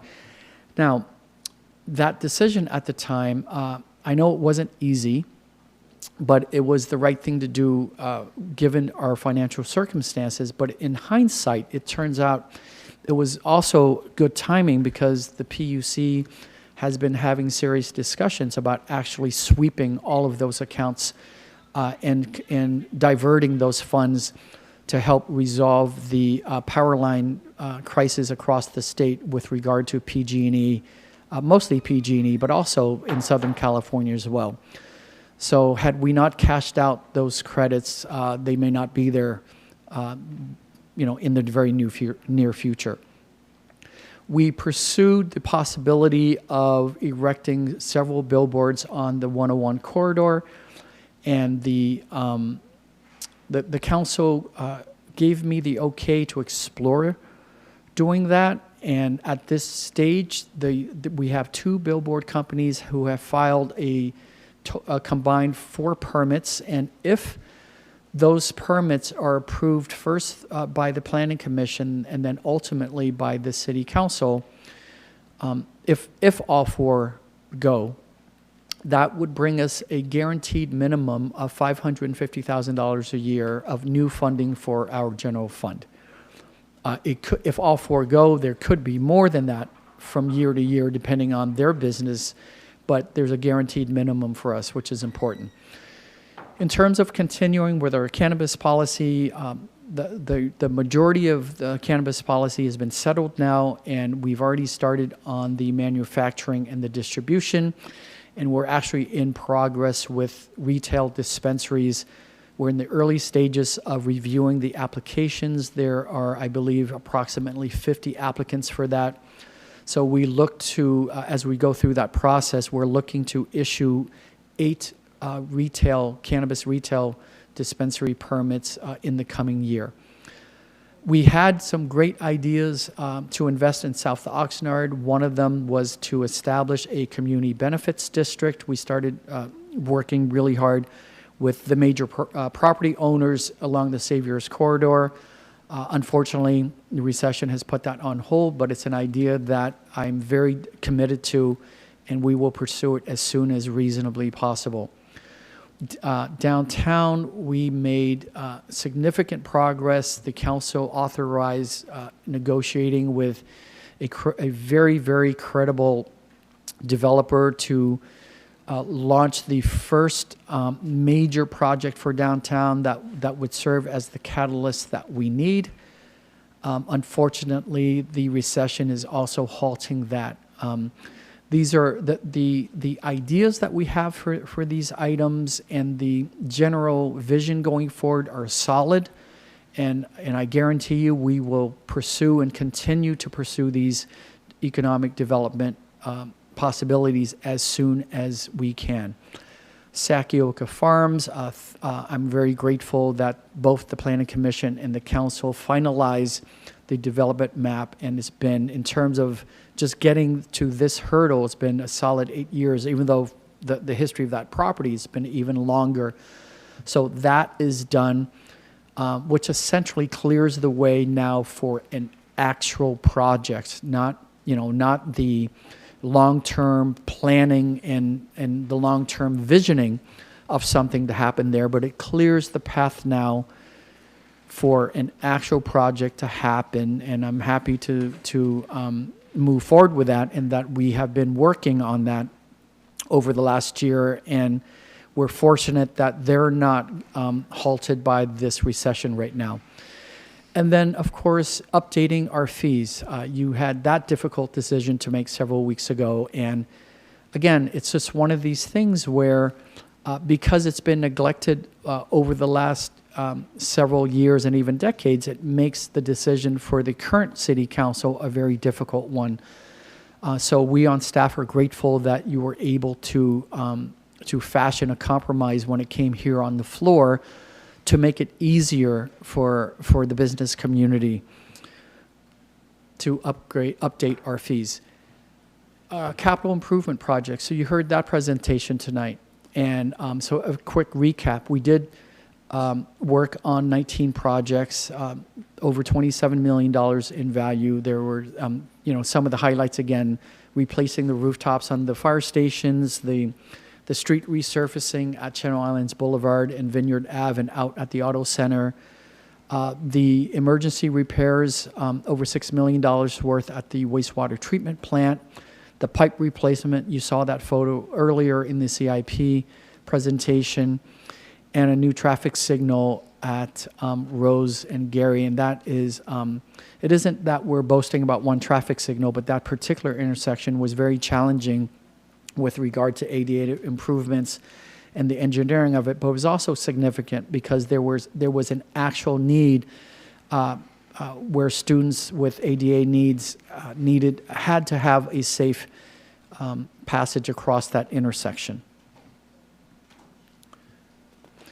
We also made progress in the areas of addressing quality of life. And for several years in a row, thanks to both our community and the good work of the police department, I should say the excellent work of our police department, crime in this city has reduced, again, for a fourth year in a row. And in 2019, it dropped by 14.9%. So I think we're making tremendous strides there. On the issue of homelessness, which I really look forward to having a robust discussion and debate about that at the next council meeting, we actually, for the first time in a very long time, we succeeded in decreasing the number of the unsheltered homeless population in our city. We decreased it by 76 individuals. So we'll look forward to talking about homelessness more at the next council meeting. We continue to achieve grants, and we're highlighting here, again, this was discussed earlier, but we received an $8.5 million grant from the state's Parks Bond for Campus Park. And I know many people have been frustrated about Campus Park languishing for probably 20 years now. But this is the first injection of money that we have to actually help begin the physical improvements of Campus Park. And it is grant funding, so all $8.5 million must be spent at Campus Park. That money cannot be spent anywhere else. The Ormond Beach Power Plant, the City Council also approved a signed agreement between the city and the owners of the power plant, GenOn, to set aside in a trust fund up to $25 million to dismantle the plant after it's decommissioned. And the way that would happen is if we would be willing to have the plant operate for an additional 2 years after the state set its closure date, which means if the State Water Board approves of the agreement, the plant would operate through 2023.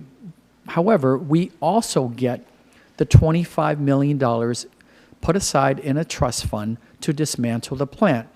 Without this deal, if the plant were to close based on the state's closure, which would have been the end of 2021, it would just sit there for probably for decades. So with this deal, and I'm also grateful the council approved this, if the State Water Board approves it, and by the way, their next meeting where this is on the agenda for them to make a decision is July 21. So I hope to have an announcement. They meet during the day, so I hope to have an announcement at our council meeting that evening. But if the state approves it, then the plant will run beyond 2021 through 2023, but we will get the $25 million in a trust fund. So I'm very grateful of that possibility for the sake of the city, but also the South Oxnard community to have the actual possibility to have that power plant removed. We've also worked to, in concept, to envision a Zocalo for South Oxnard. And the owners of Centerpoint Mall are very, very enthusiastic about doing this for the South Oxnard community. Again, this would go hand in hand with the Community Benefits District in terms of ongoing operations, but it would require an investment from the city.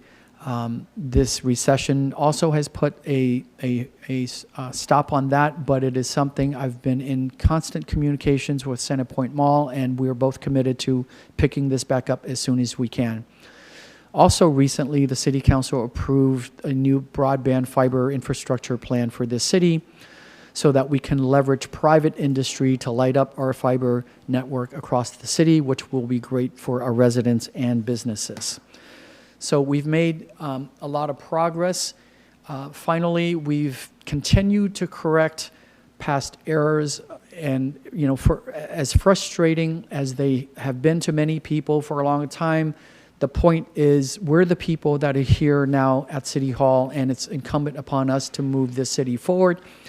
So the council approved a new management contract with a new a professional golf company to handle our golf course, so that they can do it without operating subsidies. So we're doing well out there. The Performing Arts Center, same thing. That is now out of the city's hands in terms of operating it, which always required a substantial subsidy each year, just like the golf course. We now finally have a professional entertainment venue operator. Of course, for both the golf course and the Performing Arts Center, the pandemic and the recession has really interfered with their business. Golf has come back, obviously, in recent weeks, but theater going, it's going to take some time. Again, we remain in contact with Sterling Venue Ventures, and they are not walking out on us. They're a big believer in Oxnard and in the PAC, and as soon as the pandemic passes and the cultural changes subside, they believe they can get the center up and running. In the meantime, we're exploring the possibility of doing some outdoor drive-in movie type activities. So we'll bring that back to council if we can come up with a reasonable plan.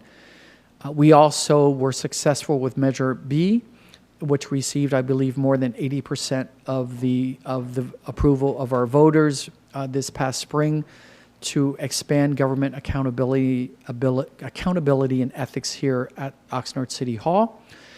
You made a decision to finally replace our woefully outdated ERP system, which is the giant computer brain for the city. That will help us with so many things going forward, but it will also help the community when we can finally have more robust online services for bill payments and permits and so on. We went through a pretty intense process to streamline our permitting over here at Community Development. We did that not by just licking our fingers and seeing which way the wind was blowing. We did that by actually interviewing past customers and clients and developers who had a very bad experience with Oxnard in prior years, and we walked through with them their entire case files. We walked through with them where were the hurdles, where were the bottlenecks, where were the redundancies, where was there unnecessary bureaucracy. It was not a pretty experience, but it was a genuine one. It was intense, and because they were willing to work through it with us, we were able to to know exactly how to improve the process. And that's underway, and we're already getting positive feedback from customers now. And then I just, this is only my second year here, so I want to remind everyone that there's still problems that haven't surfaced. I know last year I stepped on a few landmines. I've got my foot on one right now, and I'm sure there'll be more in the future. But the bottom line is, with this administration, if we discover a problem, we'll tackle it head on. So back to last year's budget. At the mid-year, again, we were projecting a $2 million deficit, which is actually a progress from the prior year, and hence we were hoping to be here tonight with a status quo budget. However, the pandemic and the recession changed everybody's world, so not just Oxnard. So again, we lost $8.4 million in revenue that we were expecting, sales tax, hotel tax, and a variety of our other revenues and fees. Now, very quickly, the hotel tax, as an example, it shows that it's down 30%. But remember, that's for the entire fiscal year. But just in the last quarter alone, during this pandemic, it's actually down, I think, like 80% or something. And it's just been staggering what's happened to our economy in the sense of how fast it happened. So going through and pivoting to the new reality of the pandemic and the recession, the main things that we have to consider. So obviously we have to consider using the rainy day fund, the general fund reserves. Again, this by definition is the moment that everyone dips into their rainy day fund. We're asking our employees to freeze increases in the coming year. We're making significant progress there. Whatever progress we make there, though, it won't change the budget we're proposing. If we can get the money from the employee unions, we will simply put it into the reserve. And you'll see a little bit later that the reserve will be on extremely thin ice. We will be freezing most of our hiring. Now, I'm very clear to say most, because there are some positions that we must hire, especially those that perform work that is mandated. And there may be a few positions that are just urgent that we need to continue to hire. We have been scrubbing our contracts over the years, so anything else we can do would be minimal. We've already, in large part because of the pandemic, we've had to let go of any of the part-time help we had. A lot of that was doing various programs that included kids programs that we just had to stop because of the pandemic.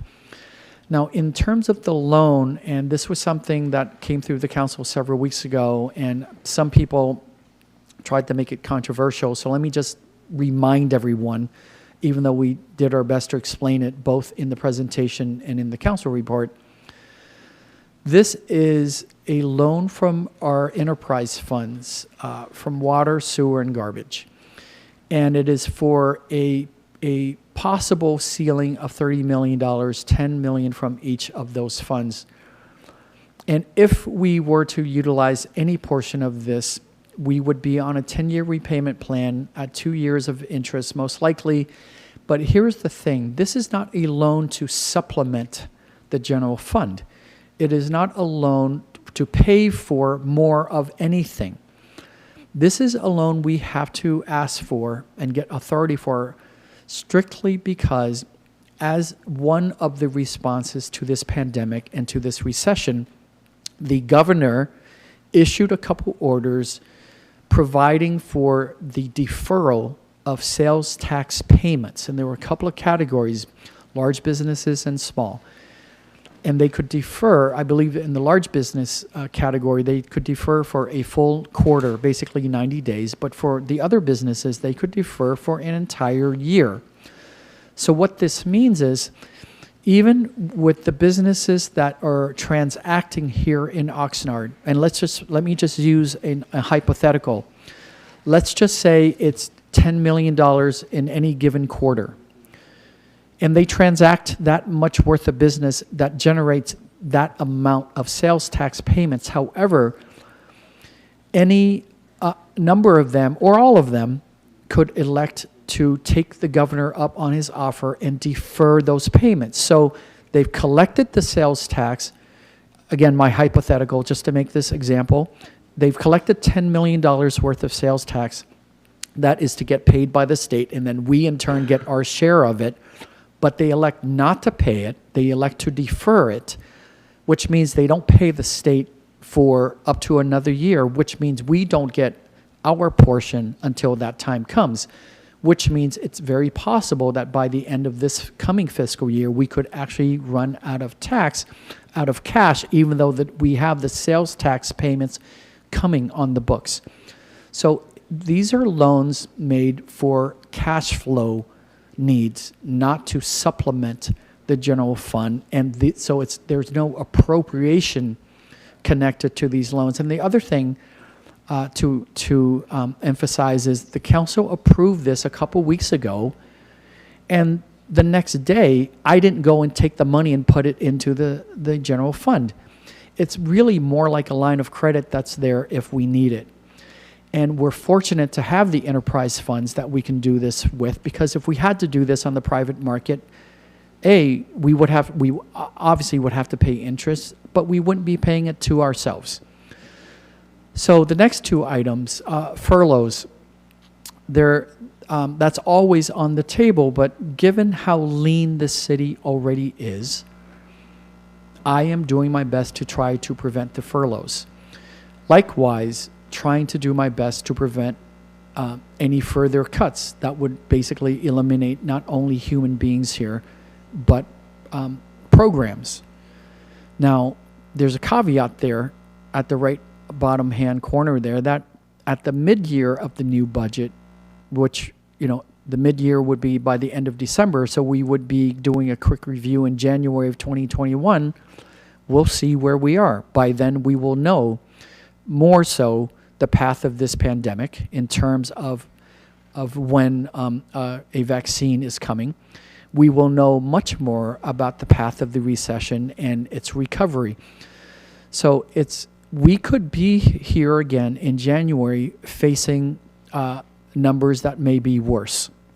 So I just want to forewarn people. Also, very quickly, so on the reserve policy, so what it means is, so in the current fiscal year, we had a reserve policy, again, this is for general fund, of 12%, and we had 17.7 million in the reserves. Based on what happened with this pandemic and the recession, this fiscal year, right, we had to tap into our reserves. So it brings us down to 6.5%.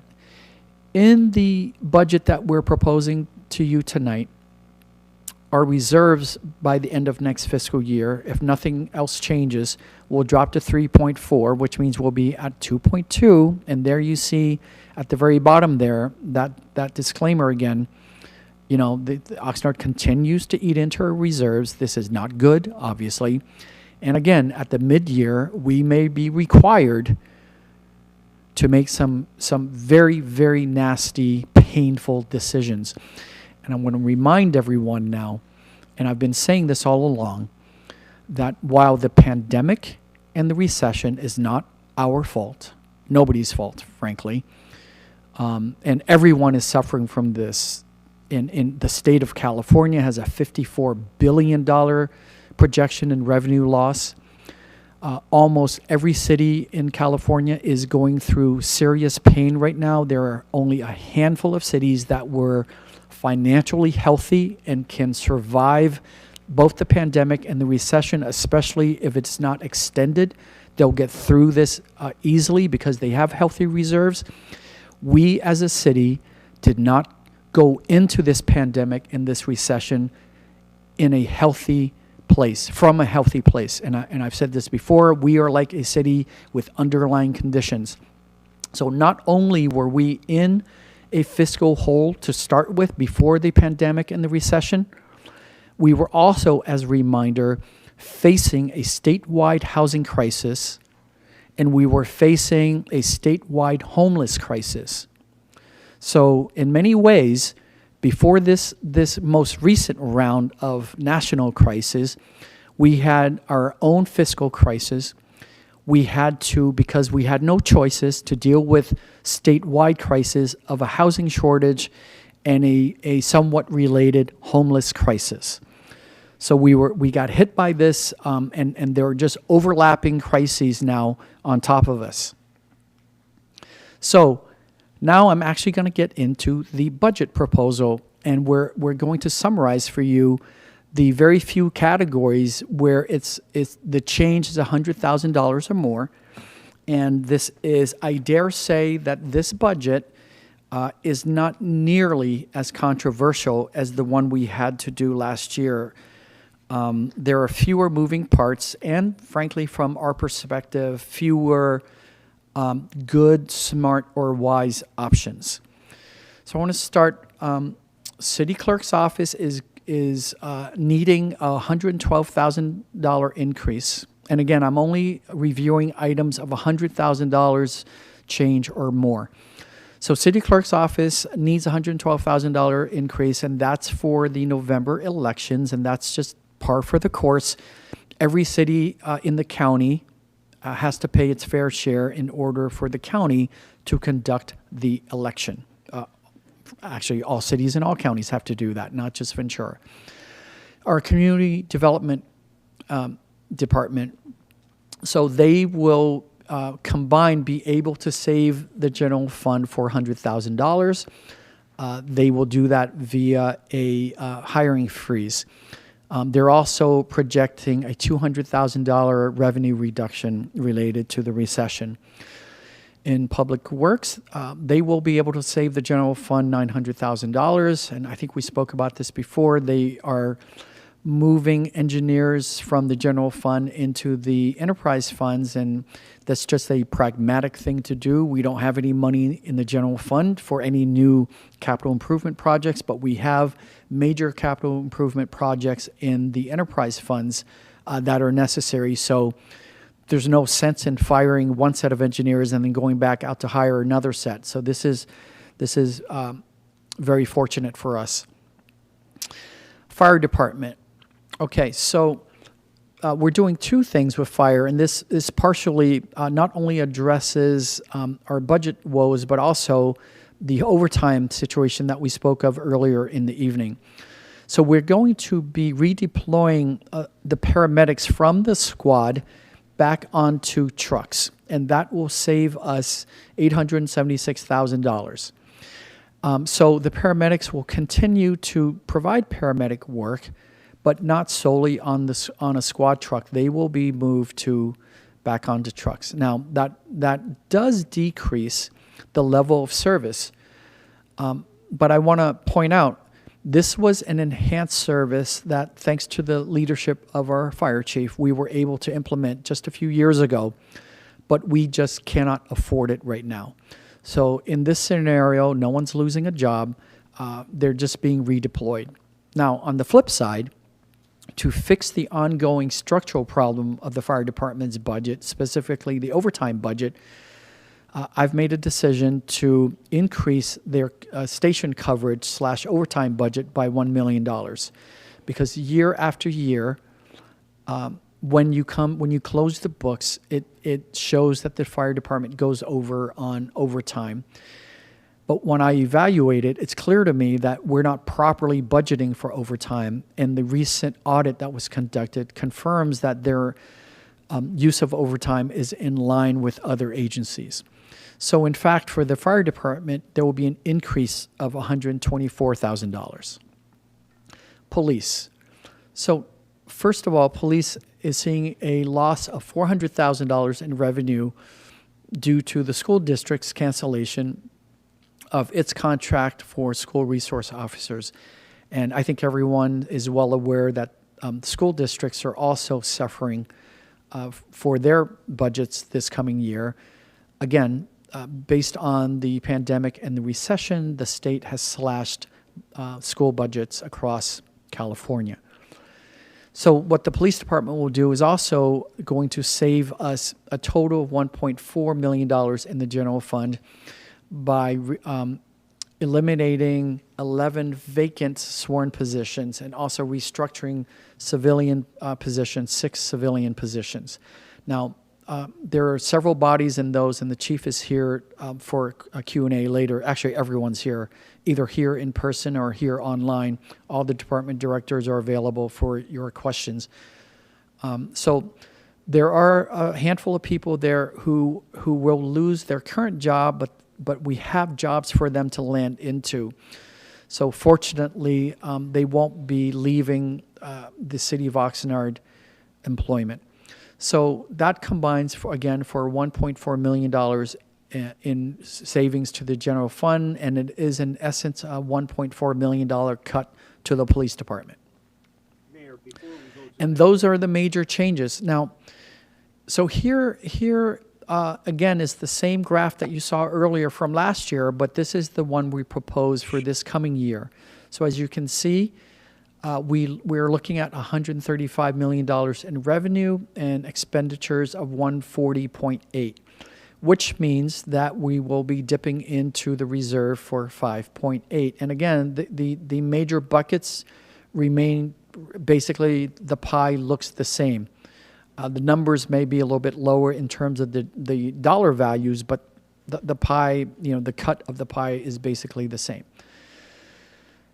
So another thing that keeps coming is, well, what about the federal bailout? And 6 weeks ago, even 4 weeks ago, I was optimistic that Washington would be able to take action and provide yet another stimulus bill, one that had focus on local government, because all local governments across the country have lost significant revenues.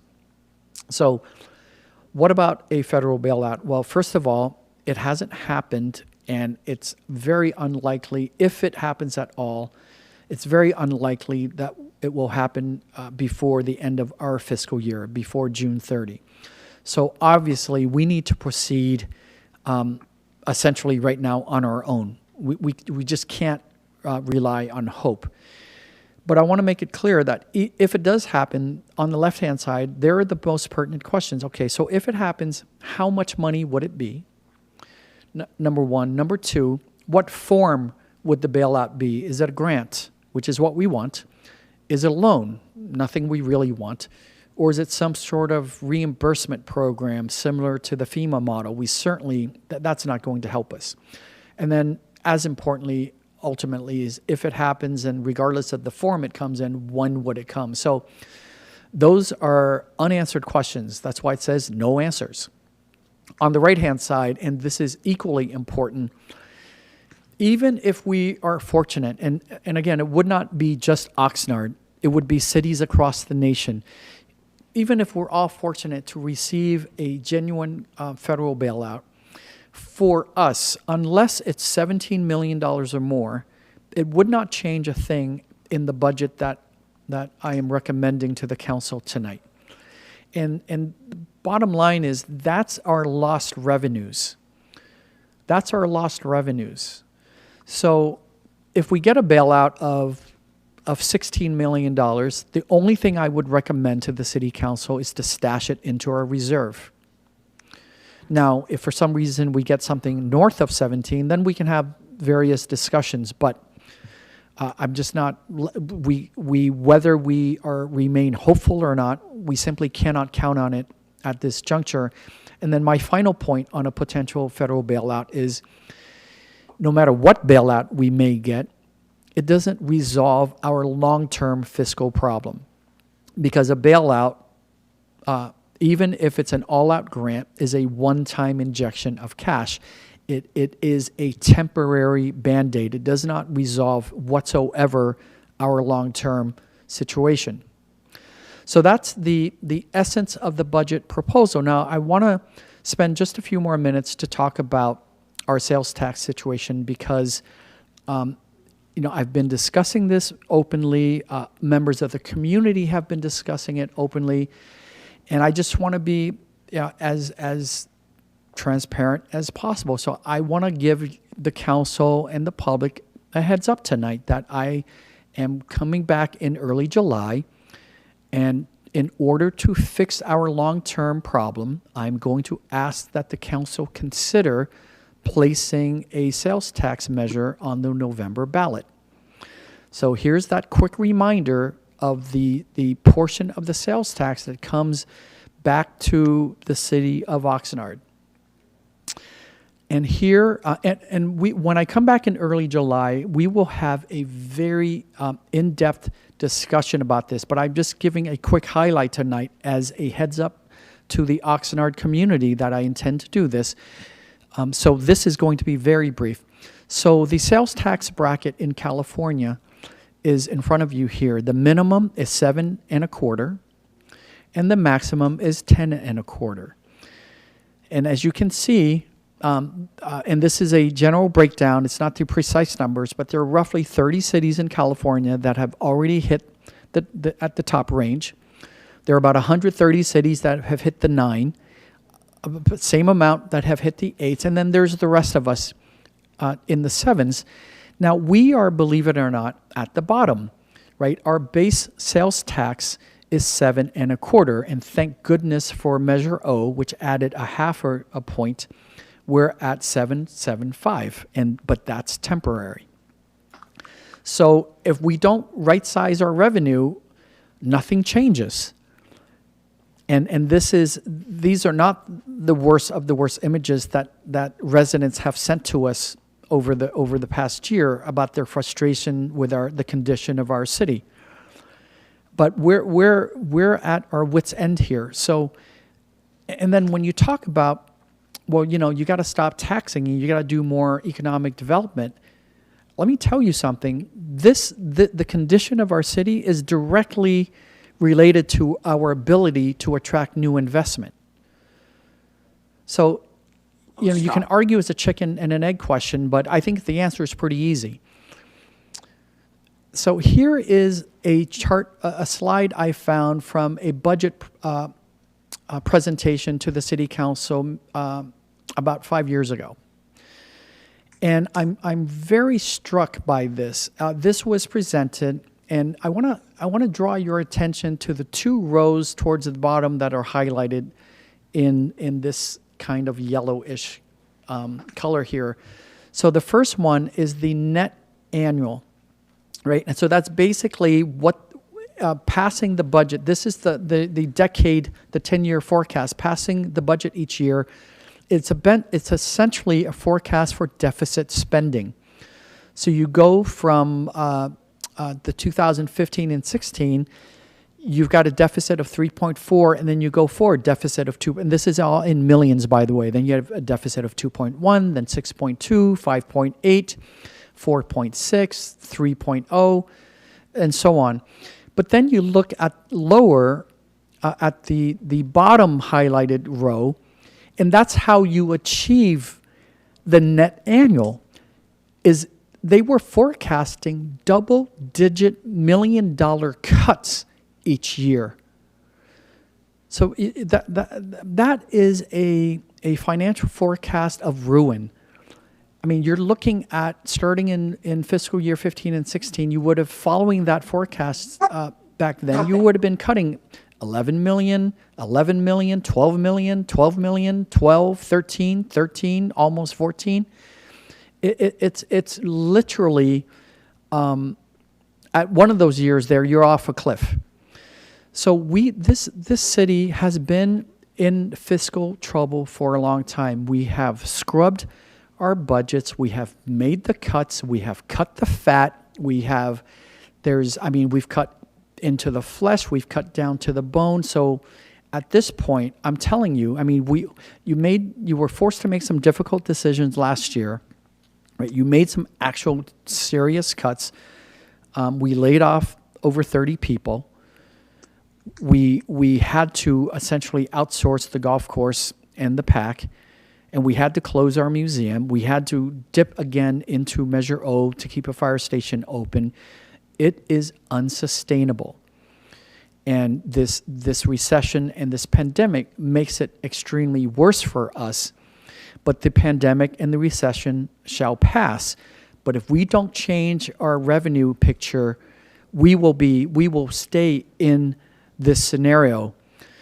So what I'm going to bring to you, and again, I just want to be transparent so that there's no surprise early July when I bring this full report and this full recommendation. I don't want to anyone to say, well, we didn't know about this. This is you're ramming this through at the last month of the year. So I just want to be clear. So right now we are at our base sales tax is the minimum. The bottom line there, 7.25. The next line up, that puts us to 7.75.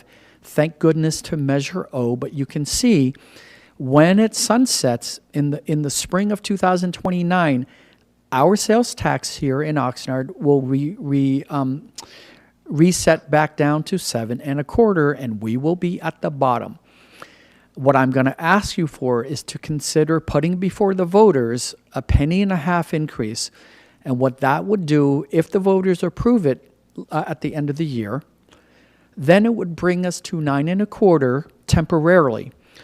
It would bring us to 9.25, and when Measure O sunsets, then we would be reset to 8.75, right? Which in essence would be a 1 penny increase from where we are today. So I'm going to do my best to convince you and the public why we need to do this.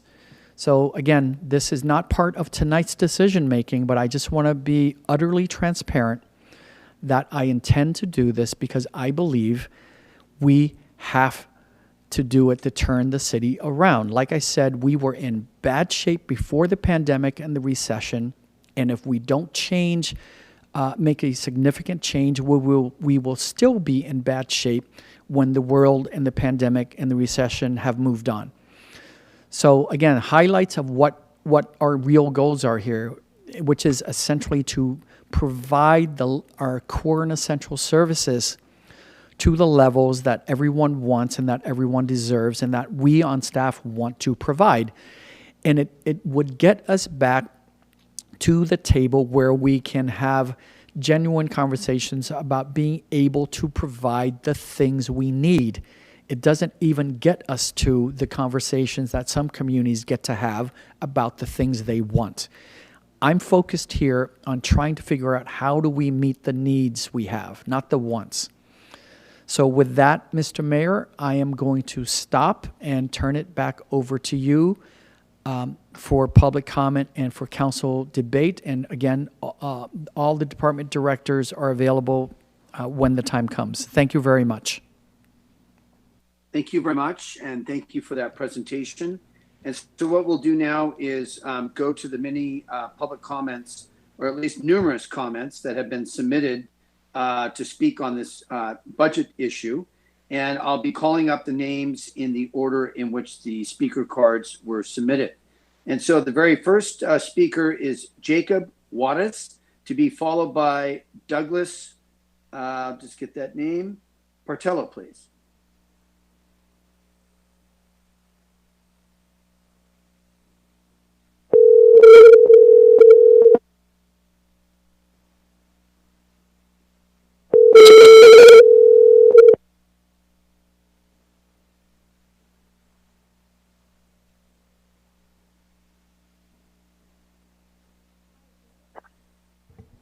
Hello? Hi, Jacob. It's Michelle at the council meeting. We're on the budget item, the public hearing, and you have 3 minutes, and I'll let you know when there's 30 seconds remaining.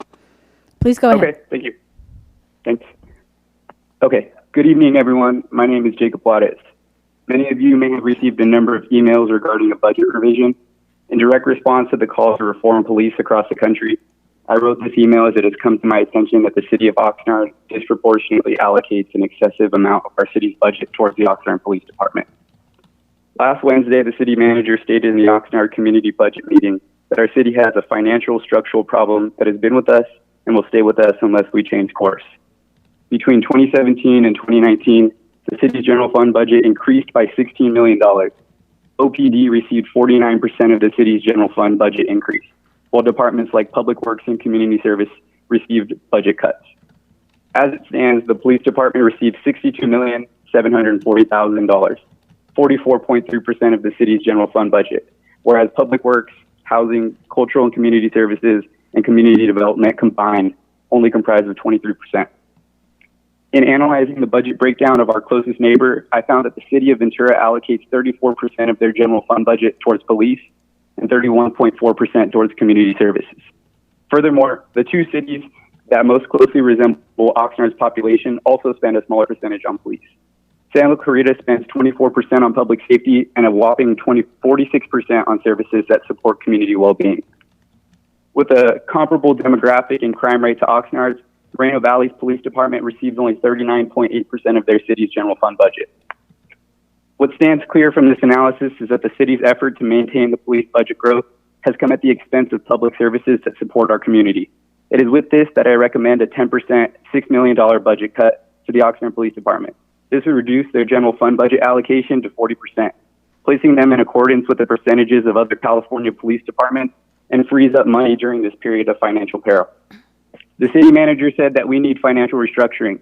With the proposed budget being almost identical to the previous years, I don't see how this is moving us closer towards accomplishing this goal.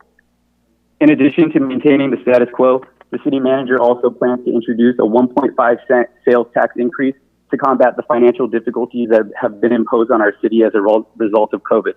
Again, I just don't see how asking the people of Oxnard, who have been traumatically impacted by this pandemic, to give more money during a health and financial crisis is a solution. I ask you, why is this the first step in our proposed recovery process 30 seconds. when the police department spending continues to remain untouched? Thank you.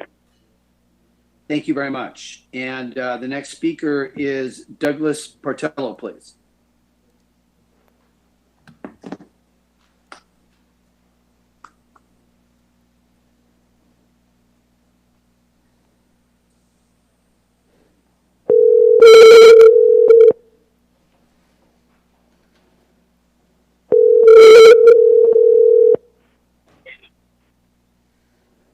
Hi, Douglas. It's Michelle from the council meeting. Yes, hi, Michelle. Hi. You've got 3 minutes to speak on the budget public hearing. Please go ahead. Yes, hi, good evening, Mayor, Council, and concerned citizens.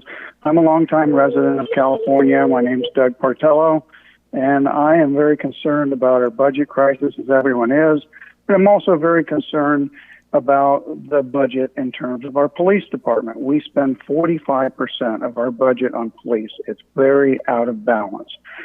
People talk about defunding the police, and I know that gets a sharp reaction, and I think there's a lot of misunderstanding about defunding the police. It is important to defund the police because we are neglecting a lot of community services in terms of homelessness, mental health, domestic violence, and other issues. We are asking our police to do an impossible job to answer all these non-emergency calls, which they can't respond in time. Look at the fireworks situation. You call them, as the mayor suggests, and they just can't respond. It's asking too much. What we need to do is reshift the focus onto more community services, dealing with neglected problems that have gone on for decades, unanswered. And we keep militarizing our police. We keep adding more equipment and more things to our police when we need to get back to basics. This happened with the hospitals. Back at the turn of 2000 and before, hospitals were running over budget. It was unsustainable. So what they did is they put respiratory therapists, they put nurses' aides to doing things that nurses were doing in the past. We were better trained to do it. We were at a lower cost, and we provided a much better service. So what I'm asking the council and the mayor to consider is just rethink how we're utilizing the police to do things that they don't want to do. They want to get after the serious criminals. They don't want to be fielding all these calls that they're really not equipped to handle. We do not have one social worker. We need a social worker. We need a victim advocate. We need somebody that's specifically tasked to deal with these situations where it really doesn't require a badge and a gun. As a matter of fact, the presence of a badge and gun can escalate situations. We need to put more money into youth services. We need to start addressing the problem before we need the 30 badge seconds. and gun. So what I'm asking for is just think about what other cities have done. certainly defunding or eliminating police, that is not a good idea. We need our police. We support our police. We're thankful for our police, but we're just asking too much of them. We need to rethink it. We need to do just like hospitals did. We need to find other folks that can do the job more cost effectively, be more effective, and provide the services that our community needs. And I really appreciate the time that you've given letting me speak. Thank you very much. Thank you very much. And the next speaker, let's see here, is Lawrence Stein, to be followed by Michael Mercurio, please. Curio.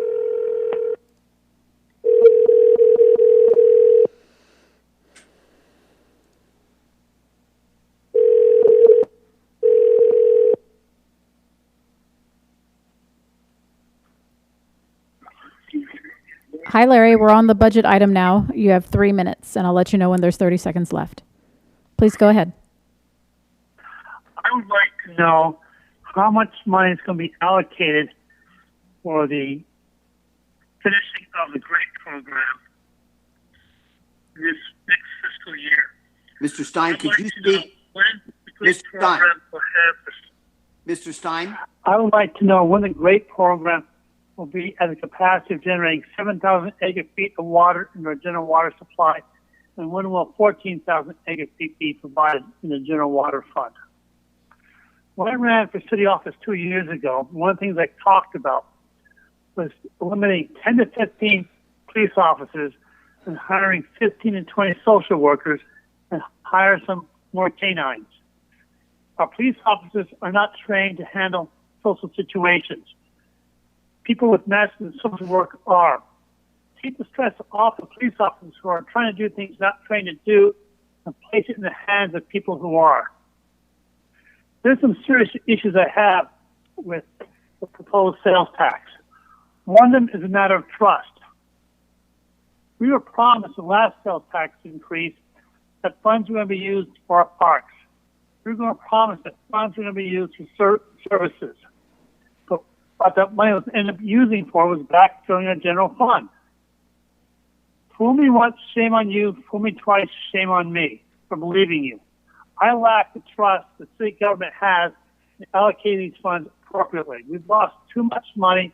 Too many promises have been made, such as the finishing up of the aquatic center at College Park, finishing the ball fields at College Park. You're talking about the general fund budget, but we're not even seeing the park master plan. The park master plan is going to be presented to us after the budget hearing. How much money is going to be set aside for our parks and capital improvement projects for the next 5 years? That's not being discussed because you've said you're not going to spend any money for park development next year, even if you pass the 1.5% sales tax the city manager is proposing. If the city manager is proposing a 1.5% sales tax, he's not telling us how he's going to be spending it. Again, fool me once, shame on me. Fool me twice, shame on you. Thank you for your time. Thank you very much. And the next speaker is Michael Mercurio, and to be followed by Ray Platel, please.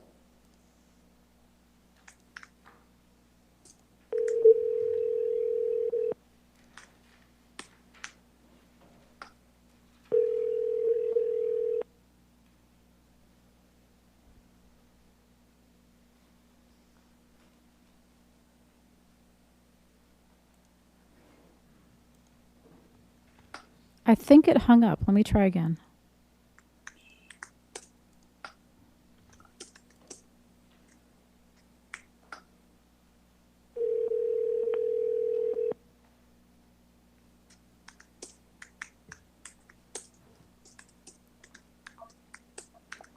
Hi, Michael?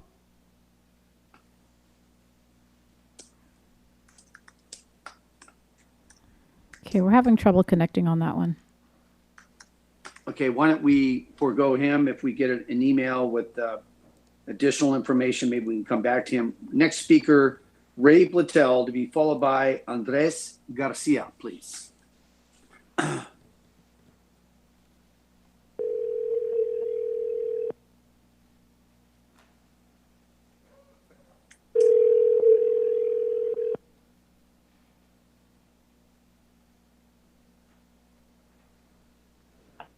Hi, Ray. It's Michelle. We're here on the budget item, and you have 3 minutes. I'll let you know when there's 30 seconds left. Please go ahead. All right. Thank you very much.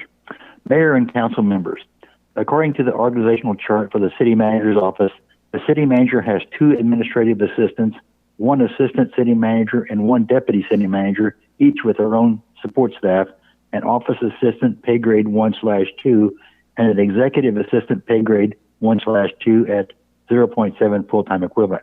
My question is, do you really need all these personnel, especially given the current budget situation?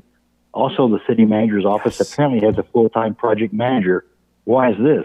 What project or projects is the city manager executing?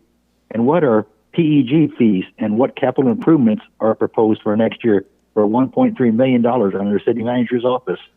Can any of these be deferred if actually needed? This $1.3 million dramatically increases the city manager's proposed budget for next year. The proposed budget, city manager's budget, is the largest in years. So where's the shared bleeding given our budget predicament? Regarding the city attorney's office, the org chart says the city attorney has a chief assistant city attorney, 2 assistant city attorneys, 2 deputy pay grade 1/2 city attorneys, plus support staff. The proposed general fund budget for the city attorney's office is over $200,000 greater than the prior year. Again, given the city budget crisis, where's the shared bleeding? Regarding the police department, the proposed FY 2020-21 budget reduces community patrol by 15 full-time equivalent, while the general fund budget for community patrol decreases by only $346,000. I certainly would expect more budget reduction given the reduction in the number of personnel. This is only a savings of like $23,000 per person. How can this be? And the general fund OPD training budget was actually reduced. Given what's happening across our nation today, I would think that more intensive training is warranted for our police force. Not that our police force is guilty of anything, but more as a preventive measure for the future. Thank you very much. Thank you very much. And then we'll make sure that at the end of the public comment, we'll have the finance director and/or Mr. Nguyen address these questions. Can we try, Mayor? Can we try the individual that didn't pick up the phone, please? Hold on 1 second, Councilman Perillo. Andres Garcia, please.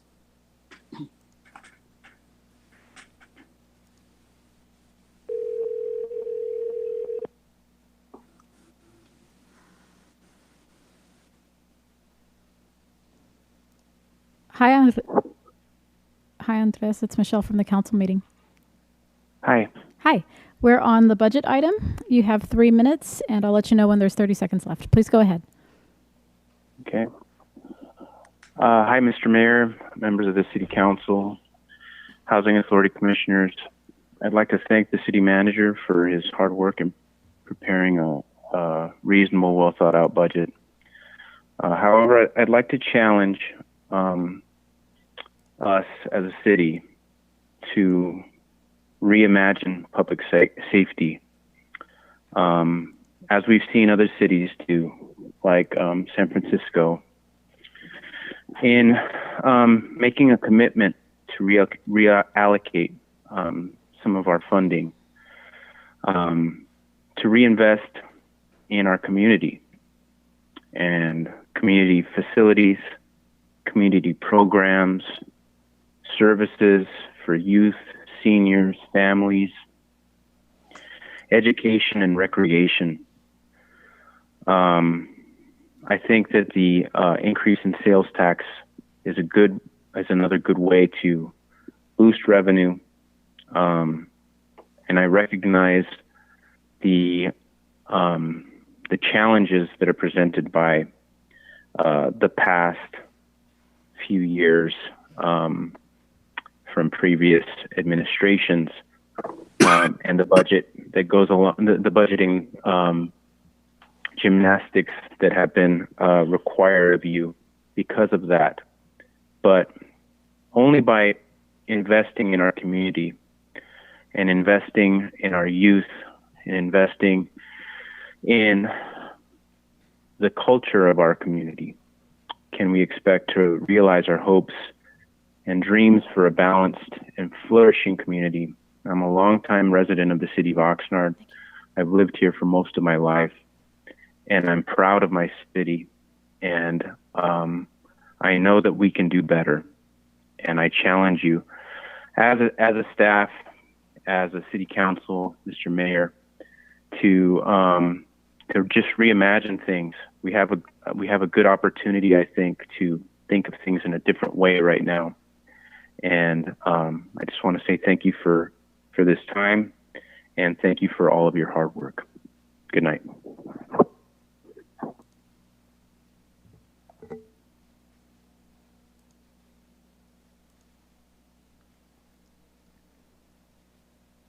Okay, I'll try Michael again.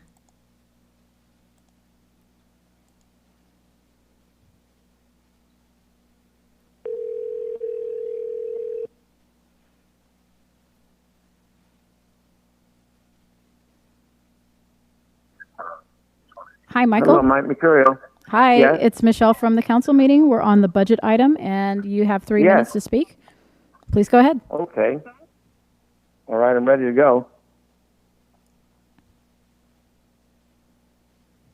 Hello? Go ahead. Go ahead. Hello, my name is Michael Mercurio. I'm 79 years old. I've been a resident in Oxnard for more than 3 years. I've been active in community affairs in Victoria Estates, where I live, and also active with the Public Works Department. Could you turn off your TV in the background or turn it down, Yes. please? I'm here. Yeah, we've got an echo, so please turn that background noise off. I think my wife's got to turn this off. Turn that off. Can you hear me now? Yes, thank you. Can I begin? Yes, please. Hello. My name is Michael Mercurio. I'm 79 years old.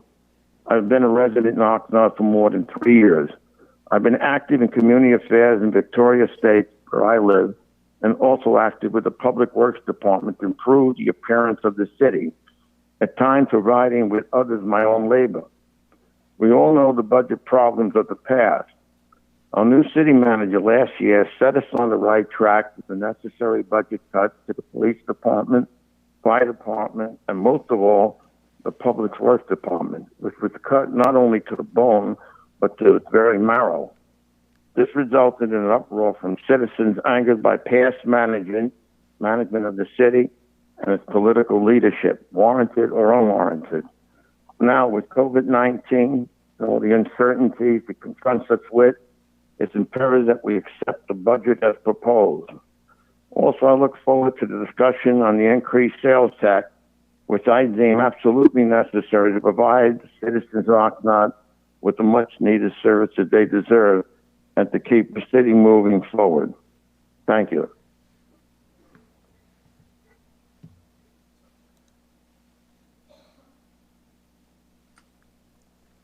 Mayor, that's the end of the public speakers.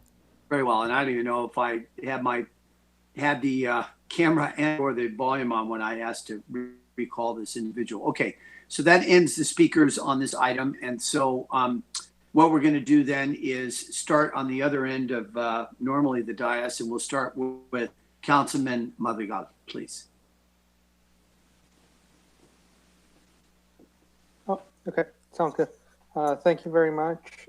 Thank you for presentation. Thank you to all the speakers, and thank you to everyone who sent out an email.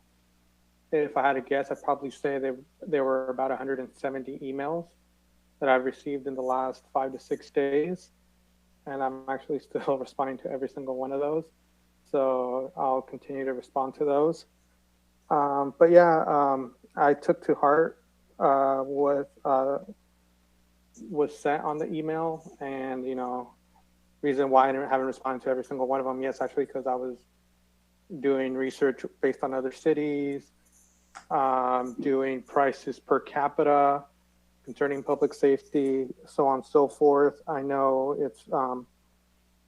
it's been a rough last couple of weeks, and actually a couple of months if you include COVID.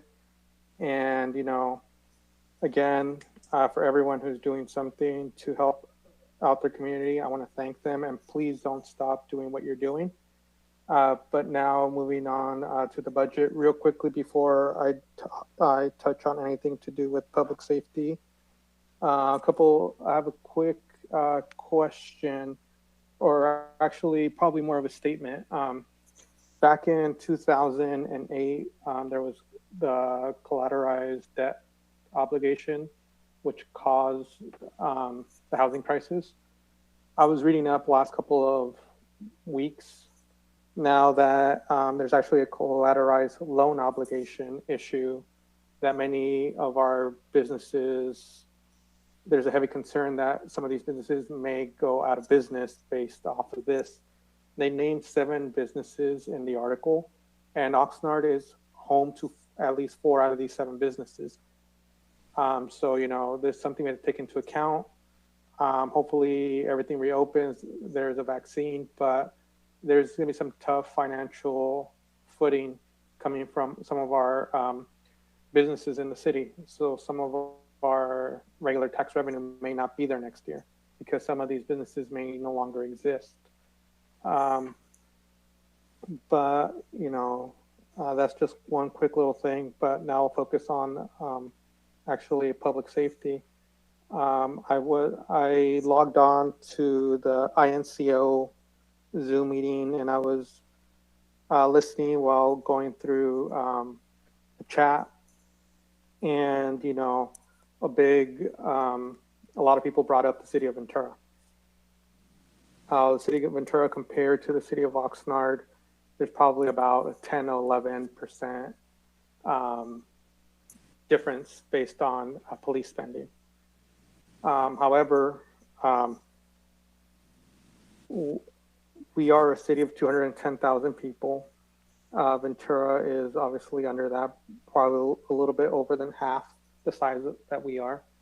And per capita, so per person in the city of Oxnard, about $306 goes to police here in Oxnard per person. If you go to Ventura, it's actually $355 per person that lives in the city of Ventura goes to police. So in a way, Ventura, per capita, Ventura does, you know, does have a bigger budget for police than what we do. People in the chat were mentioning Lancaster and Fairfield. Lancaster, Fairfield are actually both use the sheriff's department, and their actual percentage that goes to policing is at 44%, so right around what we're at. But you do see that they do have a sheriff's, they have a sheriff's department. I'll come back to the sheriff's department because I do have a question on that. I just want to wait on all my questions. I looked at the crime map under the Oxnard Police Department website. That's what I did next. That's what I was doing today. And I checked the last 4 weeks of crime in my district by neighborhood, and I also checked the entire city of Oxnard. Obviously, you know, I understand, you know, it's COVID, there's not that many people out, but give or take, it's probably roughly, I'd say about 3 times under what it used to be. So I probably would use a multiplier of 3, give or take, because I know what kind of the averages are by now. But what I've noticed is actually the safest, or the neighborhood with the least amount of crime in my district is actually Rose Park. Rose Park has a great neighborhood watch. Yep. Rose Park works well with the police department. They have a great they have a great community policing program. You know, if anyone ever questions if community policing works, then Rose Park is the perfect example. If you go based off of the entire city of Oxnard, Rose Park is in the top 8 safest neighborhoods in the city of Oxnard. It was actually tied for 7th, but it is one of the top 8 safest neighborhoods in the city of Oxnard. And, you know, people may say, because COVID this, COVID that, but at the end of the day, give or take, I go to the neighborhood meetings since they had them monthly before COVID. And there was at most, there was anywhere from about 2 to 6 crimes in a month's time. If you take that into account, neighborhood where I live, Colonia, you have 11. So 5 times more, or over 5 times more. Give or take in a month, Colonia, you probably average 1 a day. So you have about 30. But that may seem like a lot. And some people may even argue that, you know, maybe we should have just get rid of OPD and have the sheriff's department. So I looked at a similar neighborhood. I went to the sheriff's department and I looked at their crime stats. I looked at a very similar neighborhood that many people believe is in Oxnard, but it's unincorporated. And they have twice the amount of crime in that neighborhood than in Colonia. Okay, so that's something to be taken into consideration. You know, I'm a big advocate of the power of community policing. And, you know, it's something that we've kind of gone away from in the last year. But I'm here, to be quite honest with everyone here, I need a promise that it's going to come back. If not, then this whole thing isn't going to work out. I've been reading articles about how our healthcare system and our policing system as a nation have pretty much failed in 2020. And it's something that there has to be an evolution. And obviously, as we've seen, since the crime has dropped a lot in the last, like, you know, since 2012, it has, or I'm sorry, it's dropped heavily since the high point of 1992. Then, you know, it's based off community policing. And that's something that, you know, obviously I know that money is not necessarily there, but there needs to be a promise that it's going to be back. And it's going to be back at the first able opportunity. If not, then, you know, this isn't really going to work in particular neighborhoods, because I know that, you know, if we play by, you know, the so-called fair rule and we defund the police by whatever amount, then I know the most affected communities are going to be the poorest communities. So right off the bat, I know the most affected person that'd be the most affected would be the person with the least amount of money. And to anyone who may argue and say, you know, oh, well, you know, that neighborhood's nothing but crime. No. It doesn't matter regardless of gender, race, whatever argument we use to divide people. At the end of the day, everybody just wants to be safe. It just so happens to be that, you know, someone's going to get out of jail. Where are they going to live? Probably in the lower socioeconomical neighborhood. So guess what? While someone else is trying to resolve some, you know, great, you know, issue to resolve crime, this other person who wants to feel safe is neighbors with someone who's just causing trouble. How is it fair to them? So I do have one question for the chief or anyone that may be able to answer this question. But my one question, and I know this has nothing to do with Oxnard, but just so, you know, people could see that it's not apples to apples. I've seen in cities, you know, Camarillo, Santa Clarita, Thousand Oaks, they have the sheriff's department.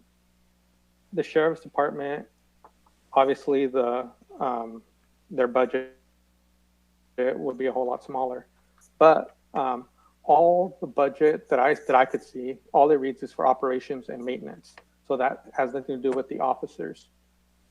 So is that correct? Am I saying that the city, for example, Camarillo, does not pay for the officers, they just pay for the operation and maintenance to the sheriff's department?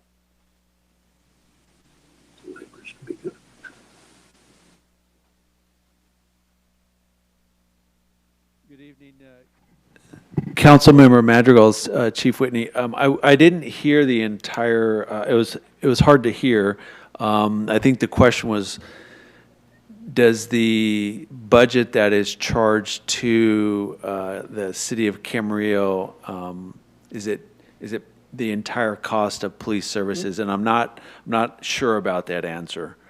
Okay, yeah, because I was looking at the one in Santa Clarita, and their budget or last year it was $28.5 million. But all that is just operations and maintenance. It has no charge for officers whatsoever. So does that mean that how do the officers get there? Is there some other type of special tax given to the residents of those cities, or Yeah. does this? Yeah, I'm not super familiar with contract cities and how they charge, how the sheriff's departments charge them out. Okay. Councilmember, I can jump in a little bit. I've a little bit of experience having exposure to that. So the example you cited, if it's over $30 million for operations and so on, that's got to be. I think operations includes officers. That's a lot of money. So in many cities where it depends on when you made the decision to utilize sheriff. So if you've just incorporated a city and you do it from scratch, the bill's set from inception. But if you're a city that has a police department or a fire department and you decide to switch over to the county, now you're also carrying forward all the capital costs. So the buildings, the stations, whether it's a police station or a fire station. So depending on the individual contracts, it may also, in addition to the officers provided by a sheriff's department or a county fire, it may include the cost of physical space. It may include contributing into the vehicle cost and the equipment cost. So one very similar way to look at it is sort of the way we're participating with the animal shelter, which I believe it's 8 cities in the county participate in the animal shelter out of the 10 cities, which is run by the sheriff's department. So it's hard without diving into the individual cities' budgets to answer your questions with precision. And then additionally, you brought up one of the examples that was brought up during the INCO presentation with regard to the city of Lancaster. So I was very curious, and I looked at their budget. Part of the issue here is when they count their revenue and expenditures, they count all funds. So they count their various enterprise funds as well, which also makes the proportionality, the share of the money they spend for policing makes that number smaller when we're counting it primarily out of our general fund. Now, if we were to count what we spend on police out of all of our funds, then it's about 14% of our entire city's budget. So I just want to add that. Thank you very much. No, I saw that with Lancaster. And lastly, because I know I forgot about this, but I did look at a city in New Jersey, Camden, which is probably about 50% Black and over 40% Hispanic. And 7 years ago, they got rid of their police department and they brought in the sheriffs. Crime kind of went up and down, but roughly kind of a little bit down. But what was seen was that the lower socioeconomical neighborhoods had a huge increase in people arrested. So, like, at the end of the day, we need to look at this, widely. And, this isn't going to be an issue that will be resolved in 2-3 weeks. This is a very long-term issue that we need to look at carefully and see what we may actually be getting ourselves into before anything else. So, thank you.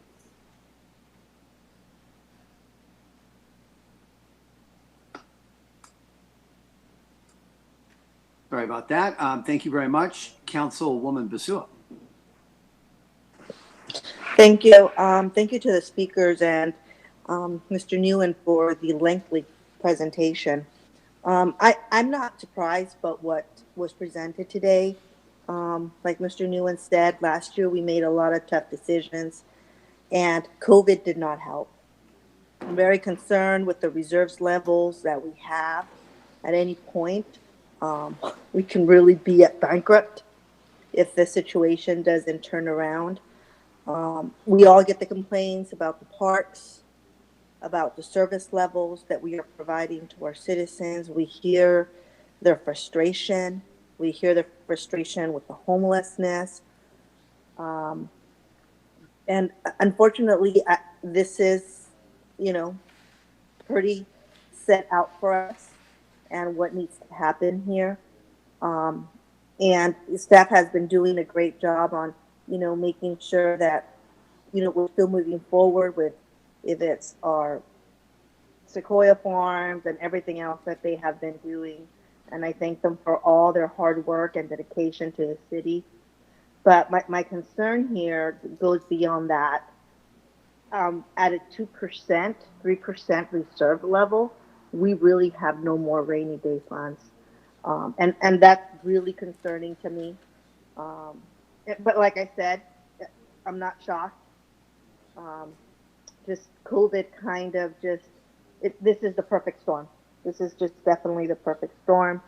I would like to continue to talk about this as soon as our quarterly numbers come in, as far as the tax revenue coming in.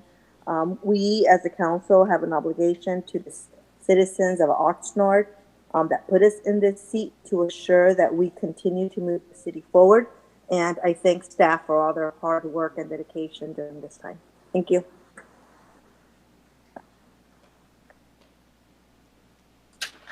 Thank you very much. And Mayor Pro Tem. Thank you. Thank you all. There's a lot to discuss here. It's 10 o'clock. I know that many of these topics raised require more conversation and dialogue and, as someone said, using our imagination. So I want to talk about two things. One is the status of our budget.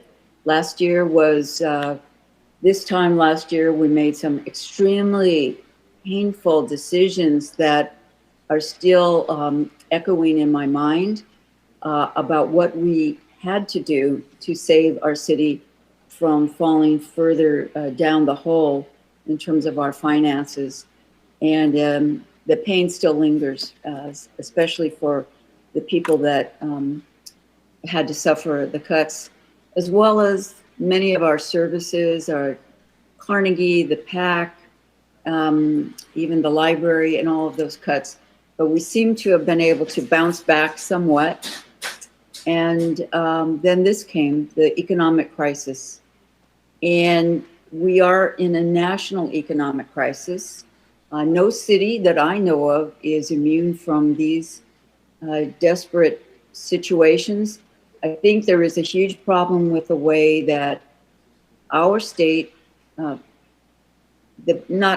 necessarily the state government, how cities are funded. It is such a thin line, and to have to rely on sales tax, the transit occupancy tax for the basic services that the people need. There's something wrong with the way funding is structured, but that's a discussion for another day. As you may have mentioned, or everybody picked up on, we're required by law, the city's required by law, like all cities, and I believe the counties, to pass a budget by June 30th. We're not allowed to run a deficit. We must vote on it. Unlike the federal government, we can't print money. So we have to try to live within our means. And I do think that means taking a really hard look after we pass this budget. And the budget is a plan, it's a roadmap, it's not set in concrete. It can be changed as needed. But to really have a discussion about some of these difficult topics. I too, like all of my colleagues, I'm sure, received many emails about police services. And while I think that a lot of them were heartfelt, this is going to require a discussion about what we ask law enforcement to do, how they do it. And it's a national conversation. I know that our law enforcement is asked to do things that really, that's not really what they signed up for, but they do it because there's no other resources. And I think we ought to take a look at that and how possibly we could improve it. I'd love to see more money going into our cultural services, youth services. Education is a function of our school districts. They have their hands full. Public health, mental health is a function of our county government, and they've been generous so far with some of the things they're doing for folks during this crisis. But I think we all could do better. Our city could do better. But I think we don't have any way around redoing this budget tonight. I think, again, a budget is a roadmap. It's a plan to go forward. And I will support it. But I don't think there's anything that prevents us from taking a good hard look at how we spend the money, making sure that we do have people to respond to the things that happen to people, to make sure that our police are continuing to do a good job. I like the look of our police department. It reflects our community. And I think that's why we recently have not had the problems other cities have had. I'm grateful for that. I'm grateful to everybody who righteously protested terrible things that have happened elsewhere and maybe even in our city, but kept their cool and didn't make the economic damage we've suffered worse. So to my colleagues, I really think we need to have a discussion at some point about these serious issues raised, the insecurity that people have that lead them to crime and drugs, and are they really crimes? Are they public health problems? Mental health, drug addiction, all of these things, and homelessness, simply lack of housing and lack of money to get good housing, even if it was available. There's some serious issues. The city can't solve it all in one budget meeting, and I don't think anybody believes that. So let's keep listening to especially the young people who are contacting us. Let's have a dialogue. Let's not be defensive, and hold each other up. Thank you very much. Thank you very much. Councilman McDonald. Thank you, Mr. Mayor. I've received all the same emails that everyone else has talking about, defunding the police.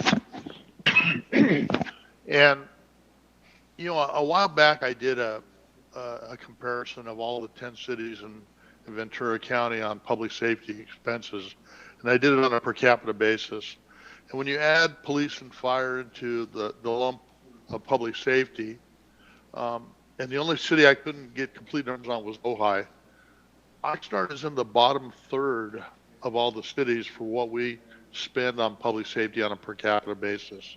So I don't think the numbers are really out there, but again, it's something that needs to be taken a look at. And someone made a comment about police are responding to stuff that they shouldn't be responding to. Other people should be doing it. And I don't disagree with that. I think there's a lot of stuff that police would prefer not to do, but no one else will do it. And the homeless issue is one of the prime examples. Unless we do something with homeless issues in our city, nothing's going to happen. And so we had to step up and take the lead on that for our community. And they're a challenging group to deal with. And, I look at this budget. I spent a couple hours going through it this morning. We're losing, as proposed, 11 sworn positions this year. If this budget goes through as it is. In a prior budget cycle, we lost 6 sworn positions. And prior to that, I think we lost others. The staffing rate is just plummeting. Now, the biggest complaint I hear from people, for the most part, is when they call the police, it generally takes a long time for the police to show up. It just doesn't happen over, in the next 10, 15 minutes. And I've been sitting here tonight listening to fireworks go off all night. It's finally starting to quiet down now. And then in the middle of all this, I heard someone fire off 10 gunshots. And I've been around the block a few times. I can tell the difference between a gunshot and a firework. And these were gunshots. And so, that's something that the police have to deal with. But there's so much of it going on that it's overwhelming. And we're talking about cutting more positions. I'm just having a real heartache over this. Uh, and I don't disagree with giving stuff to other professionals like mental health professionals or EMS professionals or whoever. But a lot of times when these professionals go to a call where there might be a possibility of a hazard, you will hear, and fire department is good for this. The first thing you'll hear out of the fire department is we're staging, which is a term for we're hanging out around the corner until the police get there and make sure it's okay for us to go in, and then we'll go in. And I've seen this from the mental health side too. Um, and people don't want to expose themselves to danger, and they're not necessarily trained to do that where the police are. So even if we hand off some of these duties to other professional groups, there's still going to be police involvement.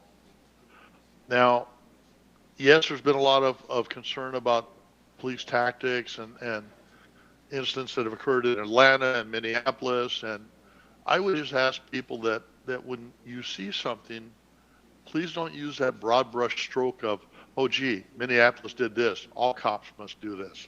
Or Atlanta did this, all cops must do this. Because that's not a fair statement. It's not a fair picture. You just have to treat each community individually. And I've been involved in law enforcement training for over 35 years. And I can tell you that what I saw in the Minneapolis case is a tactic that I have never seen taught in my experience in 35 years in California. That's just not something that is taught here. It's not something we do. Law enforcement does do that. And I've talked to quite a few people that have all said the same thing. They go, no, we don't do that. So, and then the media doesn't help by calling it a carotid chokehold. Put it in knee on someone's neck. It's not a carotid chokehold. A completely different thing. But in my eyes, it was improper. So please don't broad brush paint the police because one officer on the other side of the country did something that all cops do that. It's just not a good statement. In looking at, when you talk about the history of policing, and it was Sir Robert Peel said, the police are the community and the community are the police, meaning there has to be a relationship there, a bond there. And when I first got elected, we were moving towards a neighborhood policing plan. We were implementing it, and it was actually going to be really good, I thought. It goes back to the roots of community-oriented policing. And really, the police are only as successful as the community empowers them to be or allows them to be. And so you have to have that relationship between the two groups. And Oxnard had a long tradition of community-oriented policing, but with the last several budget cycles that we've gone through, they've had to withdraw the resources from those neighborhood policing programs and put them back into the calls for service. And so it's not getting any better. And now we're going to lose 11 more positions.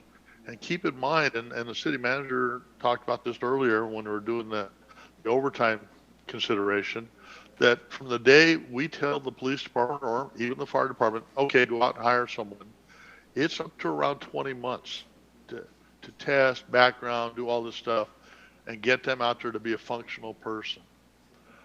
It's not a quick process. So we're almost 2 years behind the curve when we do this.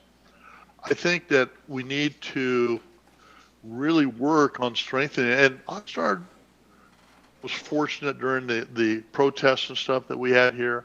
For the most part, they were uneventful, which is a commentary on the quality of our community, our people that are here. There were a couple minor problems, but nothing compared to what happened in Los Angeles or anywhere else. So I'm very proud of my community for the way they did things. And by all means, you have every right to be heard, redress your grievances and all that. But I think that goes right back to the attribute that our police department has a good connection to our community. Now, can we improve that? I think we can. And I think if we can improve it, then it's going to make it that much better. And the neighborhood policing program is going to be the way to do it, at least in my humble opinion. But we're nowhere near being able to do that because of the reductions in staff. I have one question, and this would be for the fire chief. The paramedic squad that we're going to take out of service and redistribute the workers, where is it housed at? Councilman McDonald, the paramedic squad currently is housed at Station 8. That's at Rose and Channel Islands. Okay. I have a little bit of heartburn over that too, in that, that's a portion of town that is very densely populated. We really fought hard to get this program to provide services to that part of town. And while we'll still have those resources there, they won't be quite as available because they'll be on a different piece of equipment. So we'll lose one piece of equipment. The sad statement is that the farther south in Oxnard you live and the more severely you're hurt, the more likely it is you will have to go to VCMC, which adds probably a 20-minute trip to going to a medical facility. And I just have real problems with not being able to go to a trauma center here in Oxnard, not being able to provide, upgraded services. And yes, they'll have the paramedics on a fire engine, but that's one rig as compared to two. And then if there's a need to split a team off, you can't do that. So I have problems with that. I have problems with the reduction of public safety. And I'm not opposed to looking at how to do things in the future. And I don't think police department or fire department would have a problem with that either. But I'm not prepared to do it tonight in one fell swoop and say, okay, 11 positions are going from PD. We're going to realign a paramedic squad. I'm unfortunately just not able to support this time. And I apologize to staff. I know you put in your heart and soul into this document. You're trying to keep us afloat. But I'm just not in a position I can support this at this point in time. So thank you, Mr. Mayor. Thank you very much. Councilman Perrello. I want to thank the people in the work that is put in this, but I definitely want to thank the public speakers. What I heard of the two first public speakers, I hope those individuals stay much more involved in city government. I was really impressed.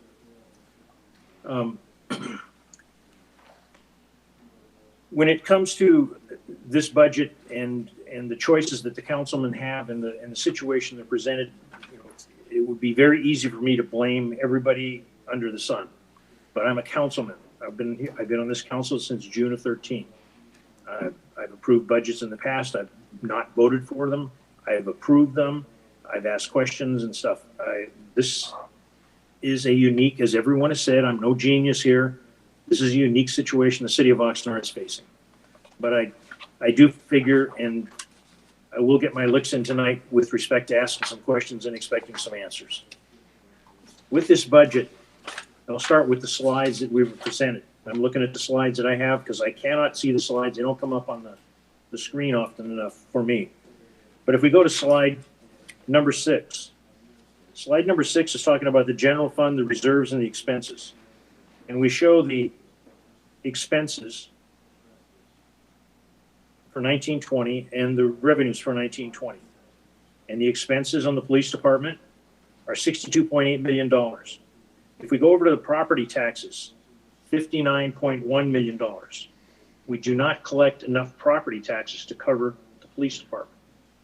If we go to the sales tax, we generate $32 million in sales tax revenue, the adopted budget, and the fire department is $19 million. We collect enough sales tax to pay for the fire department and some more. Those are just points of reference that I'd like to share with my fellow council members. And then as we go further down and we go into slide number 22, we talked about the progress the city has made. And we talk about the declining crime rate. On slide 22, upper left-hand corner, Oxnard Police Department saw crime drop for the 4th year in a row, with crime down 14.9% in 2019. That is something to stick your chest out about. That's impressive. The men and women of this city that live here, the police department that work for the city, the combined forces of the neighborhood watch with Mr. Madrigal, Councilman Oscar Madrigal mentioned. Rose Park is something every neighborhood council should take the opportunity, including some neighbors in my neighborhood district that don't think much of the other side of the tracks. They would learn some terrific lessons from going over there and watching how they do things. But the crime is down 14.9%.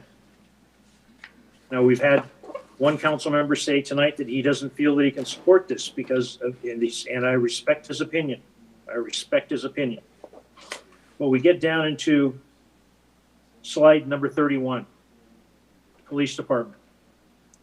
The second bullet point, offset by $1.8 million due mostly to reduced expenditures from the elimination of vacant positions. These include 11 sworn positions and 6 non-sworn positions. When I was given this presentation as a single council member in the city manager's office with all the department heads, it was 17 positions and 3 clerical positions. 11 and 6 is still 17, but it was a little bit different. And it struck me, we're going to eliminate 17 sworn positions, and I'm going, holy shit, the city's going to go crazy. We're going to fire 17 cops. And I asked the question, these are filled positions? No, they're not. They're vacant positions. They were vacant positions last year, and I don't know if they were vacant positions the year before. But we've funded those positions. And in fact, the funding for those positions was used for something in the police department. And I have the highest respect for the police department. A member of my family I'm married into, they're police, 2, 3 of them. I understand the risks involved. But when we have this and we put this presentation and it was kind of glanced over because I tried to stop the mayor and I wanted the city manager, I wanted to bring it up right then and there. Vacant positions. That means there's going to be, I just heard some noise. Can you still hear me? Yes, and we have the slide Okay. you're discussing on screen. Thank you. Okay. And that means that there are numbers of positions that have not been filled. And I respect the police department. I respect the police chief. It was mentioned that this is lower than the numbers that we had in the past of sworn officers. But I go back to slide number 22. The crime rate went down 14.9%. We're doing a hell of a job. Under the direction of the management of the police department, we're doing one hell of a job. And so when we can't approve a budget because we're going to lose these numbers of public safety people, yeah, that's bad. But when you look at what another council, Miss Basua, the 2% reserves, it's not thin ice, man. You went way out past the sign that says thin ice. We're in deep, you know what? We were there a few years ago. There is something that has happened to the city over a period of time, and the ability to dig ourselves out of the hole, in my opinion, has only surfaced with this city manager. And he is no saint. But this guy has been enough that he put his, you know what, on the line. This is what you need to do. He has told me more than once, this is not a time to be a turtle or put your head in the sand. The public needs to know what they need to know. The comments by those first 2 speakers made one hell of a lot of sense to me. And I also got all the emails. A lot of them very well thought out, and some of them, it appears they really don't like police, period. But there are jobs that Councilman McDonald is absolutely right. The police have to do because nobody else will do them. There's nobody else to do them. And some of these jobs, there's never really been anybody to do them. Those are jobs that the city doesn't normally handle. Some of those are mental. We don't have a mental department in the city. That's a county obligation. And so we can point the fingers. I could point the fingers at everybody else not doing their job. But when these things come up and we're looking at how much we're spending and what we're getting for our services, I believe we're getting our money's worth for the services. Can we cut it more? There was a member of the public that said we cut to the bone and then to the marrow. I think there's a tremendous amount of truth to that.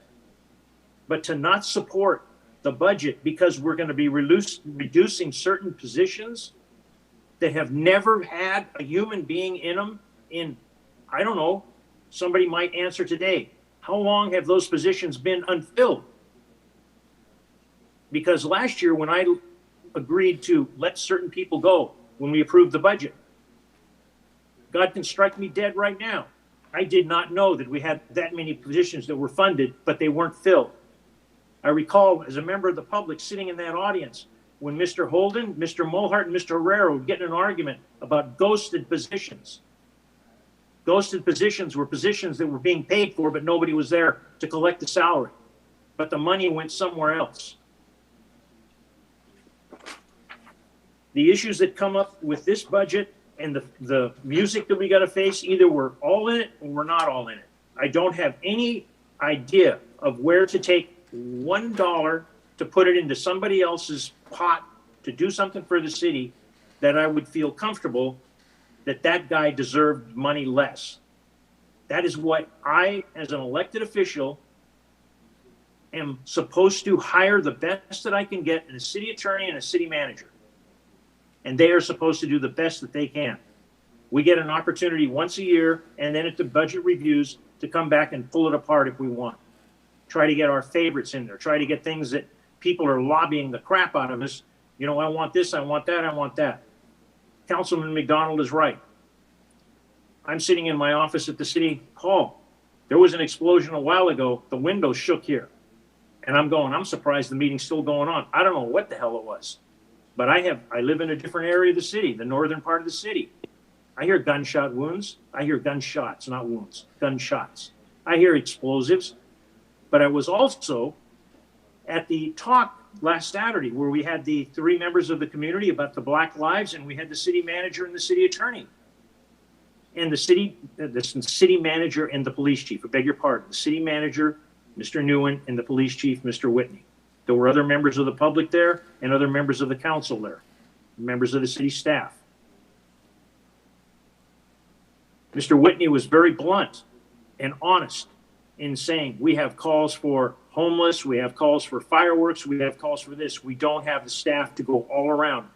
The priority of calls is, as you can imagine, the most life-threatening is the highest priority. But then there were public comments from members of the public asking questions, some of them extremely low blow. And they asked about the city of Oxnard's police department. And as a council member for a number of years here, and as a member who've been paying attention, coming to council meetings since 1998, I heard something I'd never heard before. There was a question about, well, Oxnard never gets rid of something to the effect, they've never fired a police officer. Well, Mr. Whitney explained over a period of time, and I forget the year that he mentioned it, but it was not that long ago. Since that time, the city of Oxnard has let 18 police officers go through firing or the ability to resign before termination. Polite way of saying, cover your ass before you get fired. We'll let you quit. So the city of Oxnard Police Department is doing a tremendous job trying to take care of the residents in the biggest city in the county. And the issues that I bring up, I wish we were not facing this. But if things do not change, including more revenue, and I am not in favor of taxes, but I do not see any other way out, because I would love, and I cannot find the slide where it shows, but I'm expecting the city manager when they answer the questions, to answer this question. It shows the amount of money that goes to the city of Oxnard from the sales tax. The state has the ability to capture anything that we would potentially be able to capture now if we decide to increase our sales tax. If we don't, we lose it forever. I'd like that addressed so the public and the council hear this. I'm often told I'm all full of hot air. Maybe that's what it is. But this is my chance to ask those questions. And Mayor, thank you for the opportunity to speak. And I appreciate all the hard work from the city employees that spoke tonight.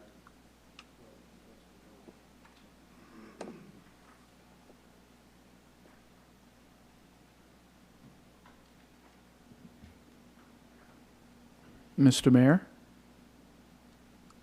Sorry about that. I apologize.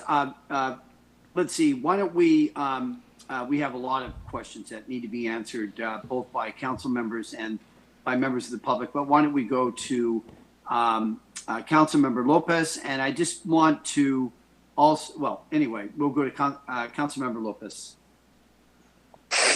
Thank you, Mayor, and I want to thank our staff who has been working on preparing this budget. I know that there's been a lot of conversations, a lot of input, a lot of evaluation of what each department in our city has and where there were opportunities or possibilities to make any changes for the sake of our city. So I do appreciate all that work and the very extensive presentation that gives a very short glimpse to everything that has happened in the past year, which has been a challenge, especially coming from a budget a year ago that was very, very hard to vote on. It was very hard to go through, but it was something that was necessary, and I can't imagine what today would be like had we not made the decisions that we made last year. So with that, I do want to also thank our residents and the community that has sent in the comments. I think some of my colleagues have already addressed some of those. And I do follow in that regarding the evaluation of the police department budget. I think it may have been mentioned that at Saturday's discussion, the talk, this was brought up, the budget of the police department, and it was our police chief, Chief Whitney, who said, who acknowledged that there are certain duties and jobs that our police officers are taking on because they have to. And it may be an opportunity to evaluate how we change some of those services that are needed, that are required by our citizens, by our residents, but they shouldn't be falling on the hands of our police officers. So I do look forward to having that conversation. I don't think it can happen tonight, but it is a conversation that is very necessary and very needed. There's a lot of issues that we will continue to see, and I see the presentation today and the budget that is before us that has our hands tied to what we're able to do when we still have a homelessness issue, and that's considering the changes that the movement forward that has been made in sheltering some of those individuals. But there's a lot more work to do, and I do appreciate the work of our entire city staff, who is coming in and day out to help the city function, and has allowed for a lot of this progress to be made despite the challenges and the shortfalls on our budget that we've had. So I do look forward to some positive updates in the coming months, and especially when we have the mid-year evaluation of our budget in January, that we are in a better position, or that we don't have to make any unfortunate action to prevent any further fall in our budget. So thank you to everyone. Thank you for the presentation, and thank you. Thank you very much. Councilman Madrigal had one question. I'm sorry. Councilman Madrigal? Oh, yes. Thank you very much. I did forget to ask one question. It's actually to the chief. One district removed their SROs, and due to budget cuts throughout the state for all school districts, has there been a talk about what would happen if the other 3 districts discontinue their SROs?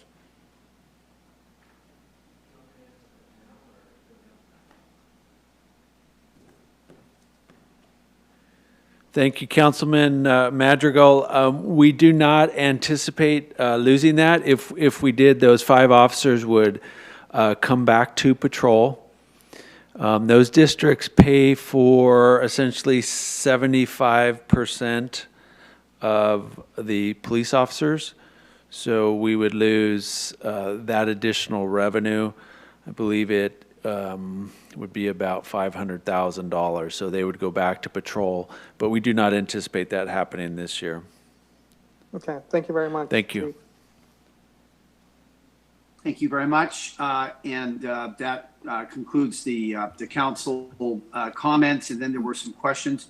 Mr. Nguyen, there were a variety of questions that people had asked, and I'm hoping before I can make some final comments that we can address maybe some of those comments. Yes, we're going to address a few general questions from public comment, but also Councilmember Perello's question. So I think we've already addressed the, trying to compare our city's, the percent of our city's budget that goes to police as compared to some other cities. So I think we've taken care of that one. Someone raised a question about the increase in the city manager's office. There is in the budget $1.3 million, and the question was specific to the PEG funds. And that is, again, one of those restricted funds, and that project overall is to use to improve the communications tools here in the council chamber. And it's any sort of equipment needs that we have to communicate, to improve communications with the public. So that's the only reason that amount, and it's parked in my office's budget just because there's really nowhere else to park it in terms of this council chamber that looks like I think it's from the 1960s, I believe. And unfortunately, we can't use PEG funds to improve the architecture. It's only the equipment. So there's really, that's the explanation. We could, if it makes anyone feel better, I could park that in the city clerk's budget, but it's all the same.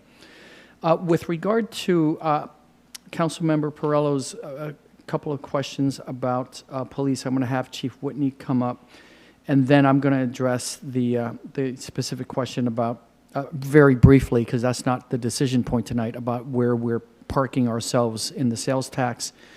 And then very quickly, the general theme about reimagining how we do policing or community policing in the future, we're always open to have those conversations.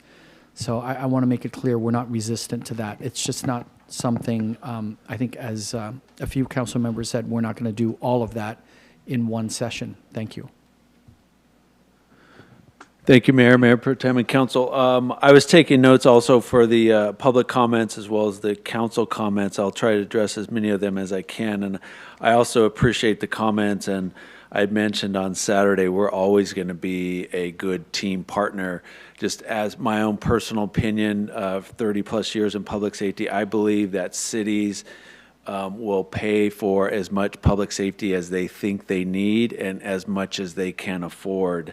And then public safety, from my perspective, is the foundation. And then as cities get more revenue, they're able to do other things beyond that. And the example that Councilmember Madrigal gave about Ventura has more money to spend per capita than Oxnard.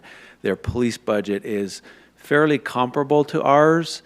Maybe a little bit higher per capita, but when you compare it to their overall general fund, it's a smaller amount because they have more funding for that.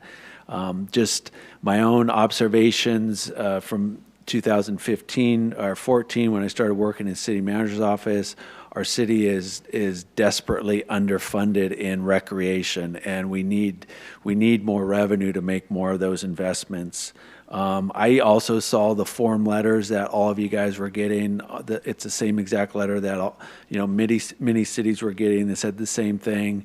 What's frustrating from my perspective, a lot of the comments where you need to fund mental health, you need to fund housing, you need to fund schools. All of those are different sources of funds. We're not competing. The general fund isn't competing for those sources. I agree 100% that mental health needs to be funded more. I agree 100% we need to get more housing. The challenge with that is when our housing director tries to find a location, we have to have the capacity, we have to have the will to do it as a city, and oftentimes we don't have that.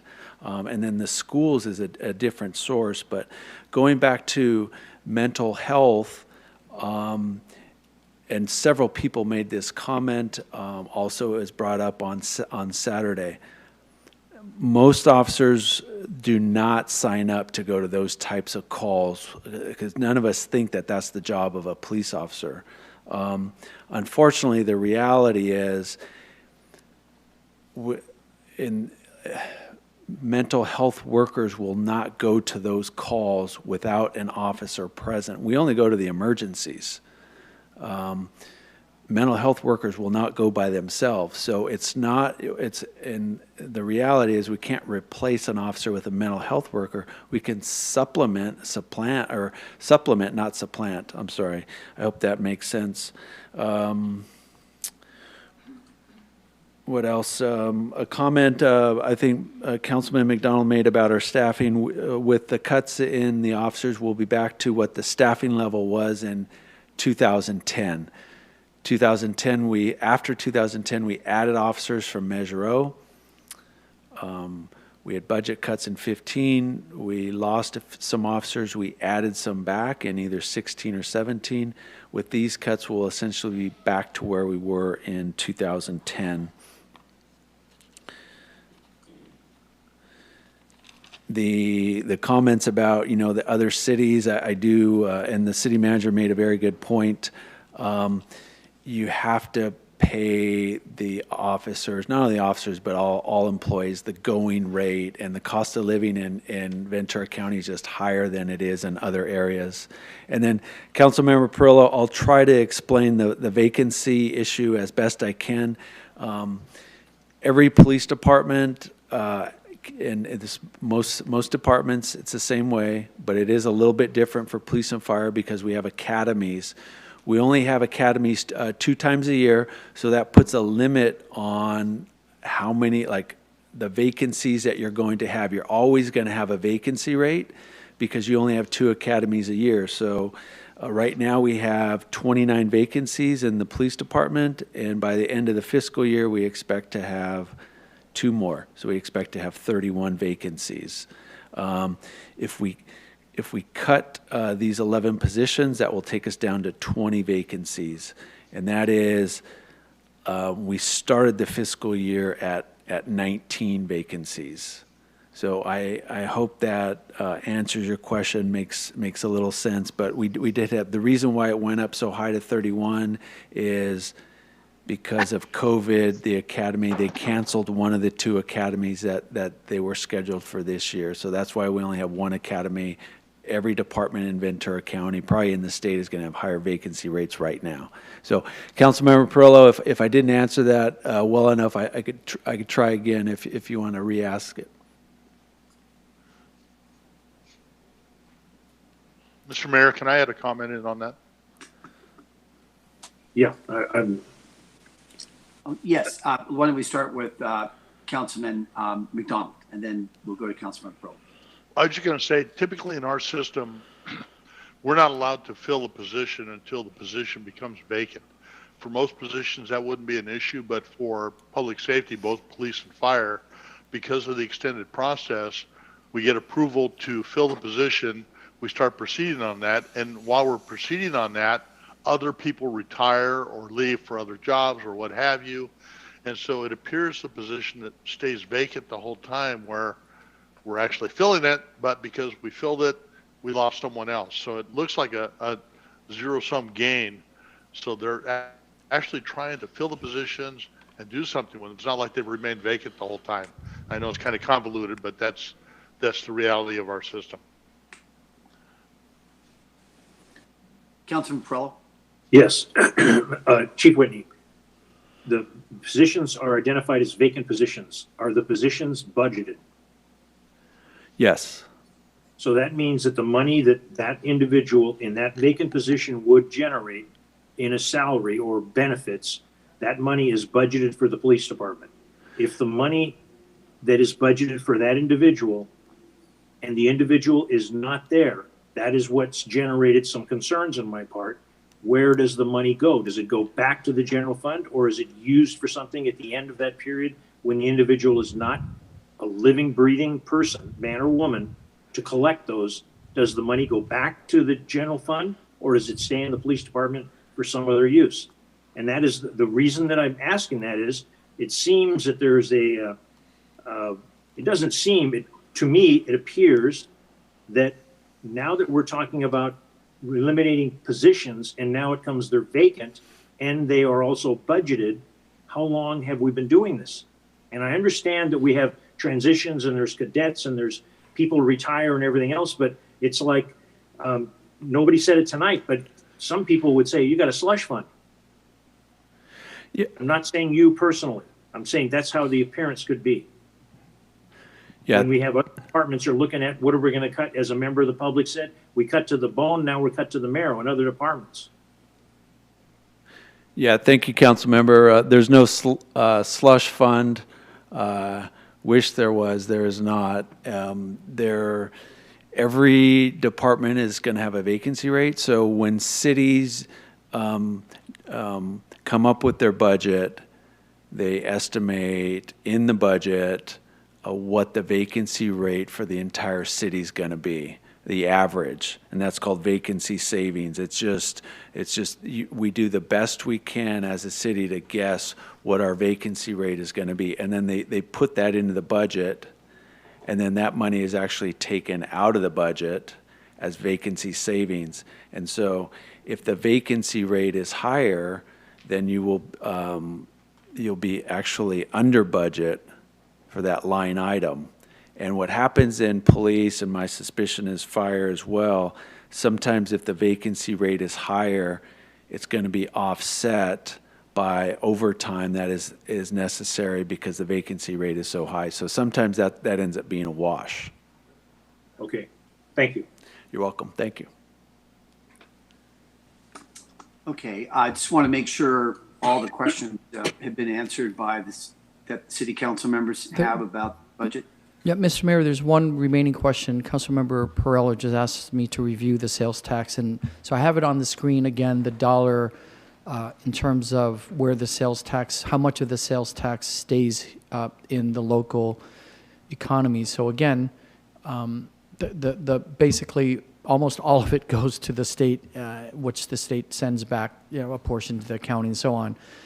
So we are at the bottom here, our baseline sales tax, we're at the minimum. And with Measure O, it brings us to 7.75, and that again is temporary, and it sunsets in the spring of 2029. And I look forward to discussing this in much more detail in a few weeks, but bottom line is there's a minimum and there's a maximum, and there's an issue of concern, which is why so many cities have inched up over the years, which is anything that's above that minimum, right? So if you look at the minimum 7 1/4, all cities get that first penny, but the rest of it goes out of the city. So at the minimum sales tax, the state and the county take 6 1/4, and we get 1, essentially.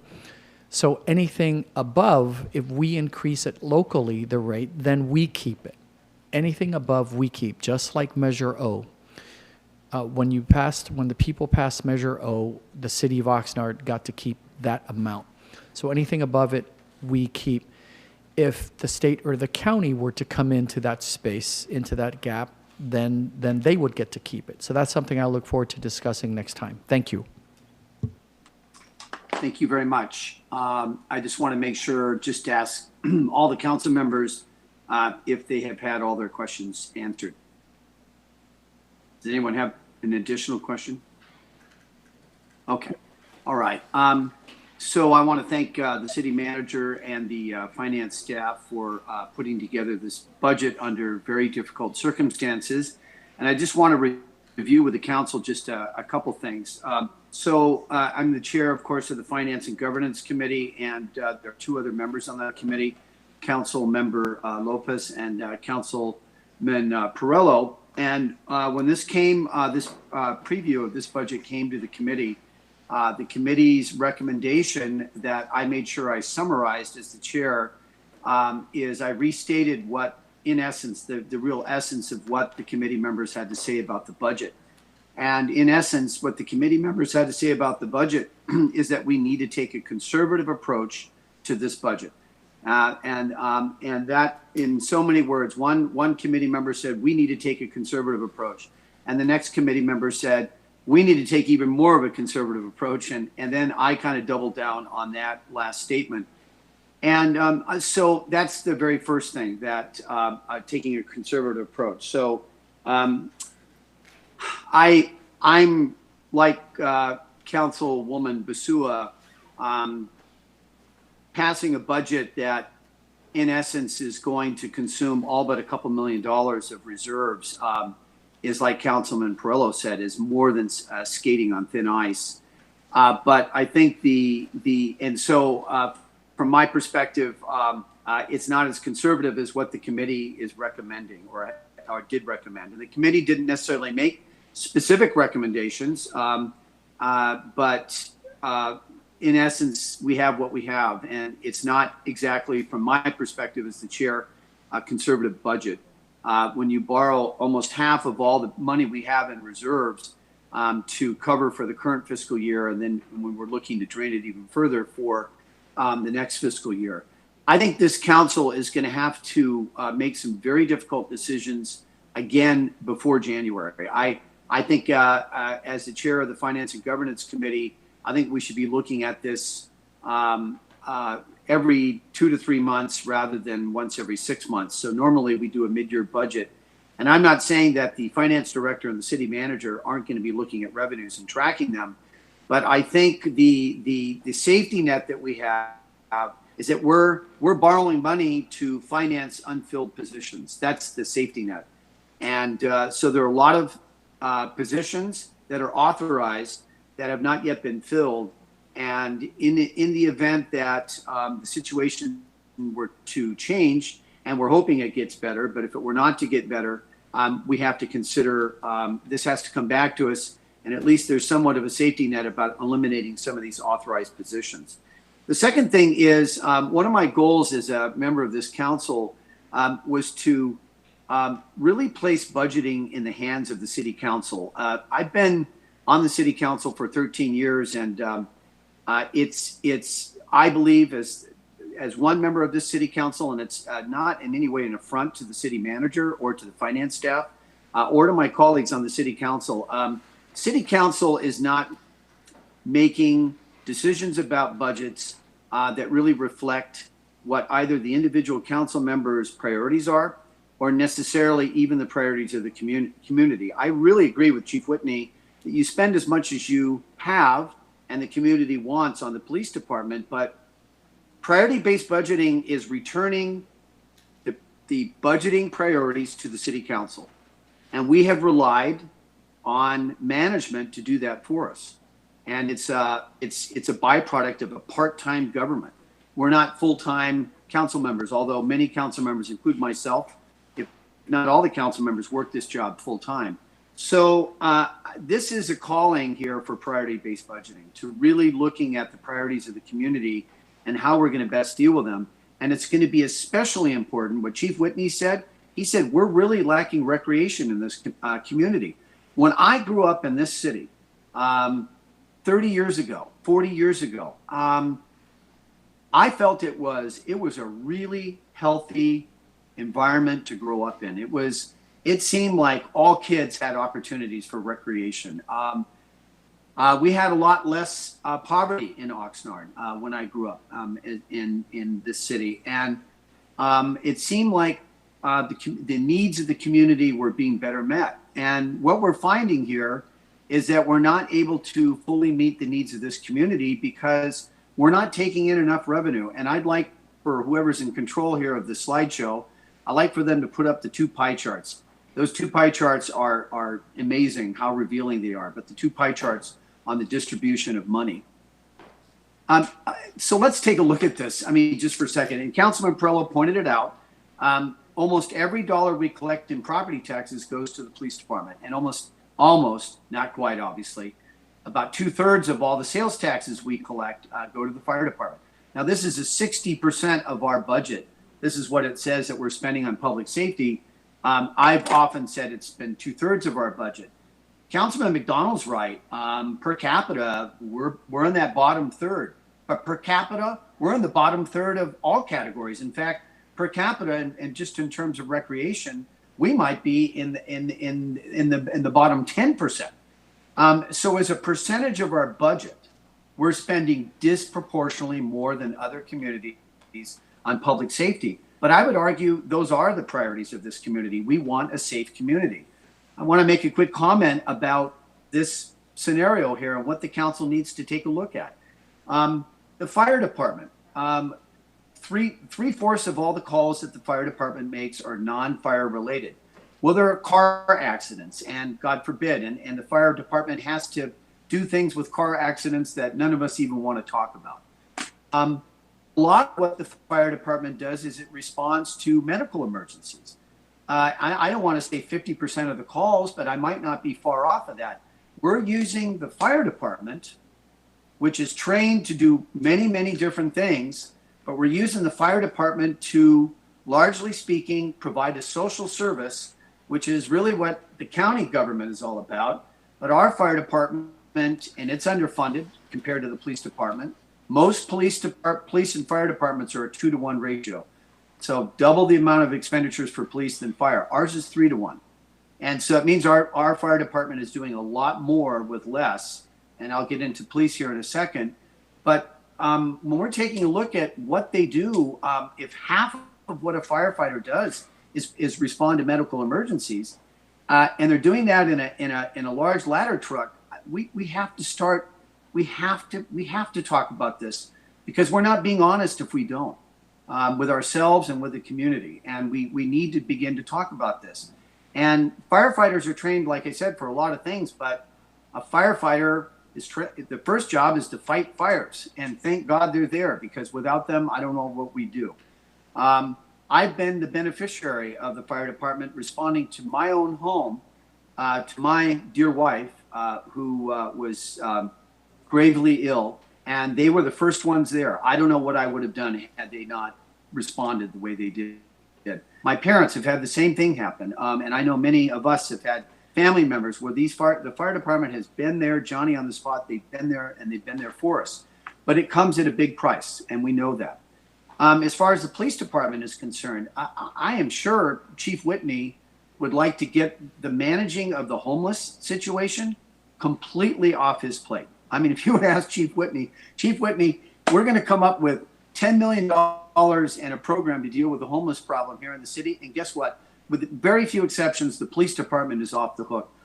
I think he'd throw a block party. I mean, he would be so happy about that. We're relying on the police department to be social workers. We're relying on that police department to resolve domestic disputes, and they oftentimes can be dangerous. We're relying on the police department to do what social services should be doing. So we're relying on the fire department to provide medical. We're relying on the police department to provide social services, and quite frankly, it's just way too much. I think both for the police department and for the fire department. I believe we're spending the right amount of money on the police department, and we're not spending enough money on the fire department. But as a percentage of our budget, we're spending too much on both departments. So if you hear what I'm just saying, we're spending the right amount for police, and need the fire department, I believe, is underfunded. But as a percentage of our budget, it's close to 2/3 of all of our budget. It's like Congress dealing with entitlements. There's so little left of discretionary spending of what we can actually do to meet the needs of this community. So, members of the City Council, it is high time that we revisit priority-based budgeting. And part of the irony of that is we might be actually starting that, with my tenure soon to expire. And I'm sad to say that, because I really, really want to be part of priority-based budgeting. The last thing I want to say about this chart here and the city manager, what he had to say, and I want people to understand my perspective, and it's not because I'm the mayor and not because I'm the chair of the Finance and Governance Committee. Why do we lack revenue? And I'm asking that question. Why do we lack revenue? Well, let's look at our revenue right here, and let's look at the percentages here, right? So 2/3 of our revenue comes from sales taxes and property taxes. 2/3 of our revenue. And that's the case for most cities. 2/3 of the revenue comes from sales taxes and property taxes. Well, we have a situation here where it's so unaffordable to live, and we have a large migrant community. We are Ventura County, obviously, is one of the many breadbasket pockets of the country in Ventura County. We're housing 3/4 of all the farm workers in Ventura County. And those farm workers can afford about a $700 or $800 a month rent. That's how much money they have, 7 to 8, and they're barely scraping to do that. And so what that means is you have people doubled and tripled up in homes. And those homes have frozen property taxes. And those frozen property taxes are not paying for the services that we need in this city. What does that mean? That means that instead of having 60 million in property taxes, this is a community that should be generating per capita, and for our population, we should be generating 80 million, maybe 90 million in property taxes. And let's go to sales taxes. Sales taxes are again based on people's disposable income. And we have upwards to 40% of Oxnard's population that has such a thin level of disposable income that is not generating a sufficient amount of sales taxes. We have more box stores. We have more outlets. We have more this and more that than so many other communities. And yet the sales taxes are not keeping up. So I want to say to my council colleagues, this is a very difficult path we're taking. I want to say to the city manager that we really need to make sure that these concessions that we're looking to get from the bargaining units, we really need to make sure that we continue with that because the alternative is going to be maybe in September, October, November, that we have to then first start cutting authorized positions if we don't get concessions and our revenue, I hope not, goes down. And so we don't want to do that. We don't want to cut those positions. We can't cut any more positions from the police department, and we can't cut any positions from the fire department in particular. But that's what we're going to have to look at if we don't get the concessions that we're looking for. One way or the other, something has to give. And can you imagine, members of the council, if we get to the point where we have to close the library down? Can you imagine closing the library? Can you imagine closing, shutting down recreation, just shutting everything down? We can't get to that point in this city. So I want to end and say that I'm cautiously optimistic. I am an optimist. We're going to pull out of this. I really appreciate the city manager's hard work, and I appreciate the dedication of my colleagues on the Budget, Finance and Governance Committee. We need to really get priority-based budgeting started again back in our committee, back in the Finance and Governance Committee. We need to get that process going. We paid a consultant $70,000 to start priority-based budgeting, and we have not started it. We've punted the ball, and we've allowed the city manager, we punted the ball, and the city managers had to pick it up and run with it. And I appreciate, Mr. Nguyen, your hard work. And I'll now ask for a motion on the budget. I'll move the recommended action. Carmen. Thank you. Madam City Clerk, we have a motion by Mayor Pro Tem. Do we have a second on the budget? Second. And a second from Council Member Lopez, I believe. Councilmember Perrello.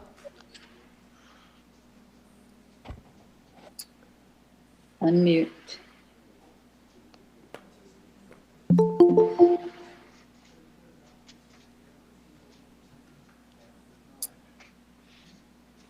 Can't hear you, Bert.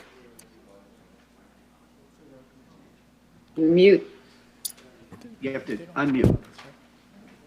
There we go. Mr. Mayor, Mr. Mayor, I have a question. The With adoption respect to is the recommendation. I'm sorry? Right, the adoption is respect- actually on June 30. Yeah. So it's just we're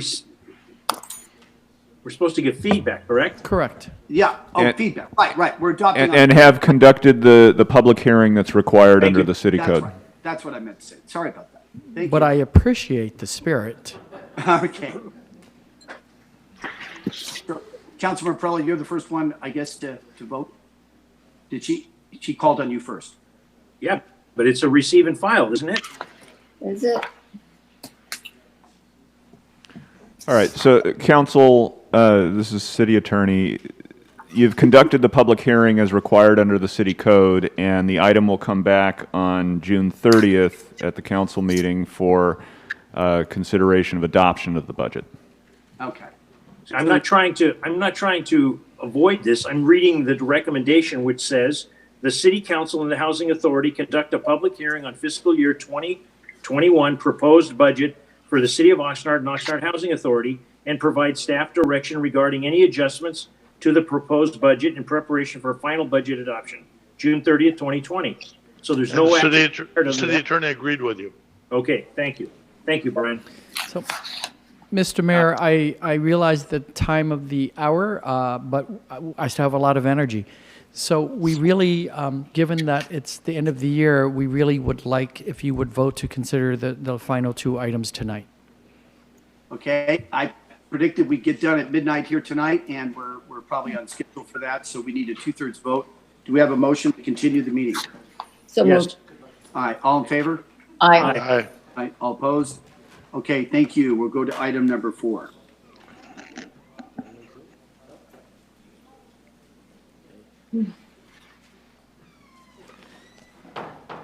All right, this is under the Housing Department. The subject is 2020-2024 Ventura County Regional Consolidated Plan, 2020 Ventura County Analysis of Impediments to Fair Housing Choice, and 2020 Annual Action Plan. Recommendations that the City Council, number 1, conduct a public hearing to receive comments from the public related to the following drafts of documents to be submitted to the United States Department of Housing and Urban Development, Office of Community Planning and Development. A, 2020 to 2024 Ventura County Regional Consolidated Plan. B, 2020 Ventura County Analysis of Impediments to Fair Housing Choice. And C, Plan Year 2020 Annual Action Plan. Number 2, approve the 2020 to 2024 Ventura County Regional Consolidated Plan and the 2020 Ventura County Analysis of Impediments to Fair Housing Choice, and direct staff to forward documents to the Ventura County Executive Office. 3, approve the 2020 Annual Action Plan with funding recommendations of select activities that conform with the City of Oxnard Consolidated Plan goals as defined in the Ventura County Regional Consolidated Plan for the 3 entitlement grants: Community Development Block Grant, Home Investments Partnership Grant, and the Emergency Solutions Grant as prescribed. Number 4, authorize the city manager to incorporate any recommended changes resulting from public input to the Annual Action Plan, Ventura County Regional Consolidated Plan, and the Ventura County Analysis of Impediments to Fair Housing Choice, as directed by the City Council, including amending any budget appropriations approved by the City Council. 5, authorize the city manager to execute the required applications, certifications, and other pertinent documents for the submission of Regional Consolidated Plan and Annual Action Plan to the United States Department of Housing and Urban Development. And 6, authorize the city manager to execute HUD agreements and sign all agreements for the implementation of the Regional Consolidated Plan and Annual Action Plan, including sub-recipients, interdepartmental, and intra-departmental agreements. And this is a public hearing, and so we'll ask the city clerk to provide for affidavit of publication and written communications, if any. Thank you, Mayor. There was a legal notice published in Vita newspaper on May the 14th for this public hearing to allow for a 30-day public comment period. And the city clerk's office has not received any written communications on this item. Thank you.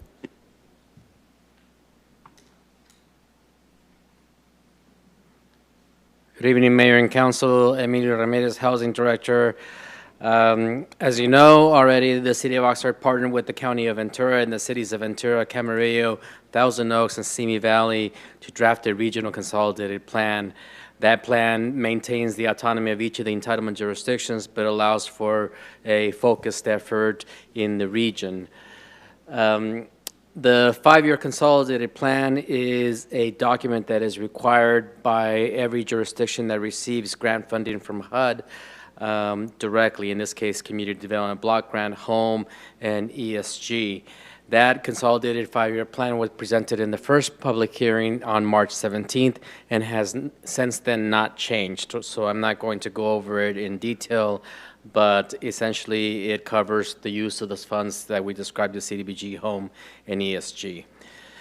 The analysis for impediments to fair housing is also a document that is required of cities that receive funding from HUD in CDBG Home and ESG. It provides communities an opportunity to examine progress towards the goals of eliminating housing discrimination and provide current and future residents access to housing. Again, that document was presented in the first public hearing on the 17th of March and has not changed since then, so I won't get into that in detail as well. As I mentioned, that on March 17th, the consolidated plan was drafted regional effort, and it identified 6 goals that you can see on screen now to improve the supply of affordable housing, enhance economic stability, increase social services, work to end homelessness, create quality neighborhoods, and effective administration. Again, this was something that was presented to at the first public hearing and at the various public hearings that occurred in the region and was agreed upon by all of the regional entitlement jurisdictions and has not changed since then. The Oxnard priority and needs were something that were specific to Oxnard, but were agreed upon by all the jurisdictions. And the priorities are 15 in nature, and they include new rental housing, housing support and stability, homeownership opportunities, rehabilitation, preservation of existing housing stock, assistance for senior residents, increased job skills, facade improvements, local entrepreneurship, social services, youth activities, homelessness, streetscapes, parks and community space, disaster planning and recovery, utilities, and public infrastructure.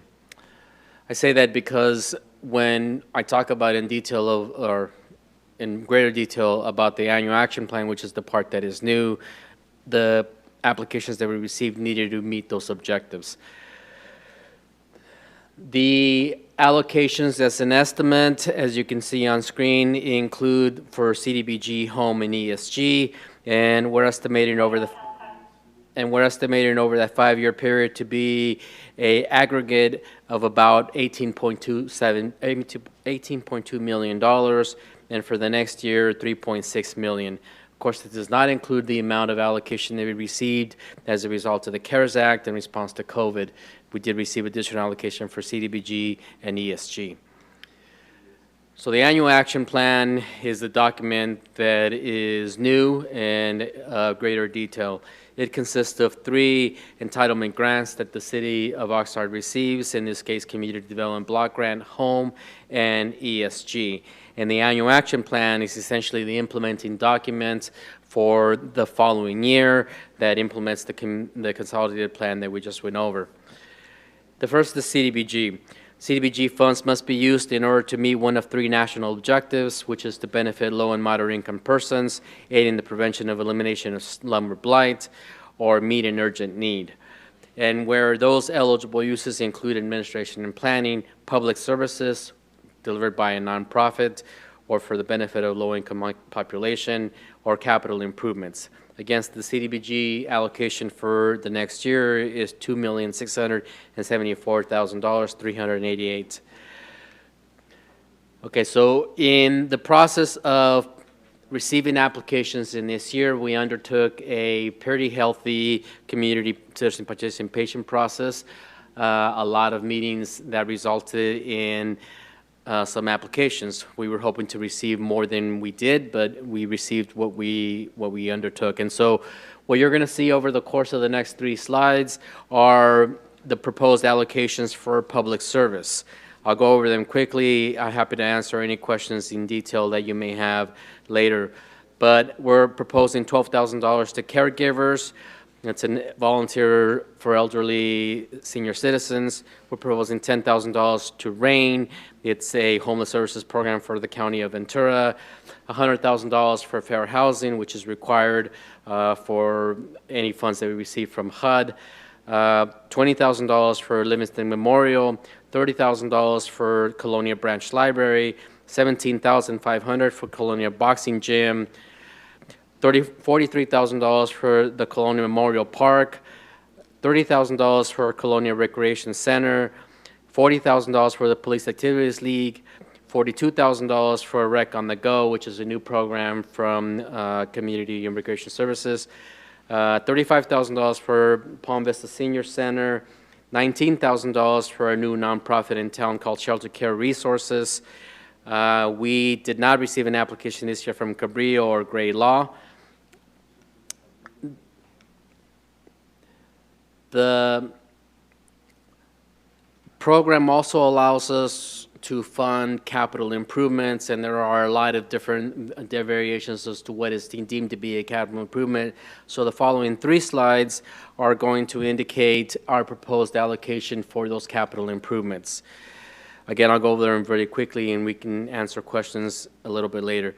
$285,000 for code compliance, which is deemed a capital improvement, despite that it is for the operation of code compliance. Apologies. Oh, I'm going the wrong way. $195,000 for fire emergency operations, $52,000 for a mural project at the multi-service center, $125,000 for homeownership assistance program, again allowed under capital improvements, $200,000 for housing services, $423,000 for an acquisition rehab program or development of Housing First product, $68,000 for Pleasant Valley Park, $50,000 for a Colonia Green Alleys mural program, for Green Alleys mural program with Public Works, $240,000 for the homeless shelter portable facilities, which is a continuing effort that we need to undertake at the K Street Center, $20,000 for the one-stop facility and rehabilitation, $30,000 for police activities, facilities rehabilitation, and we are not proposing to fund the fire LS program, fire station alerting systems, fire mobile data center, and any improvements to the existing homeless shelter building. We also received applications for the Wilson Park Inclusive Playground, Pleasant Valley Park restrooms, and Colonia Road improvements, which we are not proposing to fund. The Emergency Solutions Grant is also part of the entitlement grants that we receive, and it allows us to fund street outreach, shelter operations, rapid rehousing, homeless prevention, and the homeless management information system. And the expected funded for next year is $221,083. What we're proposing is to fund the Oxnard Housing Case Management Program, which is a program that we would be using to partner with the Oxnard Housing Authority as it issues vouchers to otherwise homeless families. Oxnard Street Outreach, which we are contracting with Salvation Army, and Kingdom Center at $30,000, Turning Points at $50,000. Home. The intent of the home program is to increase the supply of decent, affordable housing for low and moderate income households. At the last year, when I presented the annual action plan, I mentioned a change that we had made in the way that we would be allocating home programs. And so we are not presenting actual projects in this annual action plan. It is coming up in the next item that I'll present. But we are allocating $116,000 plus $672,000, $116,000 plus $672,000 for development of affordable housing. 10% of the allocation is going towards administration. I'll explain how the future, how that money gets allocated to affordable housing developments in the next item that I'll present, but essentially it's by application. Clarification, I mentioned in the CDBG round that we would be funding the mural project at $52,000. That was a mistake because I was going too fast, but it actually $5,200, $5,200. I'm happy to answer any questions that you may have.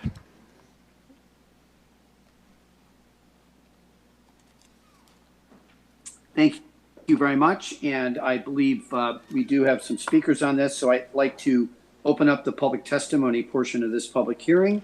And as soon as I get this up, I'll call on those speakers. and I believe there's two speakers. And the very first speaker is Lawrence Paul Stein, to be followed by Barbara Macri-Ortiz, please.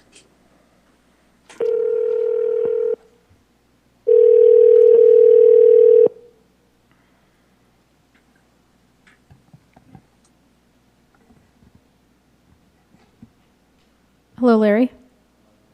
Hello. Hi, we're on item J4. I know where we're at. Okay, you've got 3 minutes. Please go ahead.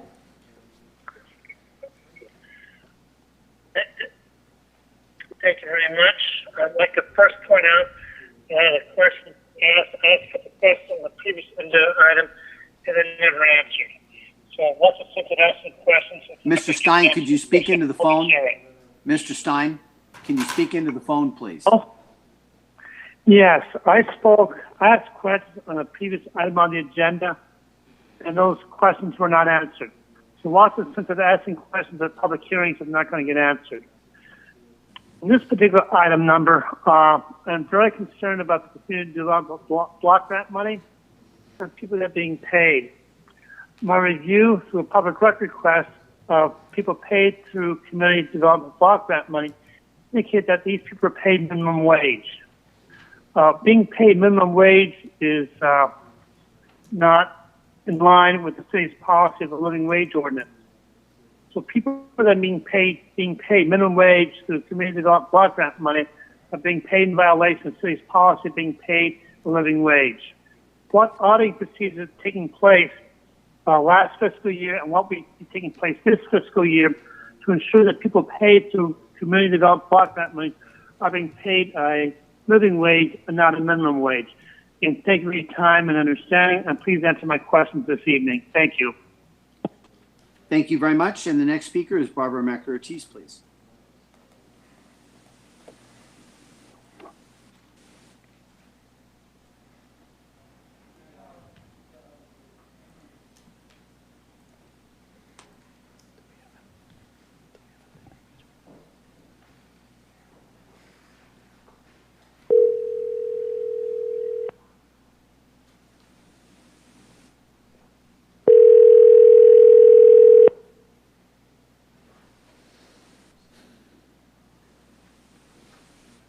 Hi, Barbara. It's Michelle. Thank you. Okay. Good evening. I thought I shut that off. Wait a second. Mayor Flynn, Mayor Pro Tem Ramirez, council members.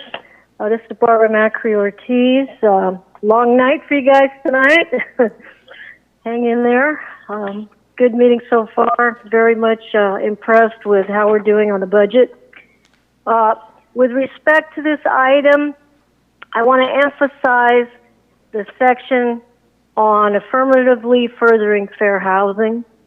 There has been a change in the law recently, and they've codified California's commitment to affirmatively further fair housing.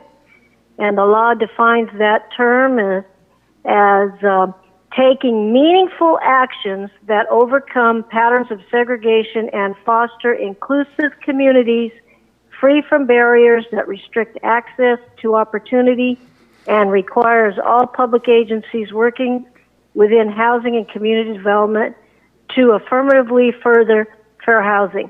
And I want to emphasize the word action. There's been a couple of programs that I have talked about, and I think they need to be viewed in the lens of fair housing.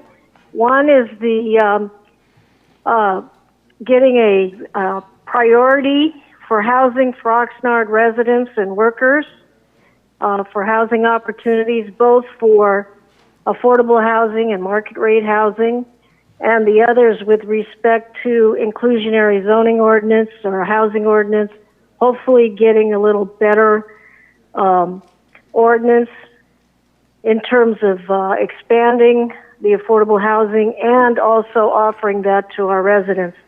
We do have some discrimination issues in this city, and segregation primarily because of the lack of housing, lack of affordable housing. So this is one action item that you can take to make that statutory obligation bring it to fruition.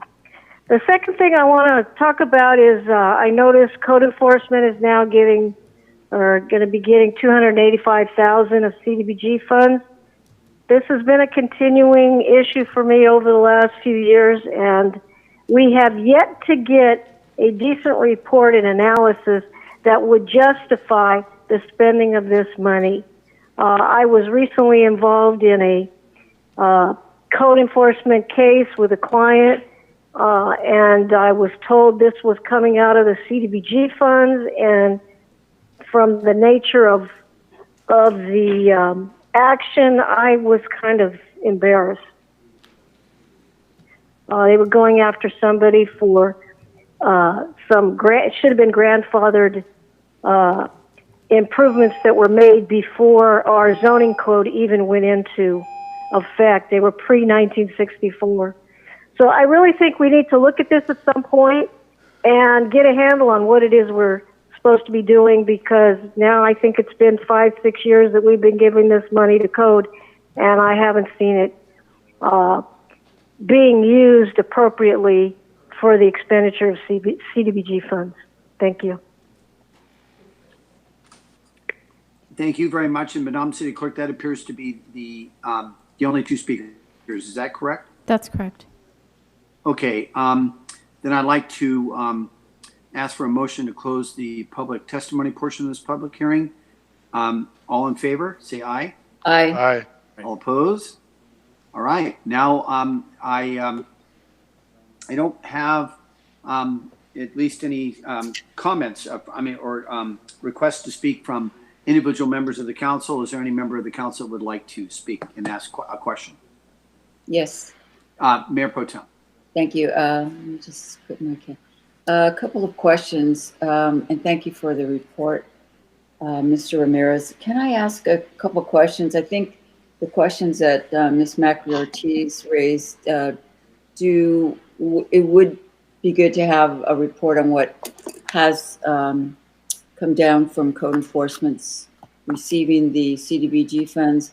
And is any part of the CDBG used to fix some of the code problems that some of our residents have that are in older houses that or units that need repair? Thank you, Councilwoman. First of all, yes, we'll do a monitoring of the code enforcement agreement. Actually not aware of the specific case that Ms. Macri-Ortiz mentioned, but we will undertake a monitoring of that contract. And second, yes, there is an existing program in the affordable housing development team on the housing department that uses HUD funds to repair homes, including code violations. Okay. In making these selections, how were they determined? In the past, we've had a group of residents and others who voted or made suggestions. Was that the case this time? It was the case this time. We did have a team. I did amend the team largely because I was trying to save from potential conflict, i.e. I was not on the team. Right. But yes, there was a review team that scored and made recommendations, and that was part of the process. And then finally, with the fair housing program, I would really like to see some report on their activities, because I'll just say, and I don't want to throw them under the bus at all for one situation, but in the past, recently, because of all of the COVID crisis and people having some difficulty paying their rent, and really some illegal demands made upon tenants, I did refer them to the Fair Housing Group, if it's the same that we're talking about, and it was very difficult to get any assistance for them. So I'd like to see some, going forward, I'm going to vote for this, ask if they could give a report on what they've actually been able to do for the residents of Oxnard who've had issues. Absolutely, we'll do that. And I mean, that's the Housing Rights Center, and actually that answers both of the questions from both of the public commenters. But we'll bring that back to the council. Thank you. Thank you very much. Councilman Pearl. Yes, Emilio, thank you very much for the report. You mentioned, I think, that that answered the questions of both of the speakers. Mr. Stein asked a question specifically about minimum wage. Are we in some sort of a deal? Because I know there's something called a living wage with the city of Oxnard. I don't know. His point is an excellent point. Is there any validity to his point as you see it? I have not heard any complaints or know of any violation where a person is not being paid the proper wage. What I can say is that the agreements that we enter into with the various providers include provisions that they must pay a wage. For example, in the fair housing scenario that was just discussed, we contract with the Housing Rights Center in order to undertake the advocacy that we need. And in that agreement, it indicates that that nonprofit must pay their employees a living wage. Okay, so I can audit that and monitor that they're actually doing that, and I am not aware that anybody is not complying with those provisions. Okay, thank you very much. Okay. The second question, Ms. McRae-Ortiz brought up a question about discrimination, but it's in a housing. Can you clarify for me what that means? I mean, I have an idea of what discrimination is, but in the housing, is it discrimination because somebody doesn't like the look of a certain person, or is it because there's not enough housing, so that classifies as discrimination? I cannot speak to the specifics as to what Ms. Ortiz was talking about, so I don't know the case. I can say generally that it's varied. It's everything from the discrimination because they have a Section 8 voucher to their income's too low to race, etc. But I don't know the specific parameters of what Ms. Ortiz was talking about. Okay, thank you. And my last question, and again, thank you for the presentation. On slide, it says page 12. We have the annual action plan, and it says the Mixteco Indigenous Community Organization Project. Last year, 10,000. This year, no applications. I continually am told that that is a large group in our community. Do they have no representatives that are aware of the opportunity to apply, or they just decided? Did you have any knowledge you could fill me in on that line? It says no applications. They didn't apply. They are intimately aware. They specifically, I am aware that they're aware because they're a group that I have a lot of conversation with, just because I have an affinity for it. But I don't know why they didn't apply. Okay, thank you very much. Thank you for the presentation. Thank you very much. Are there any other questions by members of the City Council? Could I just ask a few questions, and that is about the slide that you had about meeting the needs of the community. If we could just take a look at that.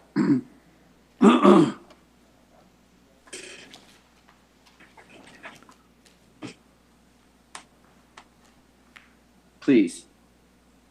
And it's entitled Oxnard Priority Needs. Page 6. Yes. So, Mr. Ramirez, you know, my whole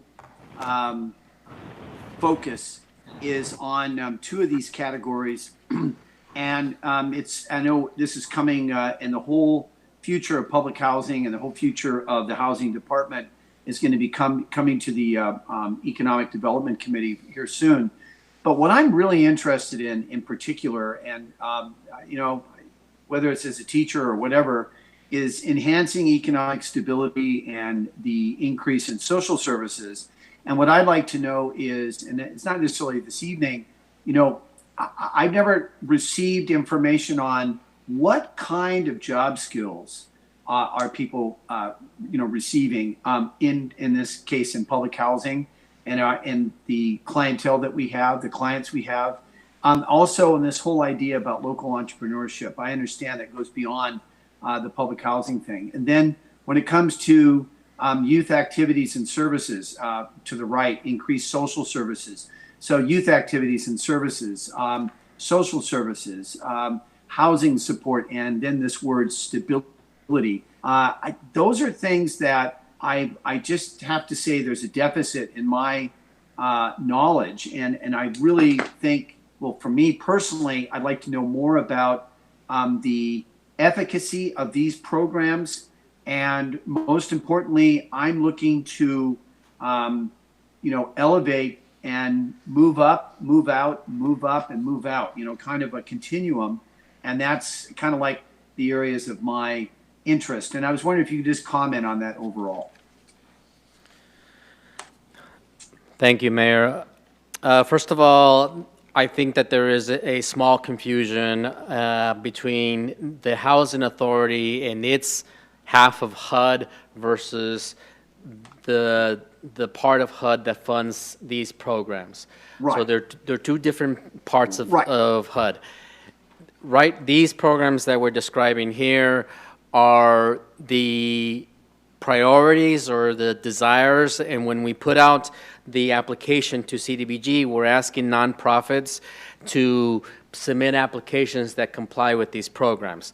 And some of the ones that we are proposing to fund do comply with some, not all, but some of these programs. So for example, when the Community Services Department submits an application for the Colonial Recreation Center, it is complying with the Youth Activities and Services Program.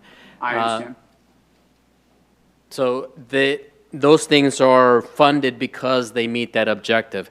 There is things that that Public Housing and the Housing Authority, which I will describe next week, does that also tries to meet these programs, and they are also eligible to apply to CDBG. In this case, they do. They applied for the mural project, and that is a project that is a youth services. It is a social service that tries to help those that are in public housing, the youth that are in public housing, to finish an art-based curriculum and proceed in that regard. But these are two different halves of a program. So this is not necessarily a public housing effort. And I certainly understand it. And so what I probably would have rephrased the question and said, this Oxnard priority of needs can apply to public housing, and it gave me kind of a framework to better understand, like if we're looking for federal funding to do these things, I'm looking at the end results that we were able to achieve, not only for the community at large, but specifically for public housing. Thank you. Thank you very much. Any additional questions on the part of the council? Okay, with no additional questions, what's the pleasure of the council on this item 4? Move the recommended action. Okay. Second. Okay, Madam City Clerk, we have a motion by, I believe, Mayor Pro Tem, and a second by Councilman Perillo. Councilman Mothergod. Councilman McDonald? Yes. Mayor Flynn? Aye. Councilmember Perillo?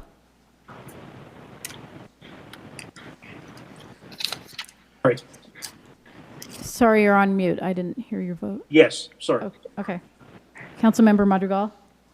Aye. Mayor Pro Tem Ramirez? Aye. Councilwoman Basua? Aye. Councilmember Lopez? Yes.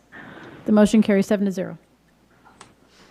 Thank you very much. And now we'll go to the final item this evening under reports under the Housing Department. The subject, conditional approval of home program funding for Cabrillo Economic Development Corporation for Edding Road, affordable housing development. And let's see here.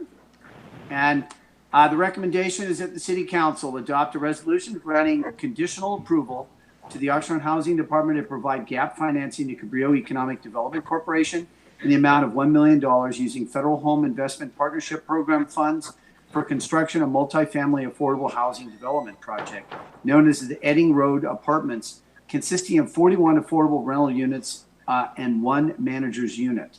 And Mr. Ramirez is giving a presentation. Thank you. Good evening again. The item before you is in support of an application that Cabrillo Economic Development Corporation will be submitting for low-income housing tax credits. First of all, this is the use of home funds, and home funds is one of the 3 entitlement grants that we just discussed in the previous item. And it is also an example of a change in the way that we started to receive applications from last year to this year. In as much as last year, we put some $300,000 into that year's action plan when truly they needed $1 million. We asked them to withdraw that application and come back when they were ready to actually pursue the funding. So they took that over the course of the year, and they are now ready to build a 42-unit affordable housing development seeking housing for farm workers, in this case specifically farm workers. And they are prepared to submit for primary financing, which is an allocation of 9% low-income housing tax credits on the 1st of July. And we are presenting to you a support resolution in the amount of $1 million. The home fund has a current balance of $1.4 million, and we just allocated an additional $776,000 to that home fund. If we receive approval from you today and then eventually return with the actual home agreement, we will have allocated $1 million to the Edding Road project from Cabrillo, and we'll have a remaining balance of $1.1 million, which we'll then use to produce a new project for affordable housing.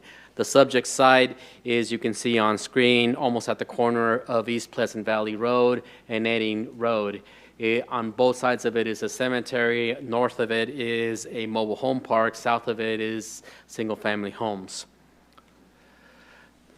I'm sorry for the quality of this image. It is a rendering offering a perspective from northwest looking over on Pleasant Valley Road.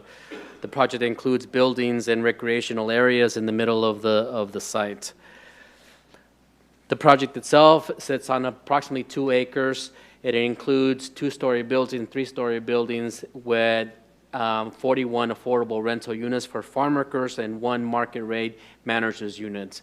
1 and 2, 3 in bedrooms is the unit mix. It does include a tot lot play area, a community center for the area, and a community garden space. This is a conditional approval because the home regulations do not allow us to commit the home funds prior to them having commitment of all the other funding sources. It requires the home funds to be last. And so we are asking for is a resolution to be adopted such that Cabrillo could submit that in their application to the Tax Credit Allocation Committee and use as evidence of local support. If they receive allocation from the Tax Credit Allocation Committee, then we will return to council with an actual home agreement committing these funds. That potential home agreement will be a loan at 3% with the residual receipts. Residual receipts means that they pay all the debt first, and whatever is left, they pay down the principal, and then the principal and interest due in bulk and balloon at the maturity of the loan. It is going to have a minimum of 11 home restricted units with a 20-year restriction for affordability. The site is on an affordable housing opportunity site, which further restricts the site for long-term. It will be an affordable housing project for farm workers. Our recommendation to you is to adopt the resolution offering the conditional approval from the Housing Department, identifying the support in the use of $1 million of home funds for the Edding Road project. Happy to answer any questions that you may have. Yes. Thank you very much. And let's see here. I'm just checking. And I do have one speaker, and that's Barbara Macker-Ortiz, please.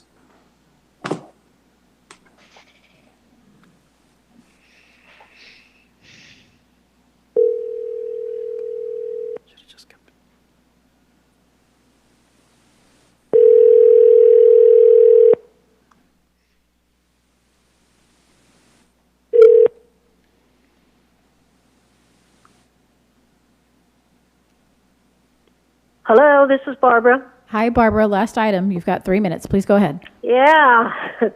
Congratulations. You're at the end of the meeting here. I just wanted to state my support for this. Edding Road, the Farm Worker Housing Project, it's been a long time coming. We've had a lot of ups and downs with this project. The infrastructure requirements on Edding and Pleasant Valley have been really quite a bit more than you would anticipate in this type of affordable housing project, but it has been a challenge. It looks like we are seeing the light at the end of the tunnel here, and hopefully with the tax credit application together with all the other layers of financing that has been achieved already for the project, we will be at the point where we can actually break ground and move this forward. And I thank the city for the conditional approval, and hopefully we'll get to the final approval shortly. Thank you very much, and have a good evening. Thank you very much, and that concludes the speakers on this item. Councilman Perrella. Yes, I have one question. Can you please explain again the financing? I believe it is slide number 8, how the payments will be made.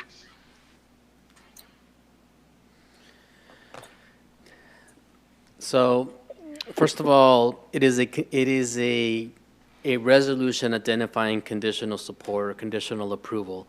It is conditional because the home regulations do not permit home to commit funding prior to all the other sources of funding be approved. So it has to be in this conditional form. When the developer submits an application to the Tax Credit Allocation Committee, they must, in order to be competitive in that application, demonstrate local support. So they're kind of stuck between two regulations. So that's why it's a conditional approval. In the future, if they do receive a tax credit award, we will negotiate and draft and bring back an actual promissory note, a home agreement. And that home agreement is intended to be a term of 20 years with a simple interest rate of 3%. The way that it gets repaid is in a form that is structured that we call residual receipts. Residual receipts means that the loan payment for that year is deferred unless there is enough positive cash flow to make the payment. If there is not enough positive cash flow for the payment, then it just gets deferred to the next year. And then when a 20-year period is up, it gets paid in one big balloon lump sum payment. So they refinance the note and they come back and they make the payment in whole. That's the structure of the loan. Thank you very much. It is secured by a deed of trust. Thank you very much. And the only other comment I have on this is, I appreciate that it will be used, but the site is, Pleasant Valley is an extremely busy site, and I hope that there's some good fences around there, because if there's children, and the issue with children getting out on either of these roads, Edding or Pleasant Valley, is extremely scary, and I'm sure that there will be. One specific question about the farm worker housing. There was a proposal for some sort of farm worker housing that had to do with special permits where the people were here for only a period of time, and they the housing is called they allowed people to come to the country to work on farms, but they were only to be there for a certain period of time. Is this similar to that? No. At least, okay, that's my question. No, sir. I think you're referring to H2A housing, which Bingo. Yes, that's what I'm sorry. Essentially is temporary worker. But no, this is permanent worker, farm workers that are residents and living here. Thank you very much. Those are my questions. Thank you very much for the presentation. Thank you very much. Are there any additional questions by members of the City Council? All right. What's the pleasure of the council? I'll move the recommended action. Second. Okay, Madam City Clerk, we have a motion by Mayor Pro Tem and a second by Councilmember Lopez. Mayor Pro Tem Ramirez. Aye. Councilwoman Basua. Aye. Mayor Flynn. Aye. Councilmember Lopez. Yes. Councilman McDonald. Aye. Councilmember Madrigal. Aye. Councilmember Perrella. Yes. The motion carries 7-0. Very well. Well, we finished this meeting 10 minutes early, so I hope everybody Thank you, has a good council. evening. Yep. Yeah. Thank you. Cinderella's going home. Thank you. Thank you. Have a nice, this meeting is adjourned. Thank you. Night.